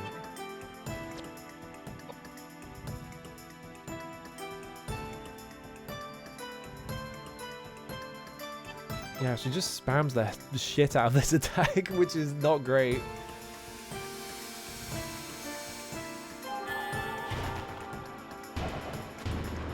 Maybe she'll just die. Maybe she has like 10,000 HP and already hit all of it.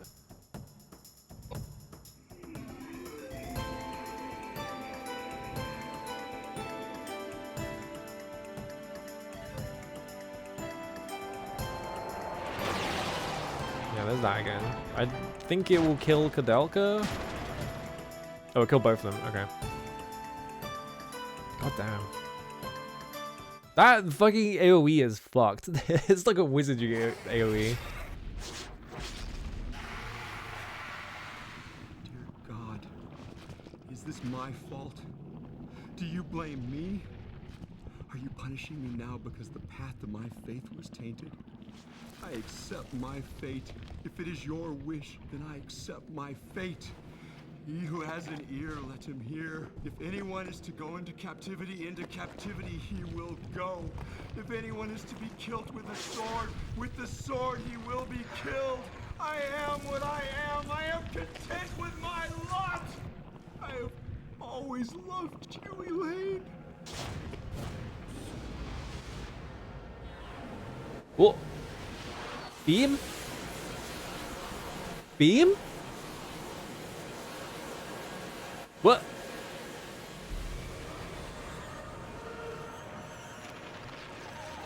James, what did you do? Oh, she's turning into a regular woman. All right. Let's go. He debugged her. That's kind of fucked up. You can't do that to someone.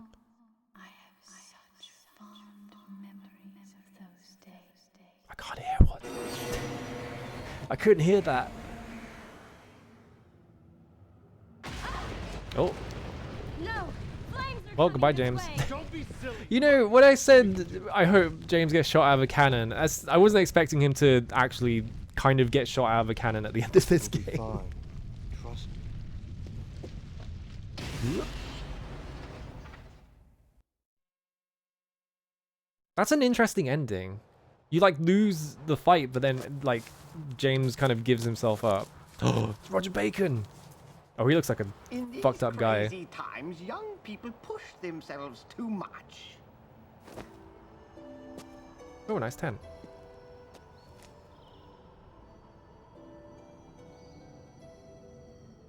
Ah, the sun came out. I prefer it a little hazier, though.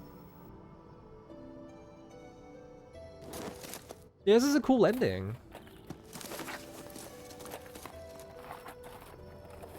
Goodbye. We'll probably never see each other again. Hey, your nickname. Slato? What does it mean? You can't I star haven't even someone. asked you Come on, yet. we weren't through Can you this. tell me? It means treasure. Oh, that's rich. I'll remember that. Treasure.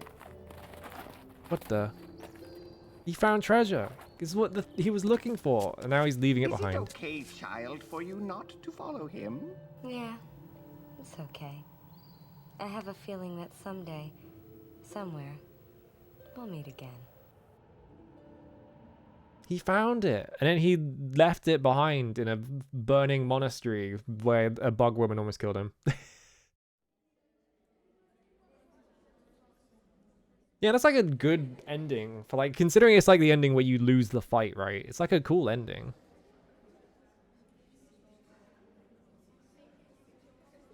I don't recognize any of these names, probably because they're all stage actors. They're using the I just noticed they're using the fucking Irish pub font. He went on to also be a historic. Is he actually a historical figure? I didn't know that. Hang on. Edward Plunkett. 20th Baron of Dunsany. Is that him? Hang on. I'm going to look at the Shadow Hearts wiki here.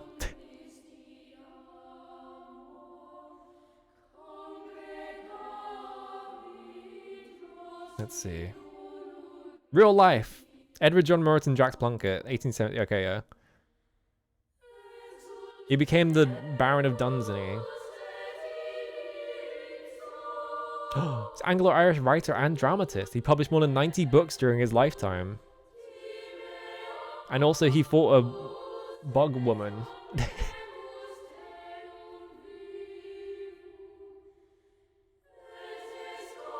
What an odd pool for a person. Like, yeah, we're gonna base our we're gonna base our character on this real historical person. Who? Lord Dunsany? Okay. Yeah, he was inspired to write because he encountered a bug woman.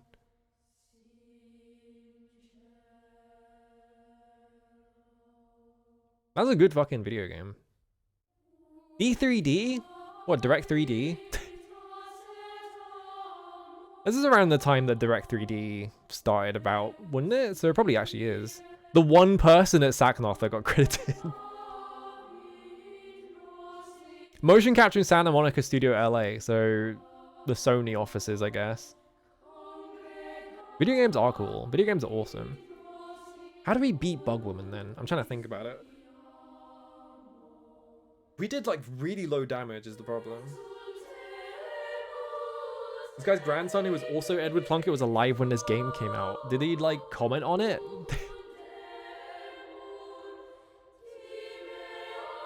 This game's acting blows modern day games out of the water, yeah. The acting is really good, yeah. Like the plot, the narrative is like not much is happening, but like it's cool. Like not much happens, but the way they convey it is really awesome. And like the acting is really good. And like I like the characters as well. I like that the characters all fucking hate each other for some reason. They just can't stop arguing. It's like a cool dynamic that you like never see in a game. Is like, oh, these three characters who are teaming up, like, well, they don't have like the same interests in mind, right? There are like tensions there. It's not just like, oh, we're gonna team up and now we're friends. And yeah, their backgrounds like inform how they act. Like James is like an asshole. Like he's really unapproachable and he's kind of an asshole, and you learn more about him and it's like, oh, okay, well, he's an asshole because of all this shit that happened. He's here because he's like kind of grieving and stuff like that, and it's like, okay, but he's still an asshole and I don't like him. Doesn't mean I have to like him. Localization by Saknov. Okay. The Graphica. I'm guessing it would make sense that they did the localization themselves if they're using like English actors and shit.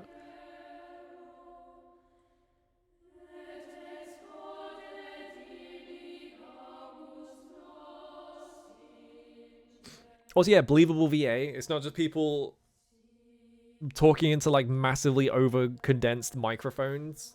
It'd be like, oh, you know, saying like the most generic shit ever.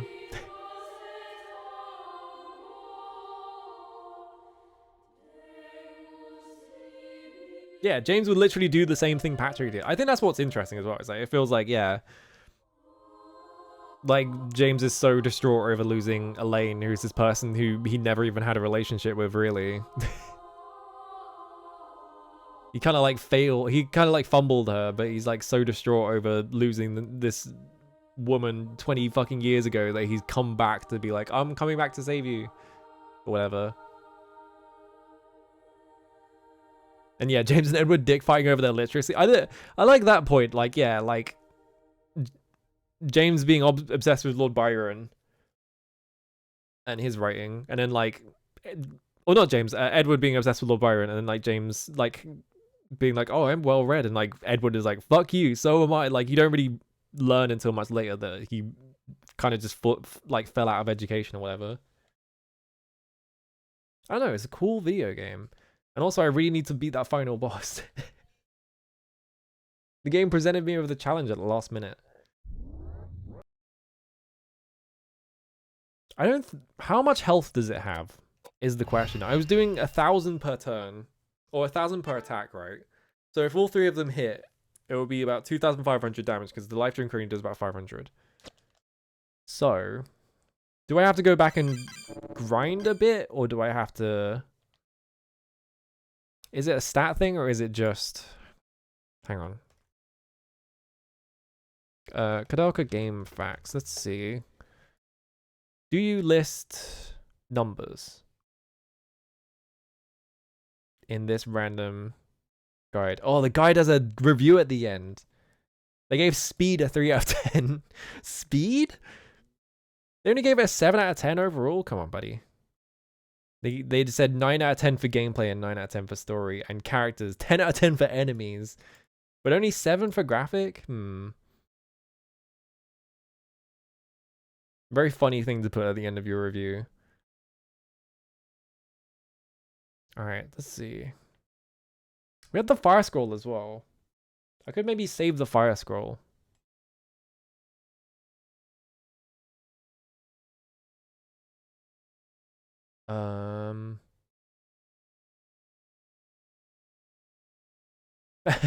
There is the thing. There is like a category that is just like the hints that the head, like the head gives you, and it's under the category Patrick's creature. I love the phrase Patrick's creature. This is the notes. Oh my god, this is a very... Let's see. Congratulations, you have basically completed this game. Difficulty hard. Level up your character as high as you can. Use magic to beat her. Great guide. Discover different endings yourself, or you can see my additional passage I have added. Oh wait, yeah, hang on. I want to see the can I... This is after, isn't it? Yeah. Let me see something. Yeah, Daniel's arm and Patrick's creature.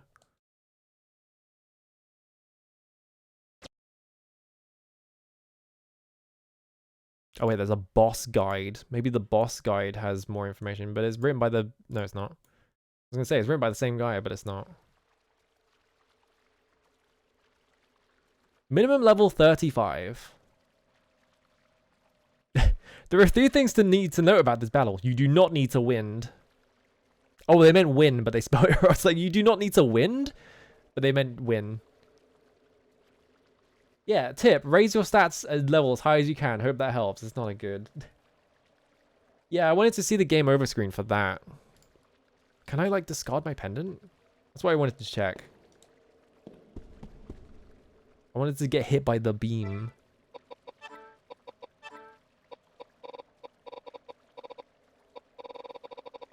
Oh, it's a accessory, isn't it? Oh, I can't discard it. Oh well. Alright, let's look up... yeah, I was gonna look it up. Bad ending? All 3 endings. Okay. So they're probably gonna show... Yeah, here we go. Okay. It's fucking stretched to 69. Ugh. If I pop this up, will it just be cropped? Close enough. Why did you crop it to 69? You fucking...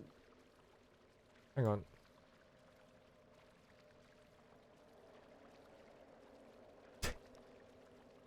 hang on. I can fix this fool's mistake.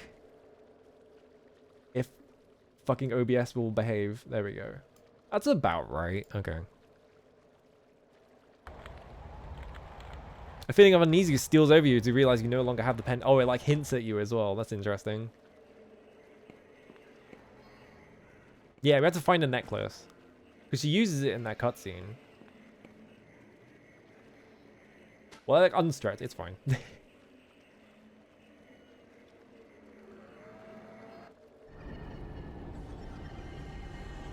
Show me James getting his face burnt off.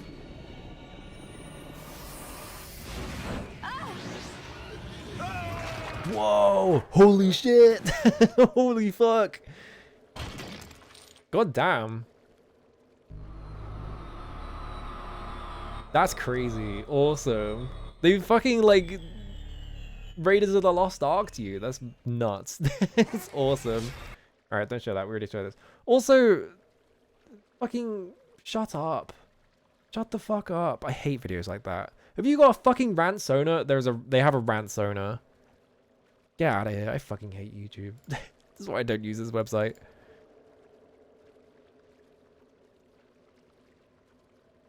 Alright, so you need the pendant. This boss is extremely powerful, and you need to take all precautions necessary. You need at least 4,500 HP for all of your members, some excellent equipment. Level 2 to 3 healing spells, at least 2 characters. Also needs to have your magic user with at least 2 level 3 spells in their spell XP. Extremely fast and very powerful. Like the previous final bosses, she has 2 attacks. Single target attack and multi-target attack. Like the earlier ones, she'll approach you, does not stay on the side of the screen like a good little boss. 2,000 damage, attack all is about 1,500 plus to allies. The attack all will always hit your entire party. Yeah. Yeah, it just seems like the strategy is to just tank it. Kill her off as quickly as possible. You should be able to win the game once and for all.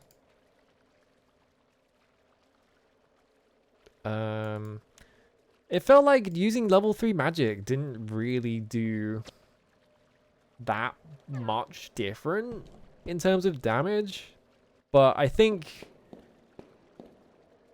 definitely want to level up like Vit and like Piety on Edward for sure. Where's the best spot to get levels though, is the question. And also I'm assuming that those idols are random, right? Like if there is a spot where, hang on. Koudelka idols, let's see. Yeah, permanently boosted stats by 3 AP. Is there a way to get? Dropped by Giant, Gargoyle, Vine, and Patrick's Vine. Where's Giant? So I wonder if we just go fight Giants, we can get like the idol drops.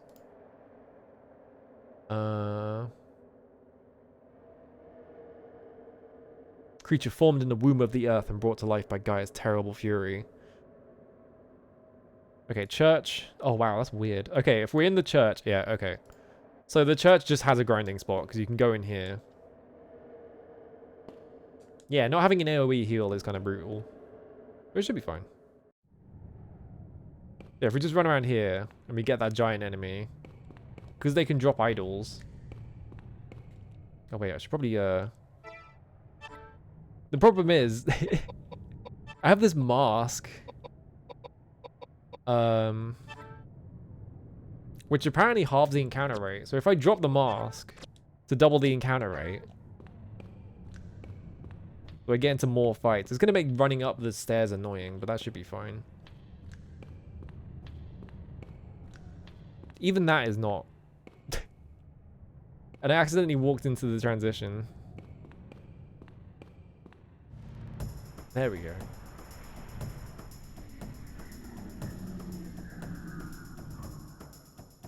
And also the problem is that it seems like there are multiple enemies that can spawn in this area, so might not get the giants in the first place. Oh, do you know what I should do actually? I didn't think of this. Well, we should level up our spells for starters.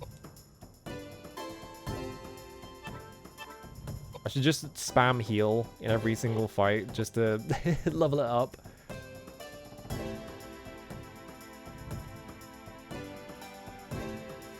What I should do though, I should equip just random swords on Edward and just hit people with them so that I level up for the life drinker, right? That seems like a good idea. Because the life drinker has like healing on it. And if I can level up random swords to get the points into sword,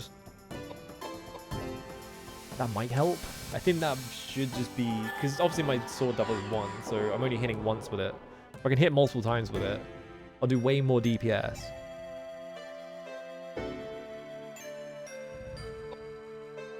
Which seems like the way to go, right? I'm just gonna... Yeah, kill that guy. Alright. Just a bit of grinding.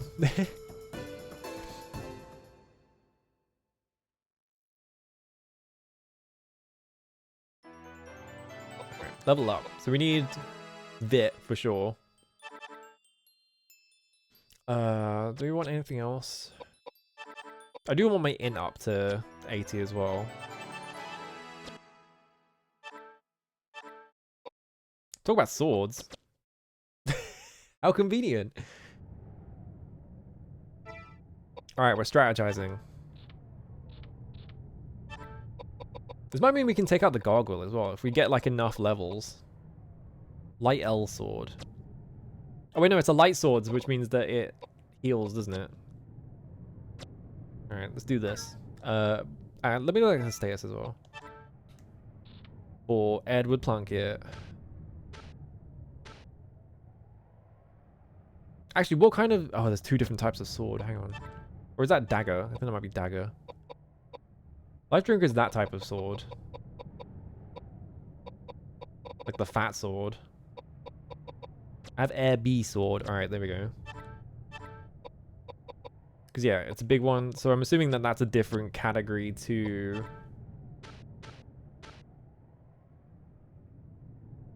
Actually, is it a different category? I think it might... Level 1, 400. Yeah, it's a different category. Okay. Let's do that. Can I uncap the frame rate?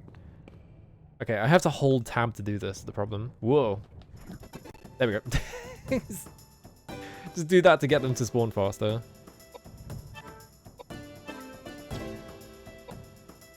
Alright, so let's do like healing and shit like that.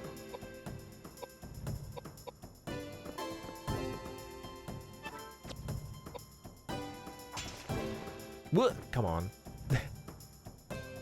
Come on. Alright, we need more like levels spells on James, who is still level 1 on everything.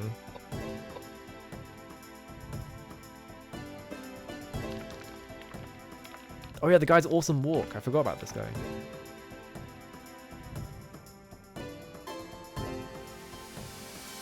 I'm assuming that even if I miss an attack, I still level the weapon, right? Because... I don't know. I'm assuming anyway. I feel like that's true of a lot of games. Because that even if you miss, it still counts. The enemies are so good. A lot of really fun designs. How do you miss as well? Come on. What is this? Ridiculous.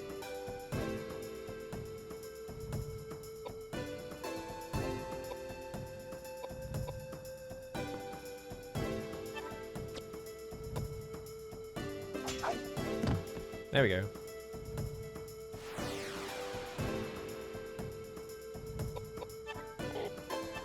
Magic.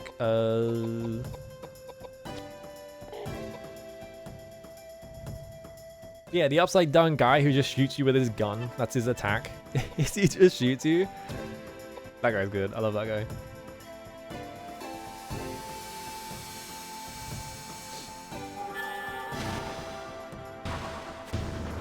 Explode. Maybe what I do... Because what we could do... Actually, this might be a terrible idea. His face is right side up and he has 3 more faces growing off to the right. Yeah, his like head is like really long for some reason. That's 4,000. I want to level Piety up at the same time as well. Try and get that higher so he takes less damage from the fucking AoE. Alright. Just teleporting around the room. There we go.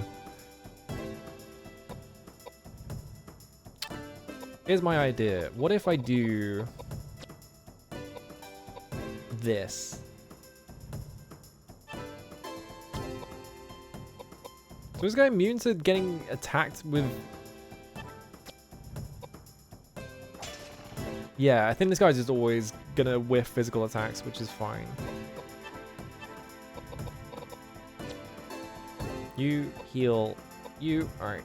I want to get some points up in just generic spells.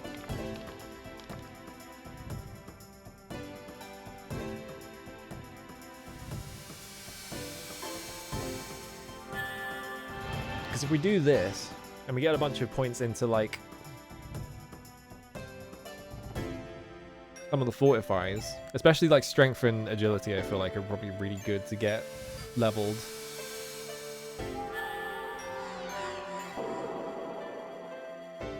But also heal. I definitely want heal up just so I heal more HP.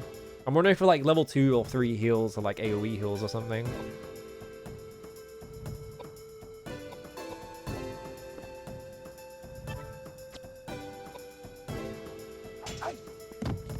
If we get lucky enough to get one of the giants and the giants drop idols for us, that would be also really good.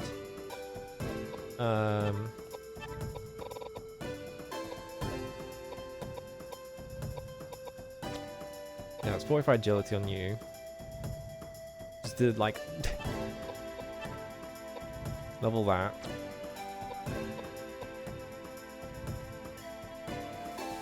Wait for the spells to go off. I'm just gonna turbo through it so we don't have to watch it. Alright. What? Oh.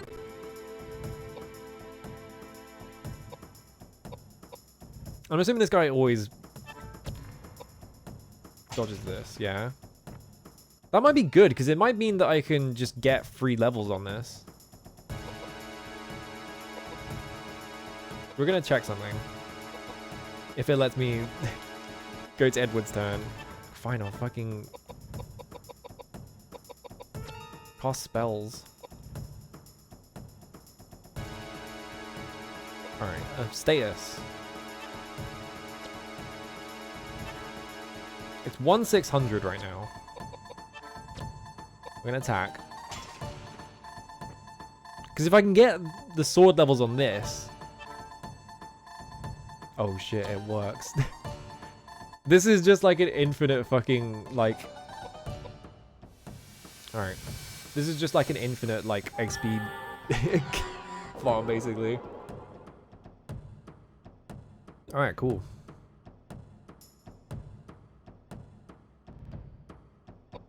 Although it takes forever because the game has to load everything over and over again.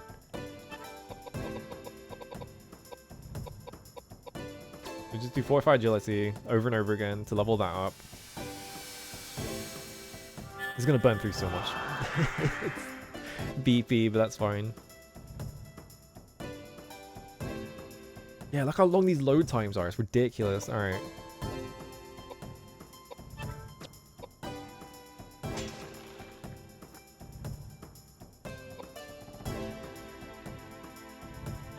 Action, magic. And because I keep having to switch between the 2 spells as well, it's like I have to press a bunch of buttons.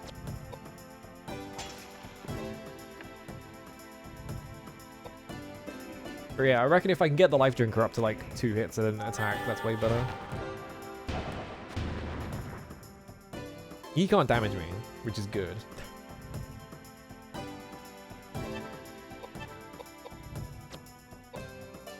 Fortify Agility. It's probably fortifying Agility on Edward so that he is constantly taking his turn.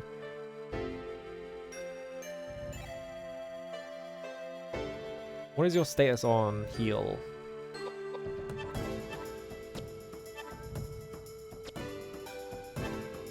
Wish I could see, like, I think you could see the spell status.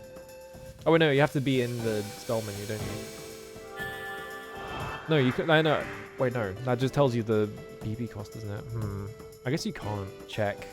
I guess you can't check that.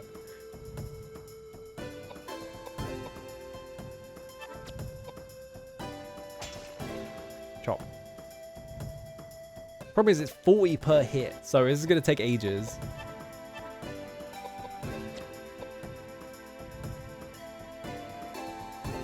Action, magic. For agility.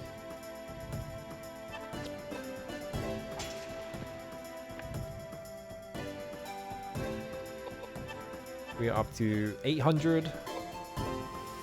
So 5 more hits and that'll get us level 2.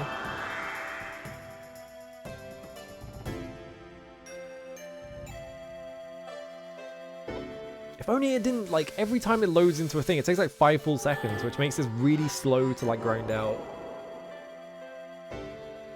Like, I can't just sit there and like spam all of these commands because it takes this long to load in. It's ridiculous. And they want you to grind right at the end of the game as well to like fight the gargoyle and shit. Which is kind of absurd. Alright, 4 more. My turn. Go for agility.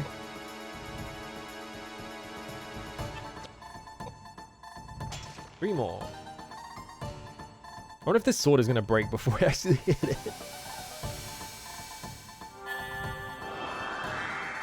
Yeah, I'm just spamming Fortify Agility to make myself go faster as well. Because if I can Fortify Agility on the boss, because the boss is really fast, it said. So if I can just slow it down so it attacks less often, I get to attack more often, that would be good. But I don't know if like Fortify stacks or not. Hang on, let me find out. Koudelka Fortify. Let's see. Spells will last for the entire battle no matter how many turns it takes. Damn.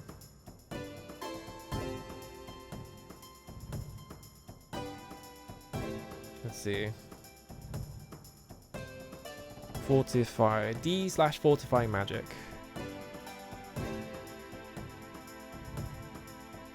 Times 6 AP as well.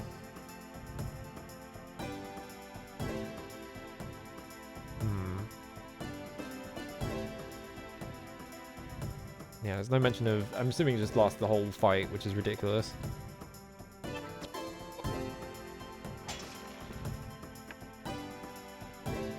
How many do we need? Like 2? Yeah.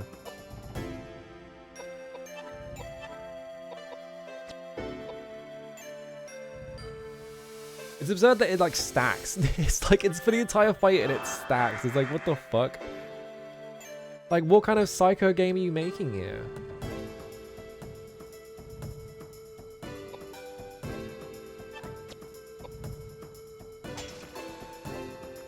But yeah, if I can fortify agility, that's like busted because I just get to take like a million turns before they do. But yeah, I can see how many things I need to cast heal. I'm just gonna like turbo through every single thing so I don't have to wait for it. Alright, should sword up. The sword broke as well, but the sword level went up, so that's fine. Alright, so we have that.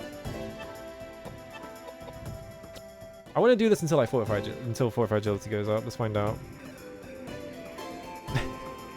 Yeah, James focused so hard the world sped up. Okay, that went up. Action. Do I have any others? All my other swords are like small ones. Yeah, I have the light L sword.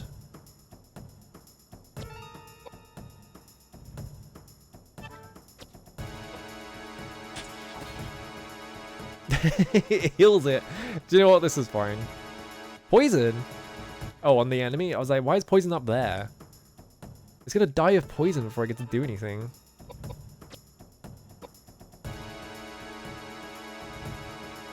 Alright, action, magic. What's for agility?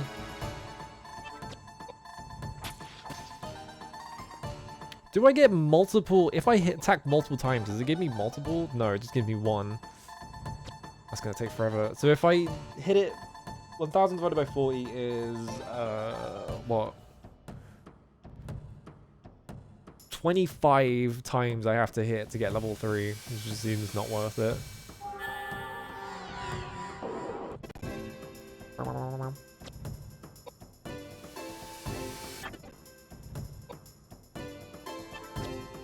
But I might as well just spam what I can.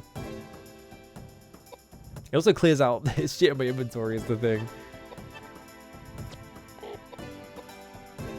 And if I fortify agility on James, and so he just gets to take his turn over and over again, this goes way faster. The sword is not going to last long enough for me to get all the points though. Because I was like, what, like what was I at before? Like 200 or something?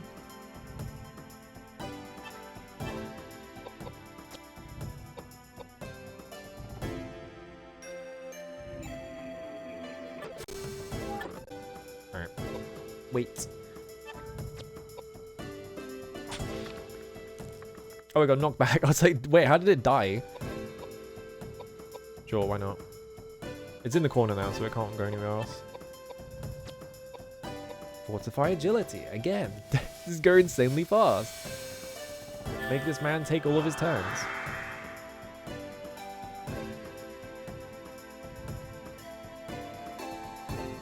If it is a permanent debuff, I wonder if just spamming Fortify agility on the final boss will work.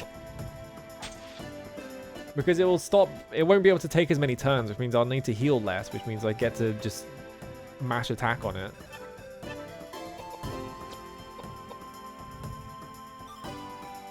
Like I've been in this fight for like 15 straight minutes. I'm just like sitting here getting all my stats up. How's your day been? I went to bed at like 9 a.m. because I'd already slept for like 5 hours already. I had a weird fucking sleep pattern today. Alright.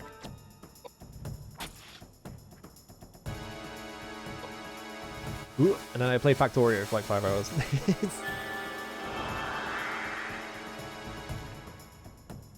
That DLC is dangerous. They made that DLC really big. They basically just made a second game and put it as DLC. It's crazy. Chop.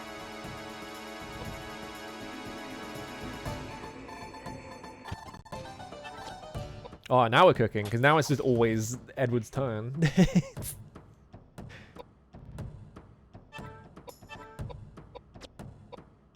Fortify agility. Heal.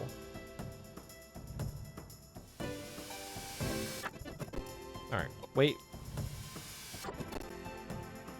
Wait.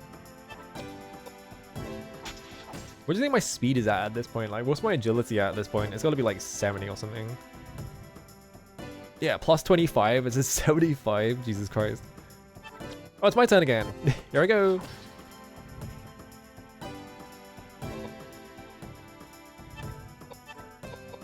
If only I knew how many more points I need in fortified agility. Oh, well, it was that one. All right, cool. Now we do 6 every time. So that's good. So now we just need to level up heal, and then I'm gonna try the final boss again. I think just getting those two might help a lot. What's my all that 480, so I'm halfway there with the sword as well. The sword's gonna break about 800 though, is the problem. Level 1 up? Nope.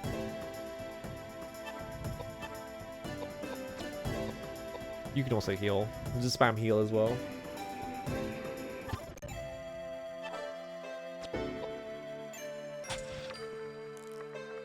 Oh, light's all gone. It didn't even last the whole time. Alright. Wait. I think I'm literally out of weapons that I can use for this as well. Yeah, I only have the life drinker and I don't want to break the life drinker, so...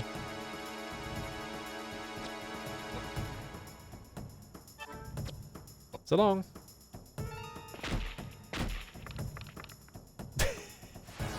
All that on just a random enemy. I hope they give me one of the weapons that I need as well. That would be awesome. I like Amicus, how's it going? We're grinding for the... I want to beat the final boss, so... We're grinding for levels. Hang on, I want to put that up to 80 first. Yeah, okay. I just want 80 in, and then I'm just going to pump Vit. The problem is, right, is the final boss has a AoE spell that does a shit ton of damage, and so I keep dying to it. So my new strat is I'm gonna defortify the agility of the boss so that it never gets to take its turn. I'm just gonna beat the shit out of it.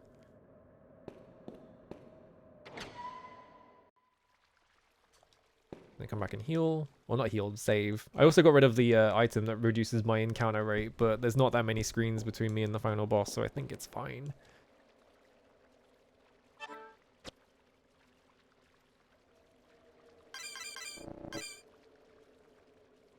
I feel like I could beat it. I feel like it's got a lot of health and it does a lot of damage, but if I just like reduce the amount of times it attacks so I don't have to heal as often, for starters, then I get to have more turns where I actually get to attack it.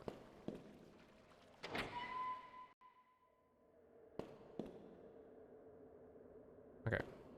There's also an enemy that apparently spawns and it can drop like stat boosting items, but I haven't seen him yet, so I don't know if he exists. Also, I'm gonna do this. I'm just gonna hold the turbo button. Oh, there he is! Alright, we found him. I think, from what it looks like, I think the Elaine thing is just in a fixed setting. Because, like, looking at the guide, it said Elaine 3. So I think Elaine always shows up in the same spots.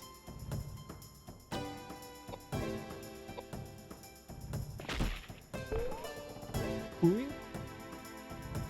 Oh, my gun level went up from shooting it once.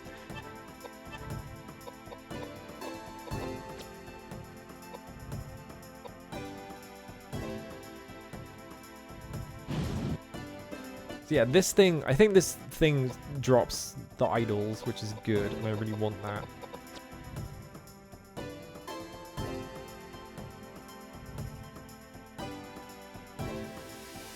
It also has like 5,000 health or some shit like that. Never mind, it's dead. If you just hit it for a ton of damage, it's fine. Or if the... Hang on. I want to see if there is any indication of how much health it has. Elaine. Yeah, first battle, second battle. So those ones are just fixed, so it doesn't change there.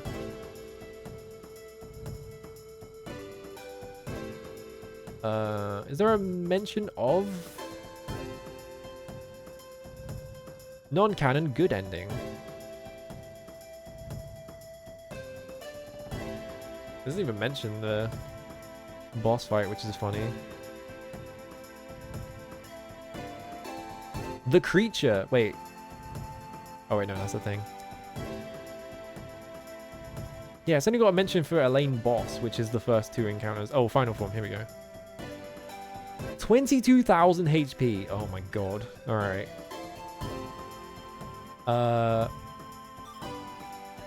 Oh, apparently the crossbow is good. Whoops, I threw that away because I didn't have any bows. Oh well.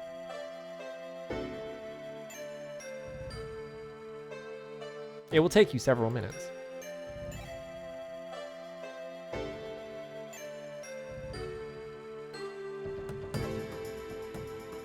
Okay, we should probably...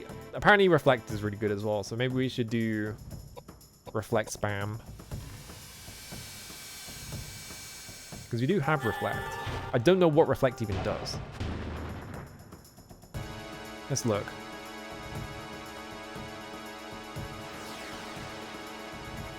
Koudelka magic. Reflect magic back at caster. Okay. So yeah, I don't know. Let's try it. You need more health, just in general. What do we get? Yeah, in idol and rod. I don't want the rod. Yeah, it's not Elaine, it's Elaine's monster. Let's go try the boss then. We might as well. We got... Let's give it a second run. Got an in idol, which is... I kind of prefer the Vit idol. We might be able to do it with this setup. The problem is... just having not a crazy amount of Vit. But we can just pump Vit while we're going up the tower. For the couple of encounters that we do fight. Also, I should reload Edward's gun.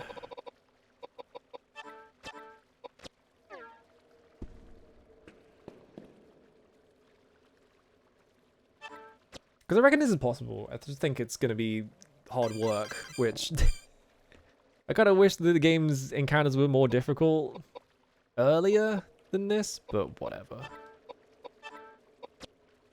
It's kind of funny that they don't bust out the really hard shit until right at the end of the game.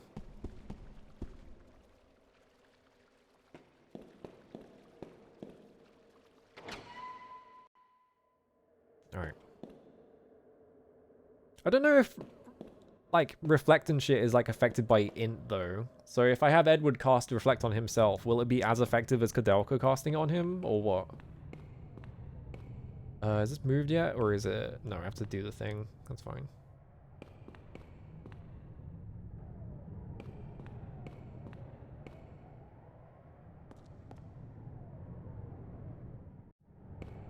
I guess we'll find out. It should be fine. We're gonna reflect everyone, and then I'm gonna spam Fortify Agility on the boss, and then we're just gonna beat the shit out of it. Alright, it was... that.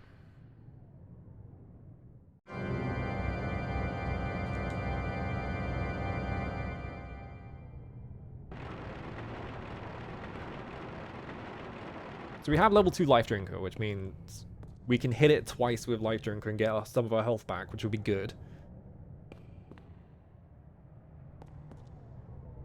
I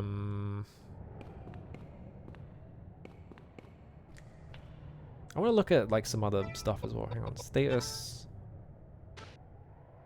Your heal is at 510. Yours is at 780. 600 on Megalith. It's annoying that I haven't been able to level up his magic like at all, pretty much, because he just never gets to hit anything. Because he's slightly too slow, but whatever.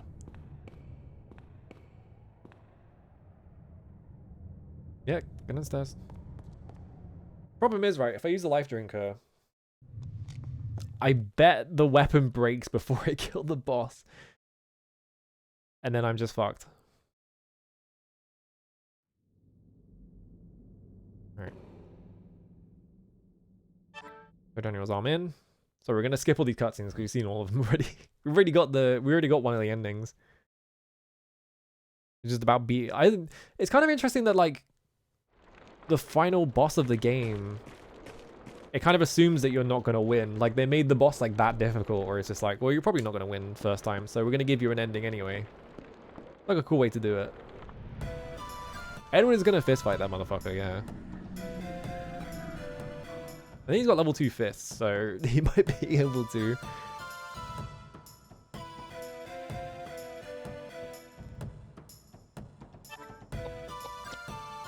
Attack.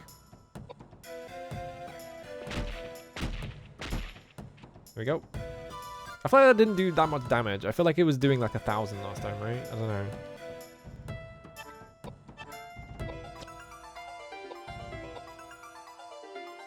Do flare. If I'm at 600 now, I'd have to cast it 10 times to get level 2 heal. Which might actually be doable, honestly. What if I just make fucking James the heal mule?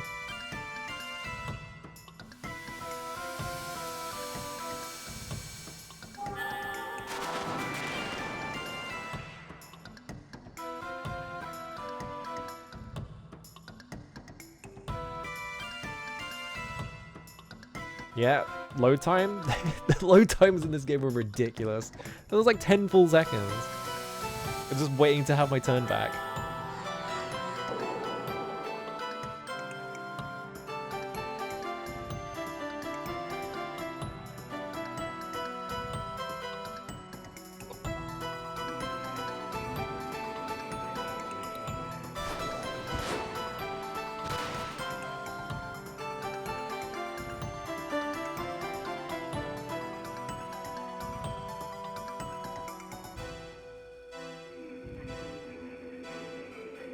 Preferably they would all group up on top of Edward and I can just flare all of them at the same time, but... Oh my god, these... Where... Once you're like, alright, yeah, I get the point, like, the load times are so slow. Alright, here we go.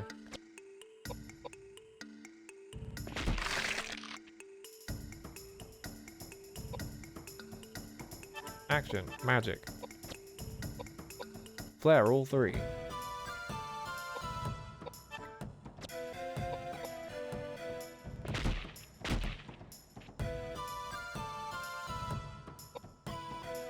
Am I equipping the right rifle, actually?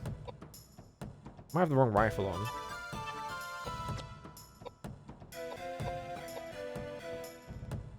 Yeah, it's probably so painfully slow, yeah. Especially replaying it. They should make a Koudelka re-release that just has... It would be so good if this game got released specifically, because you could, like, bypass the, like, load times completely, right? Like, you're not beholden to the, like, load times on the PS1. And it's not like an artistic choice or anything like that. It's just how the game just has to load every time. I wonder if there is like a setting in Dock Station. Let's see. Frame pacing. Center of rewinding. Is there a... I don't actually know if there is a way.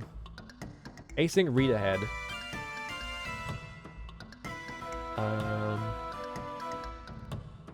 No, that's for loading. Read speed up is already on double speed. Ignore when audio is playing. Ugh.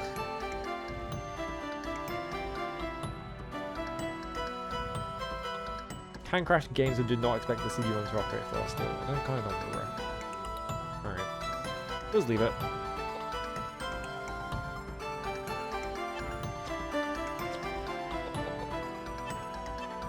He's got the wrong rifle on, that's why. I was like, why is it doing no damage? The wrong fucking thing.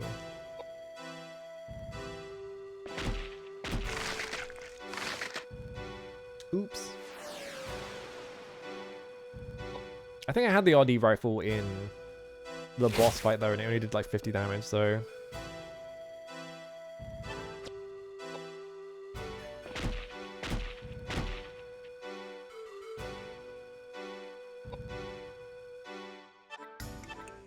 Oh no, he's in trouble. I'm gonna cast heal. I'm gonna wait for him to cast heal so that he actually gets the points in it.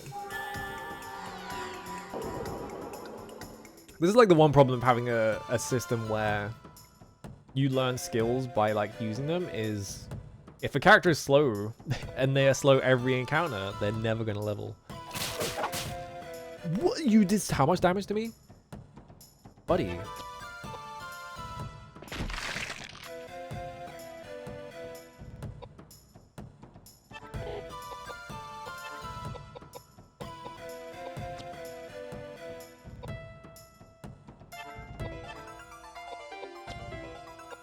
I think her heal was like 120, so it's not even worth it. Can I skip to your turn, maybe? How come it did like one attack that did a shit ton of damage, then it was just like, I changed my mind. Yeah, look how much more damage that was. What is the stat difference on those two items?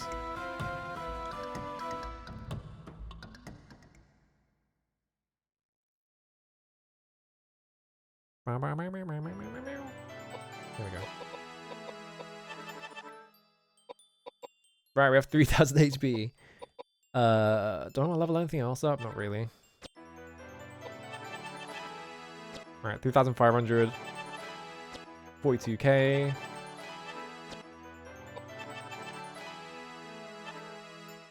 Alright, now we're cooking. 66-bit I needed for that. What do we get? Dex, Luck, Vit. Okay. None of those are particularly good. Alright, tool. Dex, use on Edward. Tool. Vit, use on Koudelka. Items, tool. Luck, use on Koudelka. Alright. So now Koudelka has almost 4k health. I think we can do that with this then.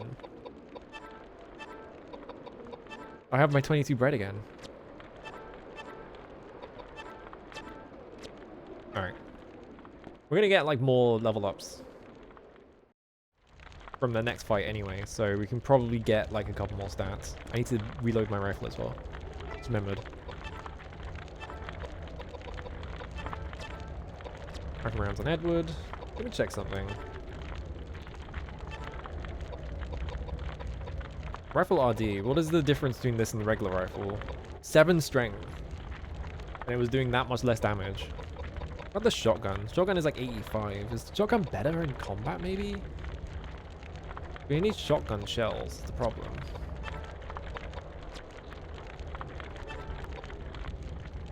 Are any of these better? That is just less stats, okay. Buy a J-ring. Okay, fire badge gives me 88 in. Reduces my piety by 7. My mind by 5. Should I be using the fire badge then? Pendant has like insane stats, doesn't it? I think if I change the ring to the fire badge.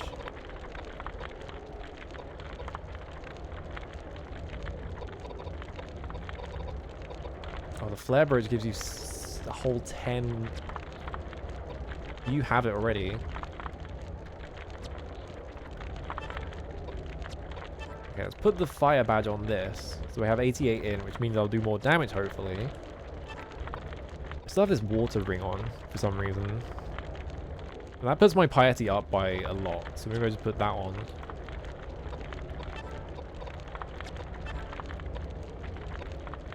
Neither of these rings are any good. Yeah, okay. Let's go for all the weapons as well, see if I can give myself more Vit. Vital Club might do it. Mystic Patar, 75. It also increases my... Yeah, I'm never going to hit with... So there's no point... Because Dex, I don't need Dex because it's just for hitting things. So I might as well just equip this, right? Because it gives me 75 Vit. And then from there... Yeah, 77 to 98. Luck goes down, that's fine. Alright. Let's try this. Alright.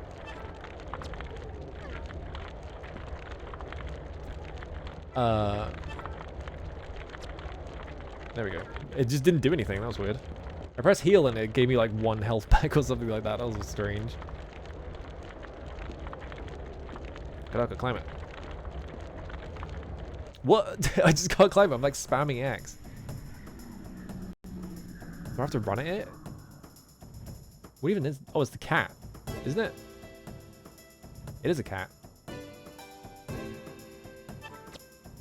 Shoot the cat with a gun. I win.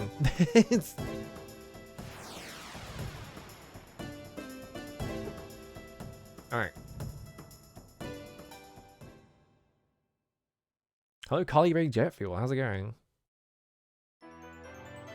I now have 5,600 HP on Koudelka. I don't think I need to level that up. Let's go up in...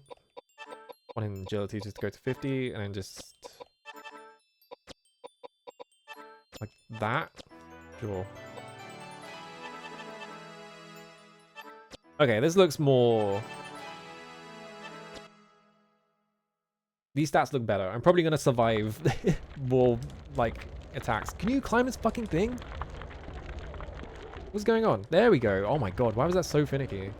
Bizarre. Alright, let's kill Patrick.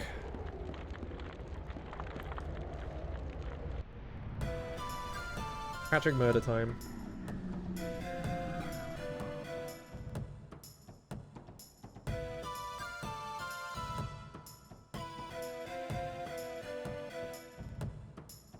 Alright, action.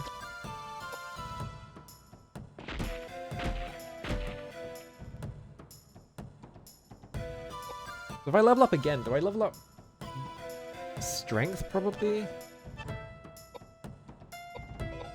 Yeah, let's just flare, fuck it.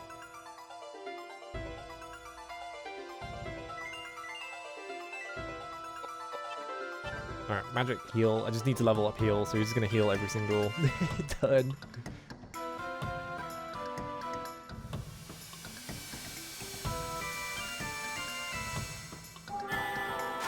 Koudelka and James having more HP than Edward is a little strange, yeah. It's fine. I probably will pump his Vit a couple more times. I just died in 1 turn. Awesome.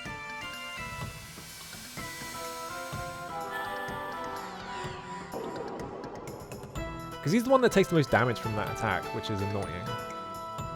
But he is on the front lines. Alright, wait. Yeah, Koudelka has 5,000 HP and Edward only has 47k. Oops. I almost... Wraparounds. Wait.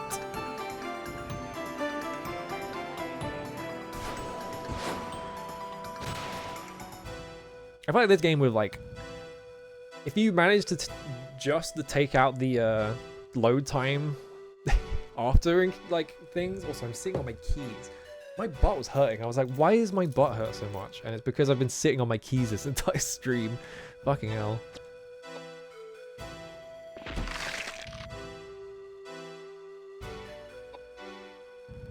I equipped the... No, I should have a bow rifle. My turn again.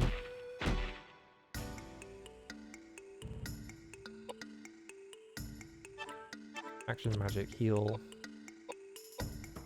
That's not where I wanted to pick, but that's fine. Doesn't really matter.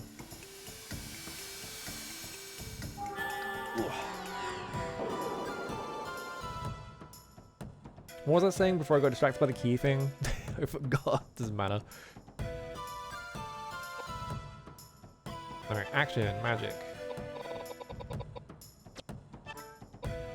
Sure, I guess I'll just start. Actually, can I check the state? I wish I could check the status of magic, but...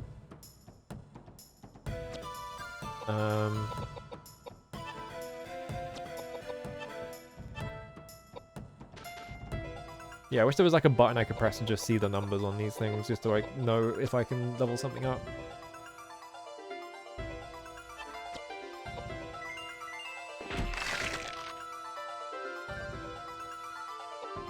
Wait. Ow.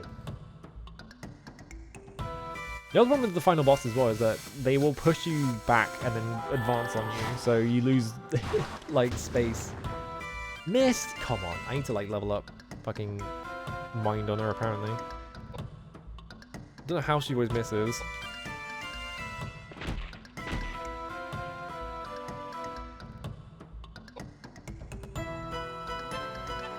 Alright, you were just healing every single turn. This is your job.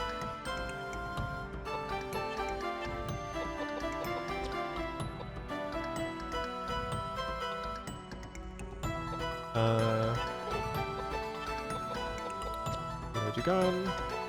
Wait.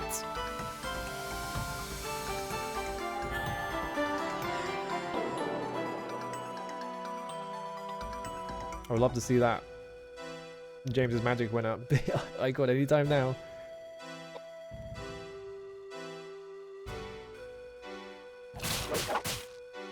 Ow.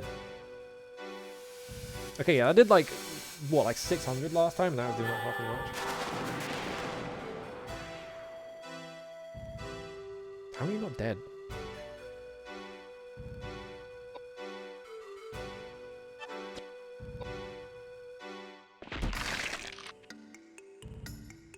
It's kind of annoying when you only get one attack. Because it's a chance thing. Oh, it's my turn again. Like that. It's just like, come on, man. You can fire your gun multiple times. It's not that hard.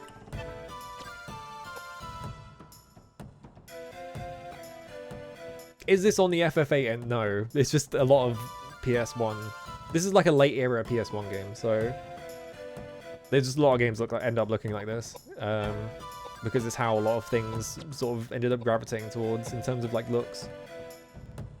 Because if you look at like Vagrant Story and shit like that, but like this is a SNK game, this isn't Square at all. If you look like Vagrant Story or I'm trying to think of other like photorealistic PS1 games at the end of the life cycle, but I can't remember any. Alright, goodbye Patrick. Yeah, it's more about the art process for sure. Like Metal Gear Solid has very similar like models, although the faces aren't as good. Alright, you have... let's see. I think I just pump Vit. Like 73 Vit is ridiculous, but... We get Dex and Mind. I'll take those. Alright. I need to go to the bathroom in a second. I'll just use these quickly.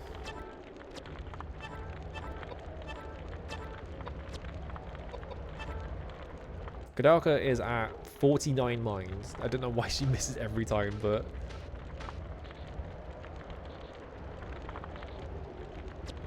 Alright. Around here.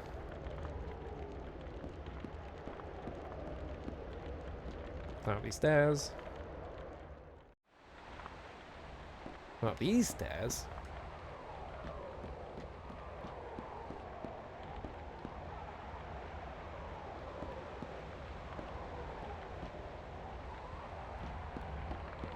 This is a game I haven't commented on much. The pre-renders in this game are actually quite good. Like the backgrounds are so good. Alright, church 4th floor. Alright, let's make a save here. And I'll be right back because I need to go to the bathroom quickly. Alright. Where do I save this? Just like here, I guess. Alright, I'll be right back. If it... I can't save there for some reason. Where's my earliest save? I guess I'll just save over the temp one because I have chapel ones that are more secure. Let's do that. Alright. Be right back.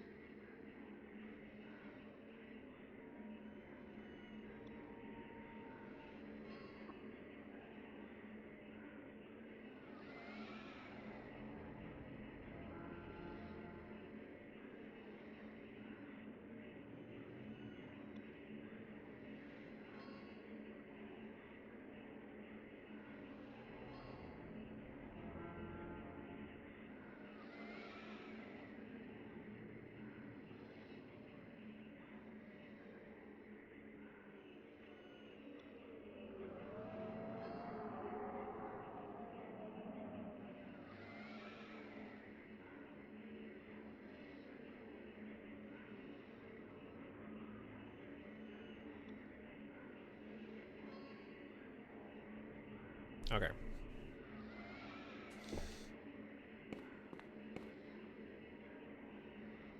Go around the suspicious flower. Watch this cutscene again, because why not? The beam. Actually, wait, no, the cutscene's too long. Never mind. I forgot it has like a whole like 30-second setup before they fire the beam. Alright. Fuck it, sure, I'll save here. I feel like we have a decent setup, so I might... We save here, and then... This isn't a bad spot to retry. I like feel pretty... I feel a lot more confident about this setup than I did the last one. That's for sure. Yeah, I'm pretty sure Elaine will just catch up to us at specific points on the map. Yeah, it's the exact same spot. Ooh. Anyway, there's this freaky woman that's chasing us. I skipped the cutscene so you didn't get to see it, but... She's doing like the Junji Ito backwards wiggle. Alright, if I... miss, well... Alright, watch this shit out. Oh wait, no, she's immune to like physical attacks. You can only take magic damage, right? I think that was how this worked. We do these. Oh, I forgot to use a high listal. That's fine.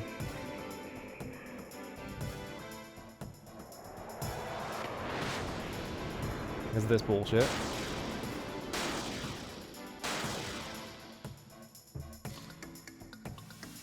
It feels like piety doesn't do that much.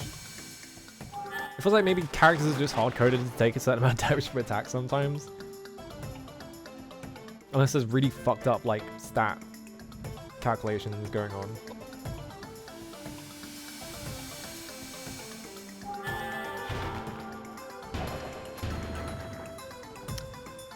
How? Every time. Alright, I'll just cast Flare over here again then. Alright, magic. I'm just gonna make sure you don't get to take a turn. Goodbye shitty magic. Doesn't matter that it's shitty because it's always 3 AP.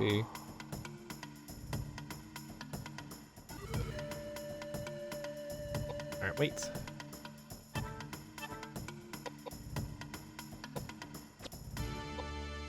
You flare again.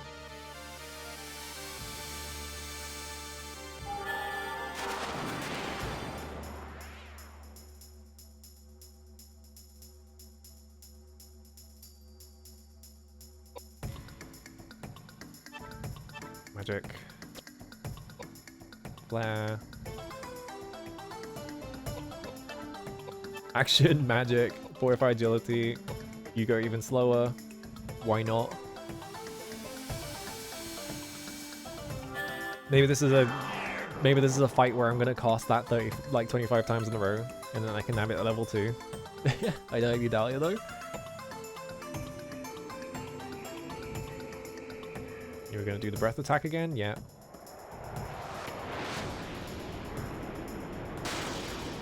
"666! Wow.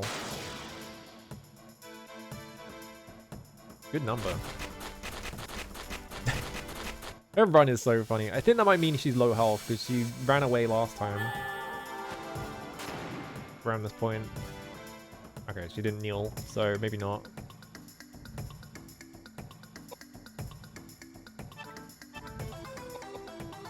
How much? 115. Ugh, that's fine. Let's high list off to the fight.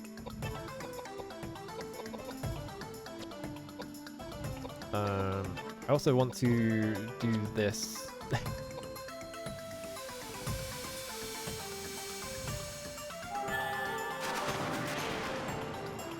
Not kneeling still. Had more health than I thought she did. I mean, I've got nothing better to do with this character. I might as well just do this.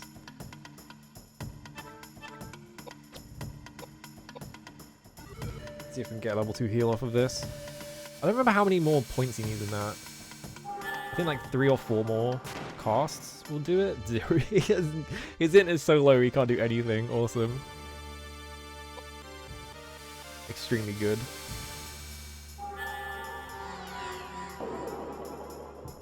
Okay, 3000 HP.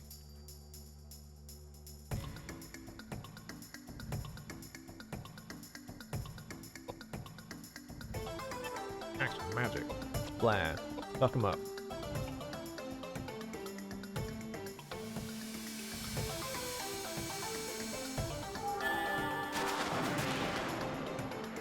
Still not kneeling? This thing has way more health than I thought it did. Or at least I remember anyway. I'm like running out of NP as well. That's fine. I'll just get Ed to fucking give me a list all. Ow.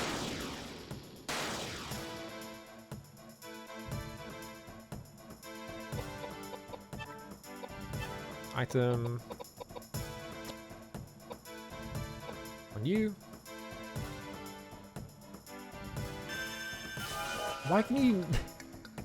Why can you use listals on like bosses and shit? It's very strange. Like, can I give the boss more MP? Is that what you're implying here?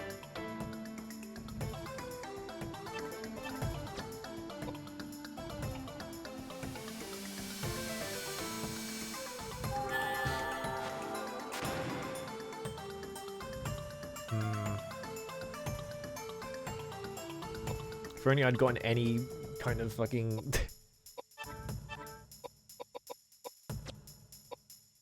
Alright. If only I'd gotten any kind of like spell levels on James, but instead he had to be slow as shit and never contribute much. There we go. Alright, she's out of here.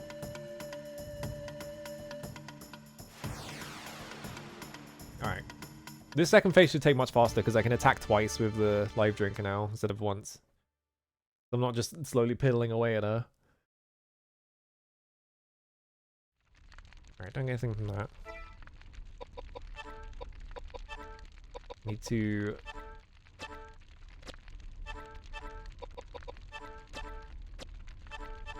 use these.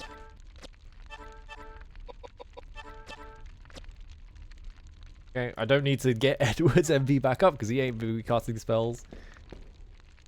Ain't no way. I ain't caught up with you. Alright, now I'm gonna run up to him and beat the shit out of her. Watch the fucking life drinker breaks in the middle of the final boss. Just knowing my luck. Oh, don't move. Action, magic.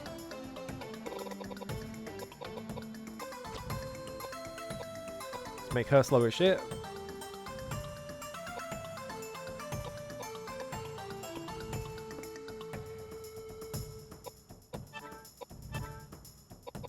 Wait, magic? What am I doing? Action, attack. Hit her. You gotta hit her multiple times, man. You gotta do the thing I just said.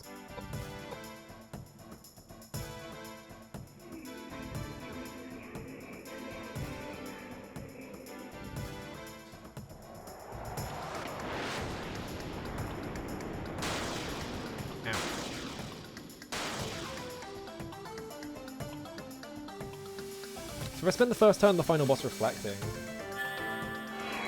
if that just prevents them from doing anything, that would be really strong. Because it means I just get to set up for the, like, to beat the shit out of them, but I don't know if that'll work.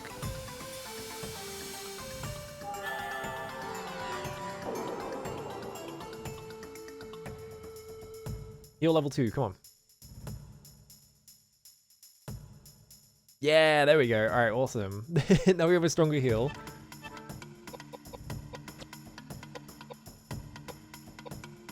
Get him to take all of his turns faster.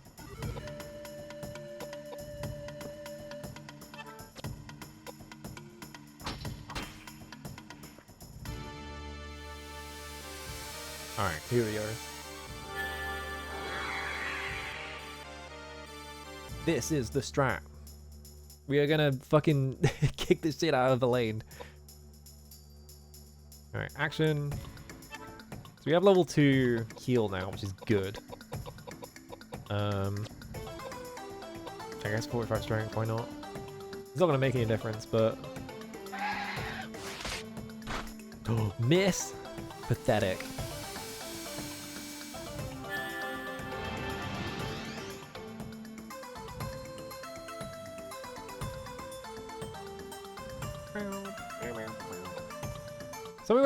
Something about like the melody progression in this song is very odd to me. I don't know why. It's very unfitting, I feel like.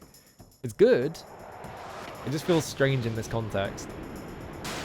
Of it being like the theme of woman who got turned into plant creature. You know what I mean, right? Become even slower.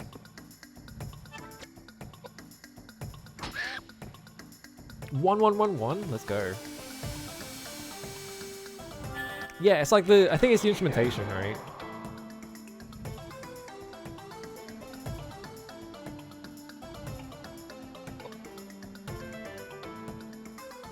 I'm trying to think what it reminds me of.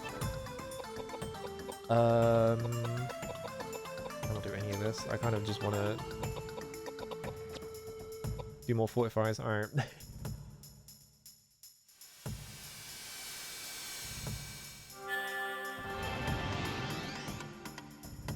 3 AP. I'm gonna check something actually, hang on.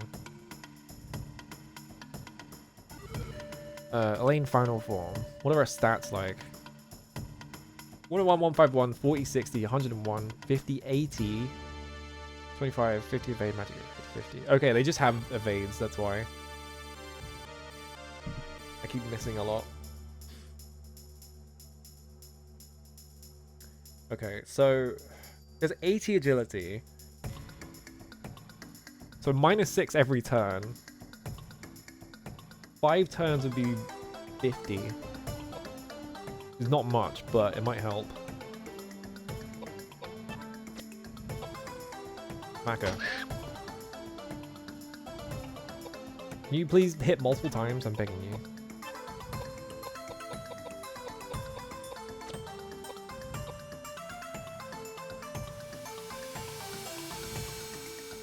Problem with like lowering her agility so much as well is that it means I am not casting magic to damage.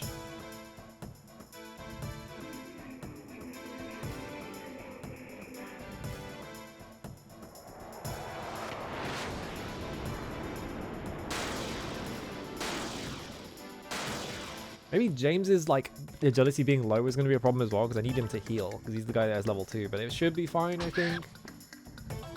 The stupid kneel animation, come on.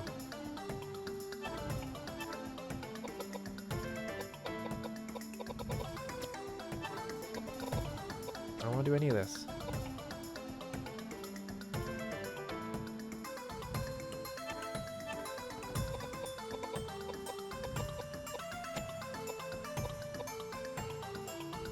I think this might be a good strat, possibly, if it could work.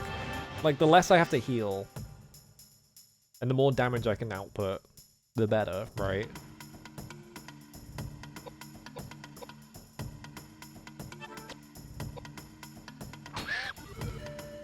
Do you kneel? Come on.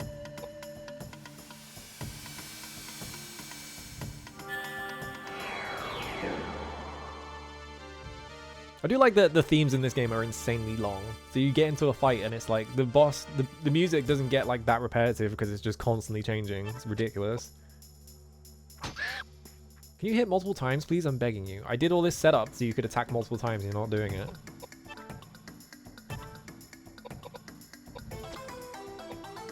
Heal thyself.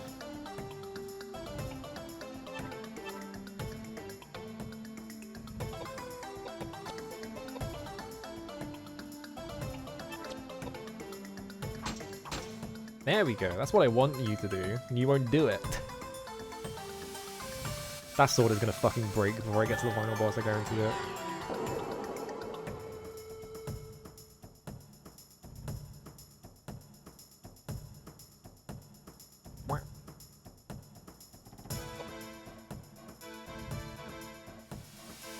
I kind of have to do this because I don't have any other way of like damaging it, right? Actually, I think last time, did I fire guns at it? I don't actually remember. Maybe guns would be better. Guns the duel. Because I think I remember seeing that the life drink good damage wasn't that high and then switching to the rifle or something. Maybe I should be saving, the, like, what do you call it? Durability on the life drinker.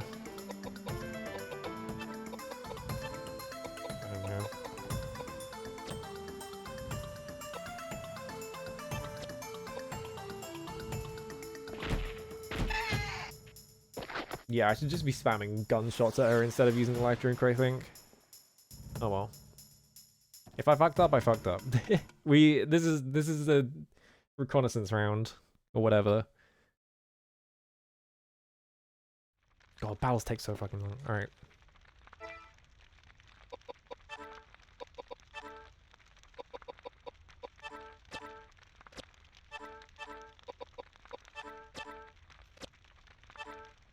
What does Panacea do again? Poisoning, paralysis, silence. Okay, that is the thing I was thinking of. Okay. I wanted to check if it was like a full, like, restore or something. Just in case. But I don't think you have any of those, right? Alright. And she turns into the fucked up bog woman. Yeah, look at that thing.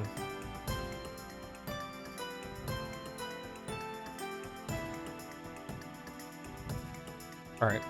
I forgot to switch weapons on James, whatever. It doesn't matter. I'm not using weapons turn on. We're doing this.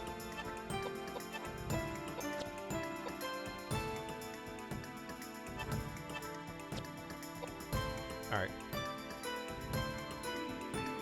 You're gonna do the breath attack, and it's gonna take all my HP away. That's fine. Oh, never mind. What the fuck is that? Okay, that was actually I need her to do that more often. That was so much less bad. She never did that. She just spammed the breath attack last time, like over and over again.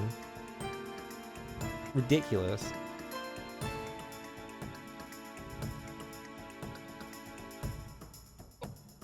Alright, I'm gonna move up one.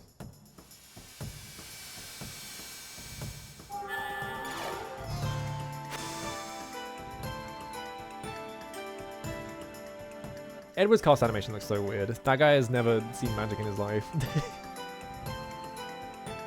You have a status effect on you? No. Alright, let's hope the reflect does anything. So I didn't just waste my first turn. We'll see.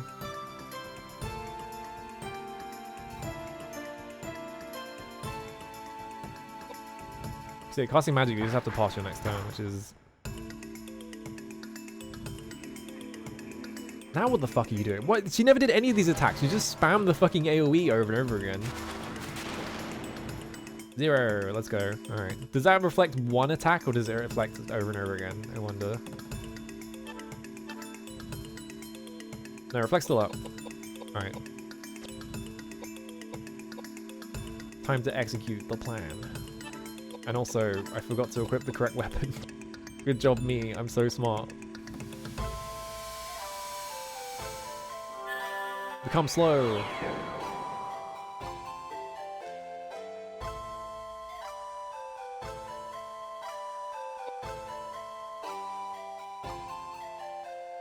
Oh, it did wear off on Edward. Okay, so you take like a couple of hits. You take one hit and then it wears off.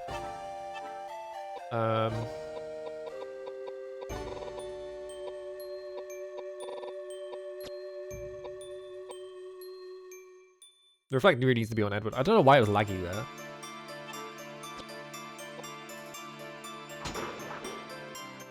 My pathetic 450 damage.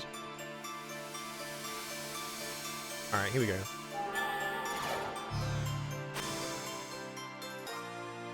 This might be the strat, is to just barrier fucking Edward over and over again so that the breath attack doesn't own him.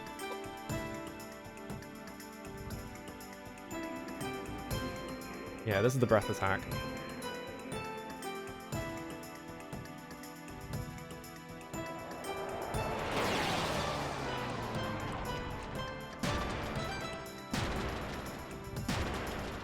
Is that doing damage? I can't tell what the yellow number is, because it's get 0 sometimes. Okay, reflect is still up. Like, it's a very unclear indicator with that number. Okay, reflect is still up.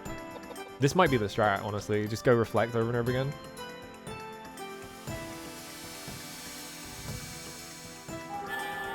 Like, is it healing? Or is it dealing damage? Like, what is the indicator there? I hope it's not healing, 'cause that would suck. Yeah, like, is it the damage to her? I'm assuming. But, like, why is it a different color to just damage numbers? It's confusing.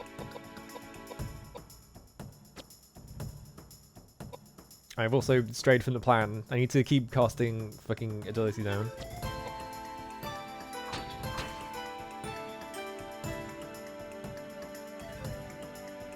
Edward's sword level went up! Oh shit. Let's go. I got absorb shit and it might have been absorbing the yellow, but that was also a stupid gimmick fight. Yeah, that's the thing. I saw the yellow there as well. I don't know what it was doing.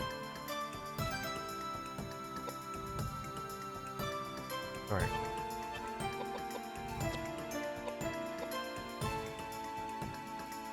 Become slower. So that puts her down to, what, 68 agility? I think reflect just ran out.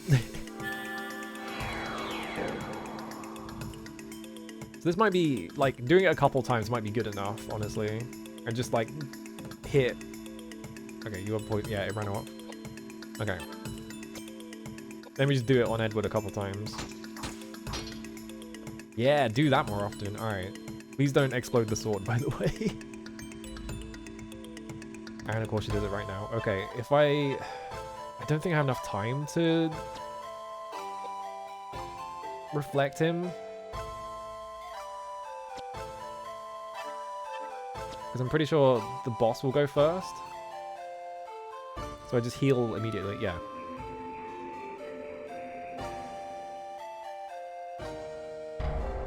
Oh, this is a different thing. Alright. You're just going after Koudelka? Fine. Be like that. Why did it never do any of these attacks last time? One attack? Come on, buddy. You can do better than that. Action, magic. Agility on Ed. We need this guy to go fucking supersonic.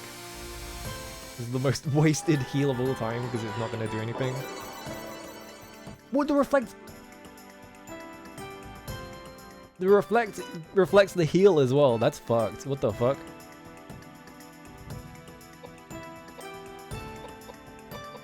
Oh wait, no, did I cast reflect on James? Actually, I don't remember now. I think it did reflect the heal though, didn't it?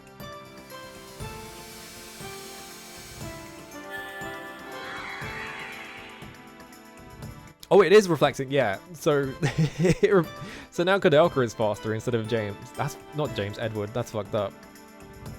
All right. That is exceedingly stupid. But you know what? Fuck it. What if we just kill the boss instead?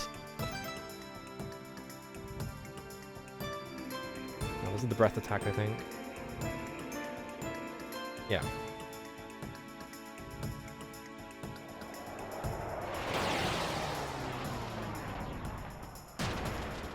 Miss.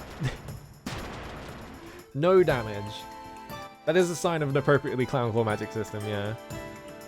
Alright, we're gonna do...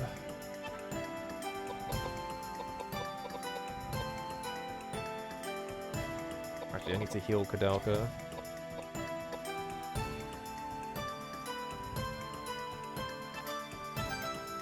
I just need to beat the boss up, so I'm just gonna cast magic. I think I'm like running out of him. No, we're fine.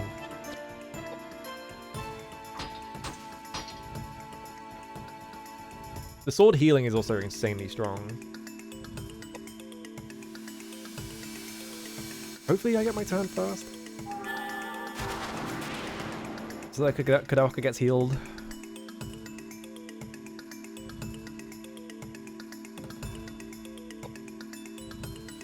Yes, okay. If it does the breath attack and everyone is like reflected, that does so much damage, I'm assuming. Hopefully it does damage. It seems like it is, the yellow number is like the thing that's getting reflected though. How is Reflect still up on him? That's crazy.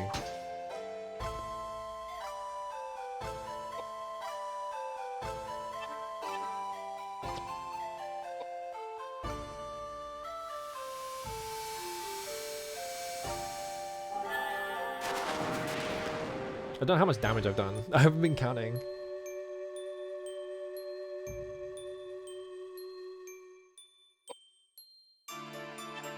But the boss, yeah, I'm getting like multiple turns before the boss gets to do anything, which is really good. Because it means that I just get to body it.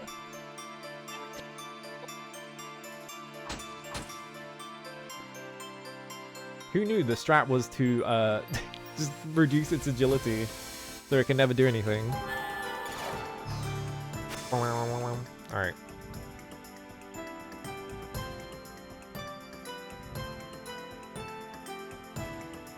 Yeah, alright. Right as Ed's run out. Like the exact like fucking turn that Edward's run out, that's fine. I'll just recast it on him. You're running out of MP, that's fine. I like how I can't cast it on the boss though. Alright. You can cast everything else on the boss except for Reflect. Presumably because you can just softlock yourself. Alright, there's this. Which one was this?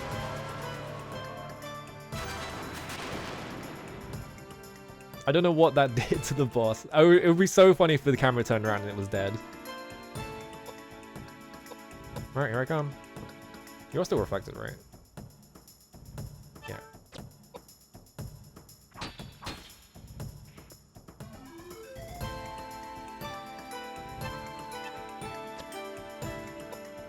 Reflect is busted, it turns out. This is ridiculous.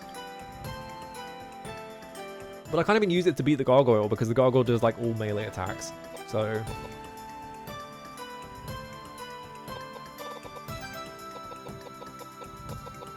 fuck it.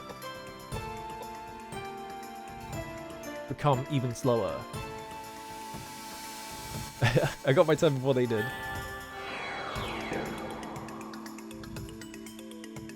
I think I've cast like 4 times, so they're at like 56 agility or some shit like that.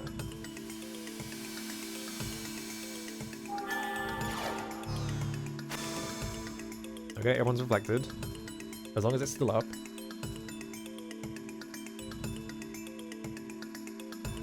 Yeah. Alright, buddy, hit me. What the fuck is this? It took 5,000 damage? What the What the fuck kind of attack is that? Thank God I had everyone reflected. What the fuck? Was that just a single target 5,000? Like, is just the fucking vigor check? Did it heal 5,000? It looked like it reflected 5,000. Was it green or yellow? I can't tell. It looked like a yellow number.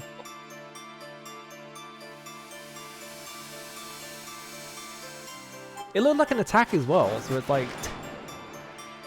What a vague fucking attack. Like, it looked like it was doing like a big explosion or something. Alright,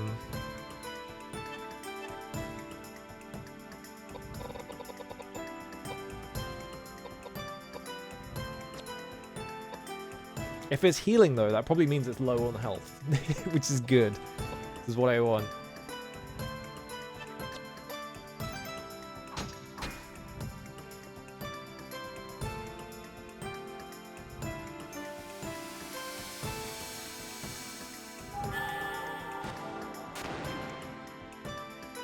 Yeah, that's not worth it. I was going to use him as a support. Am I still reflected? Okay. When are you going to do your breath attack? Oh, there you go.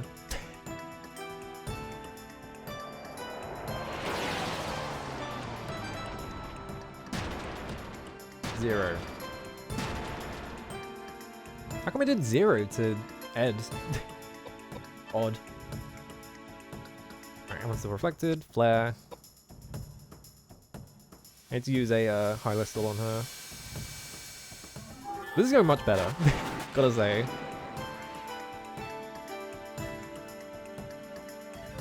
Now that I know what Reflect fucking does, it's just a Final Fantasy Reflect.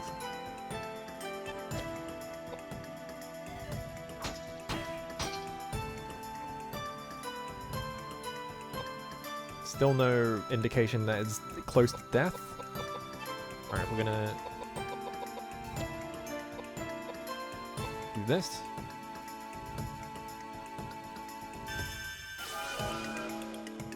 Yeah. Well, yeah, I wonder if it's like int based or something like that. That would make sense, right? Okay, ran out on James. I'm just gonna not worry about it for now. The only one that I'm worried about is it on Ed, really. So that he doesn't take tons of damage. I fucking win.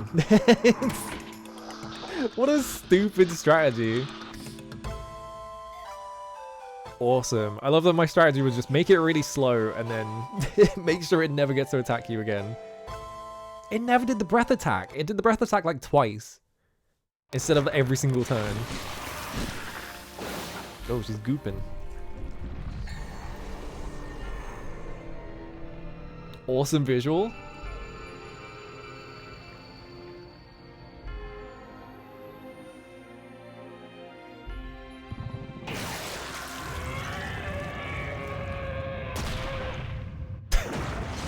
Did the TIE Fighter screen.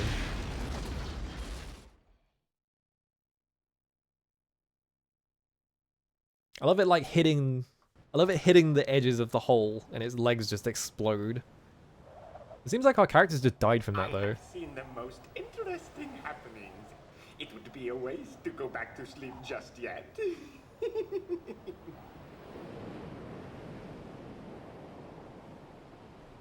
Did we live? We dead? All right, we're alive.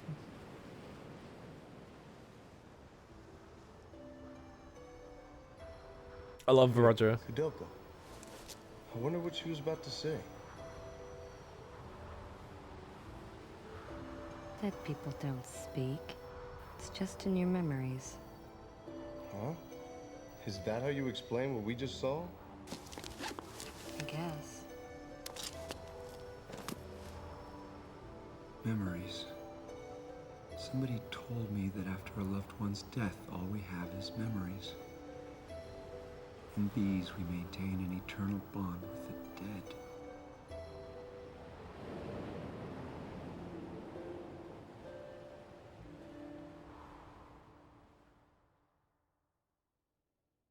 Is that the ending? Is it the whole thing? The other ending is definitely way more satisfying than, yeah. You get to see the bug explode, but I don't know. I feel like they intend you to lose that fight then. That's interesting. Because, yeah, losing the fight feels like it resolves all of the plot points, right?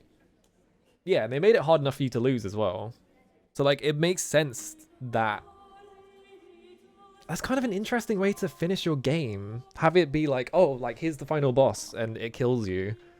And then one of your characters has to give themselves up. It's like, that's cool.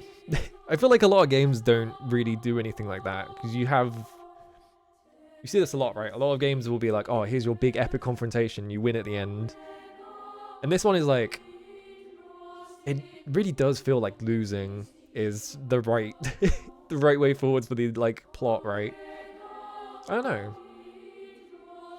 This isn't too spoilery, right? But every time I see someone play Alan Wake 2 and they get to the ending and they're like they're walking up to the last bit, they're like, oh, I'm so excited to fight a boss. It's like, you want to fight a final boss in Alan Wake 2? It's like the game that barely has bosses in it. It's very odd. It's like, you know, it's just what people expect, right? So like, I feel like a lot of games are just obligated to do it. Yeah, and that's the other thing as well. Is, yeah, a lot of games will do it where you win the fight, and then the boss, like, in the cutscene does a thing that makes you lose. Which is always frustrating. I always hate that. It's like, just make me lose in the fight. It's like, come on. I really don't like fights where you kind of just have to arbitrarily win and then you just lose. When it's not what happens, you know. Yeah, this game's really good. I enjoyed this game. I think the combat definitely drags because of the load times and shit like that, right? It's really funny that this is split across 4 discs in really arbitrary ways. Like, where the disc swaps are is strange. Like, the one disc swap that is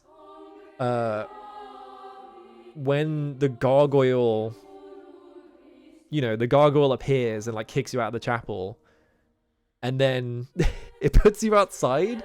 Like, instead of just having the disc swap there, which would be like, oh, it's a cliffhanger, instead it, like, sets you outside on the next screen. Then when you walk off of the screen, it switches discs. Like, that has to be, like, a technical thing, right? It's such a weird decision. Like, why is it right there? Like, why not the one, like, fade earlier? Yeah, there's some odd things about that. I do really want to play Shadow Hearts because Shadow Hearts looks awesome. It looks so strange. But I wanted to play this first because it sounded cool. You don't really see many, like, horror RPGs in general. Like, the enemy designs in this are so good. Like, the final boss and shit like that. And, like, the amount of, like, unique bosses. Because there is, like, a different boss for every single save point in the game. Like, that's cool. I like that. The acting's amazing. The plot's really good. Who wrote the plot, actually? I wasn't looking at the... I was not looking at the credits. Was Hiroki Kikuta the writer as well? Because this was his, like, passion project, right? I would imagine that he was probably, like, director-writer kind of deal, which is pretty common around this time as well, I think. Yeah, every basic enemy design is so good. I love how many guys are just like... I love how many guys are just like corpses, but like they do something interesting with like the visuals of it. Like a lot of guys that are like, you know, they have their arms like bound, but like they've split off. So they have like one stump and then just one arm that has a second one attached to it. He was Snart? Yeah, okay. That's... Has he written any other game? Oh, Infogrames. Has he written any other games? Because he's like a musician guy. He's not a writer. But like the writing in this game is really good. I don't know if he wrote... Like, what's he got here? Notes. Okay, this doesn't even... This doesn't even say if he like directed it or anything like that.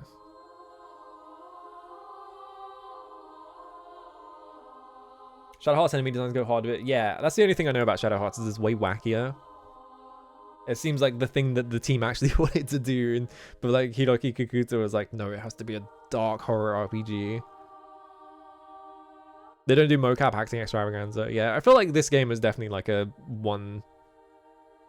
Like this game was never getting done a second time, right? It's like, it's so like singular. Which is why it's interesting. It's so cool. Like, I don't think something like this could be made ever again, right? Like before or after. Remember Game says Koudelka's the only one he wrote. Okay. I wonder if, yeah, like, that's surprising. Like this is really well written.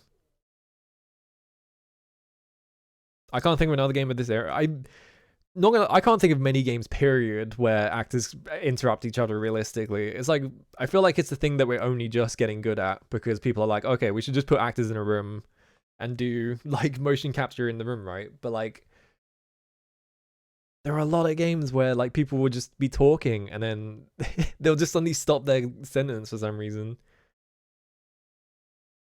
Yeah, bring back AA Studios. Give me like $2 million to make a video game and I'll sell it for $30. It'll be awesome, trust me. Hello, I'm like at the end of this game. We beat it twice. I was gonna say 3 times, but I didn't actually. That's not an ending really. Like a game over.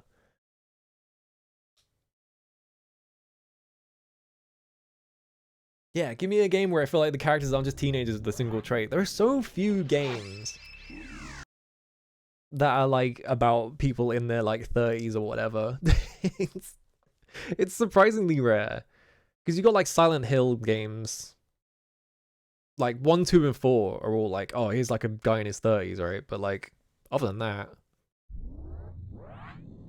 not that many. It's usually like, oh, I'm 18 or I'm like 21 or whatever, right?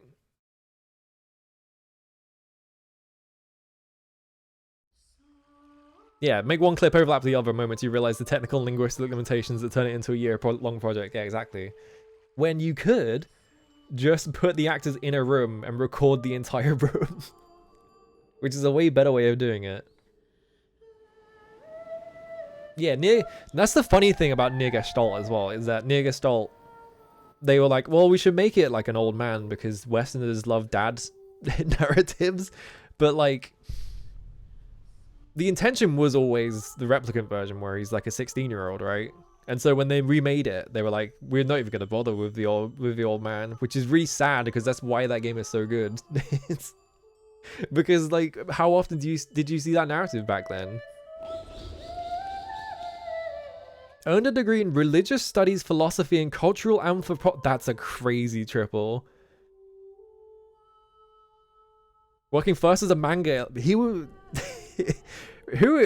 I'm assuming when they say a manga illustrator, he must have been an assistant to someone because when, yeah, 1991, it wouldn't have been that hard to become an assistant. Like, yeah, he does it all. That's awesome. What a fucking life. It's in general. Actually, no, it wouldn't even be 1991, it would be the 80s. Yeah, it would be even easier to become a manga illustrator because they wouldn't have even checked if you could draw. They would just be like, can you, like... All I need you to do is, like, touch things up. Every line delivered by Dad near hits so much harder. Yeah, exactly.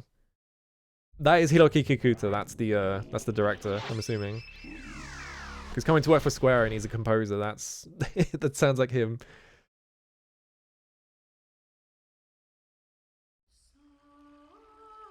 Yeah, most lines land as he knows he's wrong, but he's saying it anyway, yeah.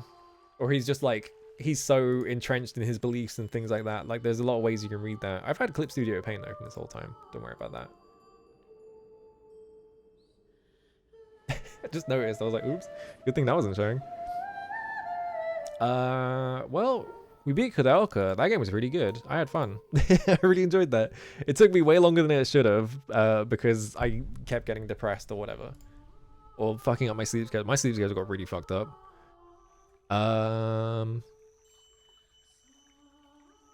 Who can we go to? Oh shit, McCaw is live. He just started. I saw McCaw with 93 viewers. I was like, that doesn't seem right, but it's because he just started stream. God, fucking SGF is playing Frank Stone. Have you? I watch every Supermassive game. He did arrangements for Yeek. That doesn't happen. That doesn't count. Everyone did arrangements for Yeek. That guy just threw money everywhere. I watch every Supermassive game as it comes out, and somehow they're always worse than the previous one. I don't know how they do it. It's really impressive. Alright, we're gonna rate Dot. Because why not? Because they're playing fucking some insane video game I've never seen in my life. Alright.